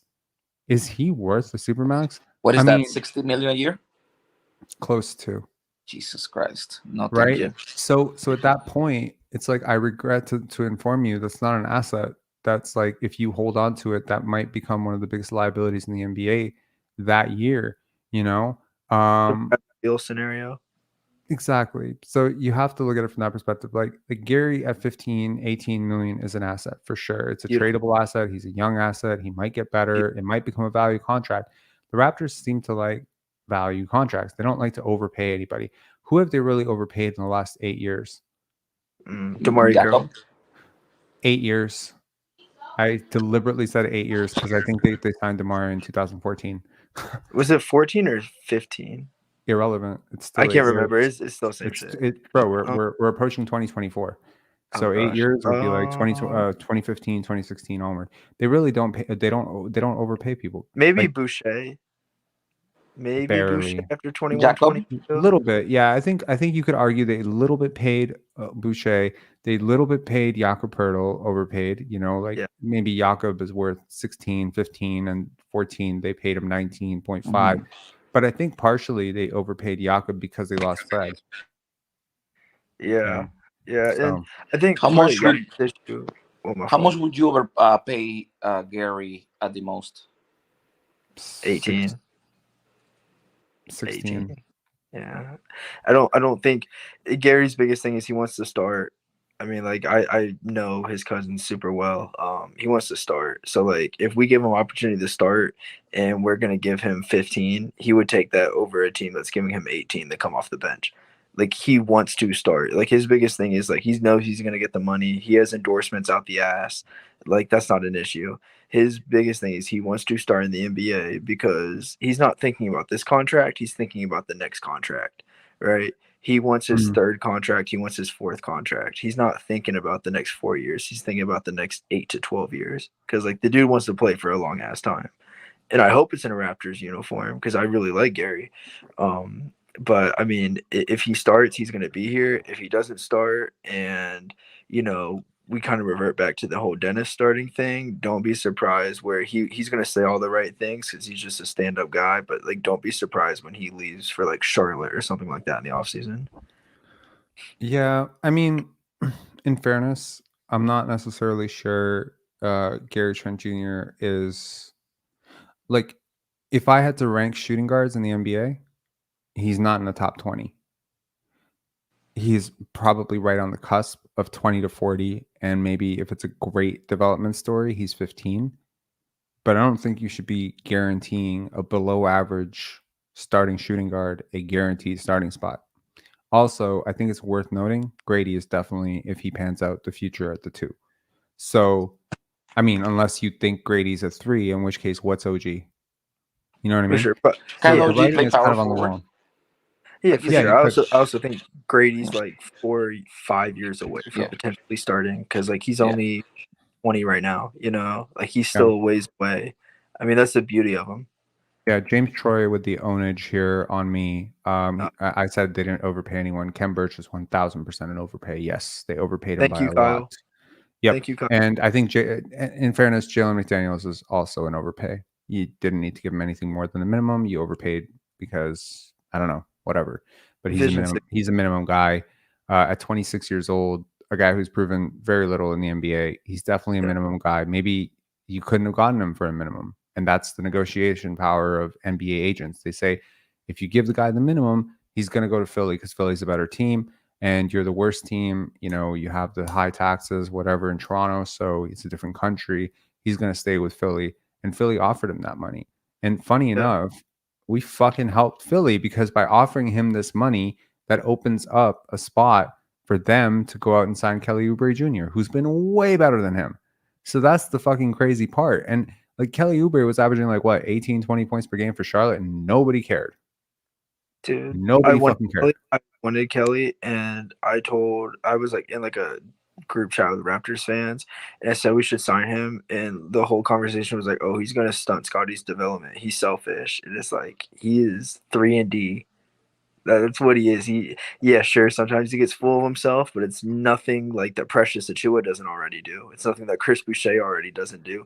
So if you're gonna have a guy like Kelly Oubre who's gonna shoot like 38% from three and 45% from the field with great defense, I'll take it. You know, and I do my best Coach Mo impression. Does Kelly Oubre will get in the way of Scotty Barnes while he's driving to the basket? I don't think so. Sometimes so tired. Sorry for cursing. I'm so tired of seeing no worries. Precious Achua just standing in the front while someone is going to drive into the basket. Like he does get in the way a lot. So does Siakam, though. So does Jakob. So a lot of guys get in the way of other guys. It's so rare to see a guy attack with actual open paint space, and it's so beautiful to watch. And now that OG is getting better at finishing those opportunities, and Scotty's getting better, and Pascal is getting better, it's like great. You know, the guys who can attack downhill are attacking downhill, and some of the most efficient shots in basketball. Anyways, guys, I'm not trying to get to the 5-hour mark here. 4 hours and 21 minutes is about as much as I can go with. But thank you for calling in. Any yeah, have a good night, guys. Cheers. You have a good night. You guys have a good night. Good night, guys. Great conversations today. 4 hours and 21. Y'all notice something? This is the first live in close to 5 months where I didn't cough once. I don't think I coughed. Did I cough? Can anyone who's been here the whole time confirm that? So a couple of, I want to say it was like about a month ago, I made a very good decision for myself, which is I quit smoking. And it's been tough to quit smoking. Number one, you're very irritable. Number two, your body produces a lot of phlegm to clear your lungs from years of really stupid decisions. This has been a really good thing. The second thing was, I don't know if it was because of the smoking or because I'm allergic to my girlfriend's cat or because of something else. It's sometimes because of stress, COVID. There's a lot of things that can trigger a sudden loss of hair. But for the last year, I have been massively struggling. I don't even know why I'm sharing this, but I figure I share this because a lot of you are men. I think 91%, last I checked, 90% or 89%. 89% of the audience are men. So maybe someone out there can relate to this. Dude, I was like combing my hair and just watching it fall out. And I'm just like, yo, what is happening to me? Baldness does not run in my family. I don't know where the shit's coming from. I don't want to be bald. I'm 36 years old. I'm not trying to be Malachi Flynn and Jakob Poeltl right now, right? And it was tough, man. It's tough. Like it's something. So I started researching it, and I did something really, really smart. Number one, quitting the smoking definitely helped, right? Oak Tree St. Fred VanVleet stress. No. I think it was the girlfriend's cat thing. I was itching my head a lot. it was really oily, but like it was flaky. Like it felt like my scalp was always like itching, and it felt like it was, yeah, it did not feel healthy. Like it felt like this is not good. And when I learned more about how hair follicles work, I did something really smart. And to anyone out there who's maybe like not happy with their hair, but you're not like, it's not male pattern baldness, like you're not like losing your hair in a horseshoe, or but you're just like, your hair is not full, it always feels dry, it always feels unhealthy. I wanted to suggest something to you that's worked for me over the last few months. This is not a sponsorship, this is just unsolicited free advice to men out there. It works. You'll smell like death for a couple weeks, don't worry about it, get past it. You're going to get great hair at the end of it. So I put a concoction of coconut oil plus apple cider vinegar plus crushed garlic. Garlic was the key. Yo, it's crazy. It's crazy how bad this shit smells, but how effective it's been. Every single day, I am combing my hair and not seeing anything fall out, and I'm seeing new hair grow back in. And I was like, oh my God, it worked. It cleanses your scalp. It clears up your hair follicles. It's a vasodilator, which means that it helps blood flow. And basically what happens when you start to lose hair is it's either one of two things. It's either actual like loss of hair or shedding. And respectfully, your pillow must be disgusting. No, not really. Change it every single day. It's part of this. Anyways, so I just wanted to say this is a really positive development. I don't think positive developments are granted. I legit like 2 months ago was like researching, like what to do if you're losing your hair. I was going crazy thinking about this, and just over the last week to see all of this, work kind of just pay off. Exactly. Yeah, all of it, man. But yeah, like just to not be itching your head all the time, it felt really great. So I just wanted to throw that out there. If anyone out there is like going through a period where your hair just feels very all the time greasy, all the time dry, all the time flat, maybe thinning, maybe falling out, maybe doesn't feel very healthy, try supplementing your diet with some iron and put some garlic in your hair. It really freaking helps, man. It clears up your scalp and it just allows new hair to grow, man. It allows you to be healthy. And I think garlic in general is great for you. Honestly, if garlic would sponsor me, I would be sponsored by garlic. It would be awesome. It's great for blood flow. And honestly, like today, I ran for the first time in a long time. I was just running and I just felt clear and it was great. It was great. I felt healthy. And I used to be a really healthy freaking person. And I haven't recognized the person that's been on these lives the last few years because I've been underslept, underfed, I've been dehydrated. I didn't drink enough water. I'm over caffeinated all the time. Health is such an important thing. So I just want to, just say to anyone out there who's struggling with this, you can change. Anyone can change. And yeah, like I highly suggest that you do for yourself because it feels great. It feels great to be able to run. It feels great to be able to put my hand in my hair and not see hair falling out. It feels great to be able to not cough on these lives. And someone mentioned it, like, and it was a comment on this, on one of these, on this channel. One of the comments was like, you should get yourself checked out. You've been coughing for 6 months. And I didn't even realize it. Honestly, I didn't realize it. It's like my voice is such an important part of what I do and how I make money with this channel. And I'm just all the time, I'm built up and I'm coughing, and it's all because of the smoking thing. So I'm really happy about that. I just feel better. I hope these lives are getting better. Very long one today. Yeah, but great win for the Raptors. I am very relieved. Good luck against Boston. I hope the Raptors kick Boston's ass and become the first team to beat the Boston Celtics at home. I will not hold my breath, but I am now no longer going to lose sleep on whether or not they're going to lose against the Boston Celtics. So yeah. Rob, how much of each, please? So I put it in a shot glass, weirdly enough, and I just put saran wrap over the shot glass and dip my comb into it and then put it in my hair. But I put four cloves of garlic and a half and half concoction of apple cider vinegar and coconut oil. So yeah, man, absolutely feels so good. I've never liked smoking. It's always been this gross thing, and I can't believe I did it. And I started smoking when I was 13, so because my dad died, and it was just something that everyone in Europe did, and something you just grew up around. And I've just noticed how much it's taken away from me, man. It's taken away so much. I'm not kidding. Like when I was 30 years old, I used to get carded everywhere. I used to get carded. And now I'm 36 and I feel 36. And I do think smoking has a lot to do with that. So I am looking forward to just looking better and maybe getting some of that vibrance back to my skin, teeth, breath, everything. Money, it helps, not having to buy cigarettes. So yeah. So hey, man, absolutely. Totally, man. There's only so many things I can put in my hair, but yeah, I mean, garlic's doing the trick for now. Yeah. All right, guys, take care. And you got hair care advice from Pensire Basketball. That's weird. Maybe I shouldn't have done that, but yeah, I just figured this is something that helped me. I was just so relieved.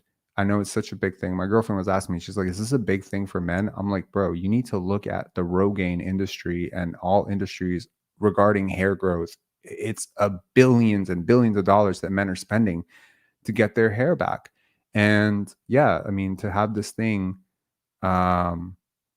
this garlic mixture that just really helped to make my scalp feel healthy and just, I don't know, it just feels great. I don't know. I can't explain it. It's just something that was a very big relief to me. Yeah.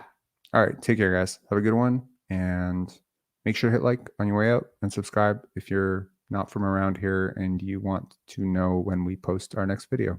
Peace.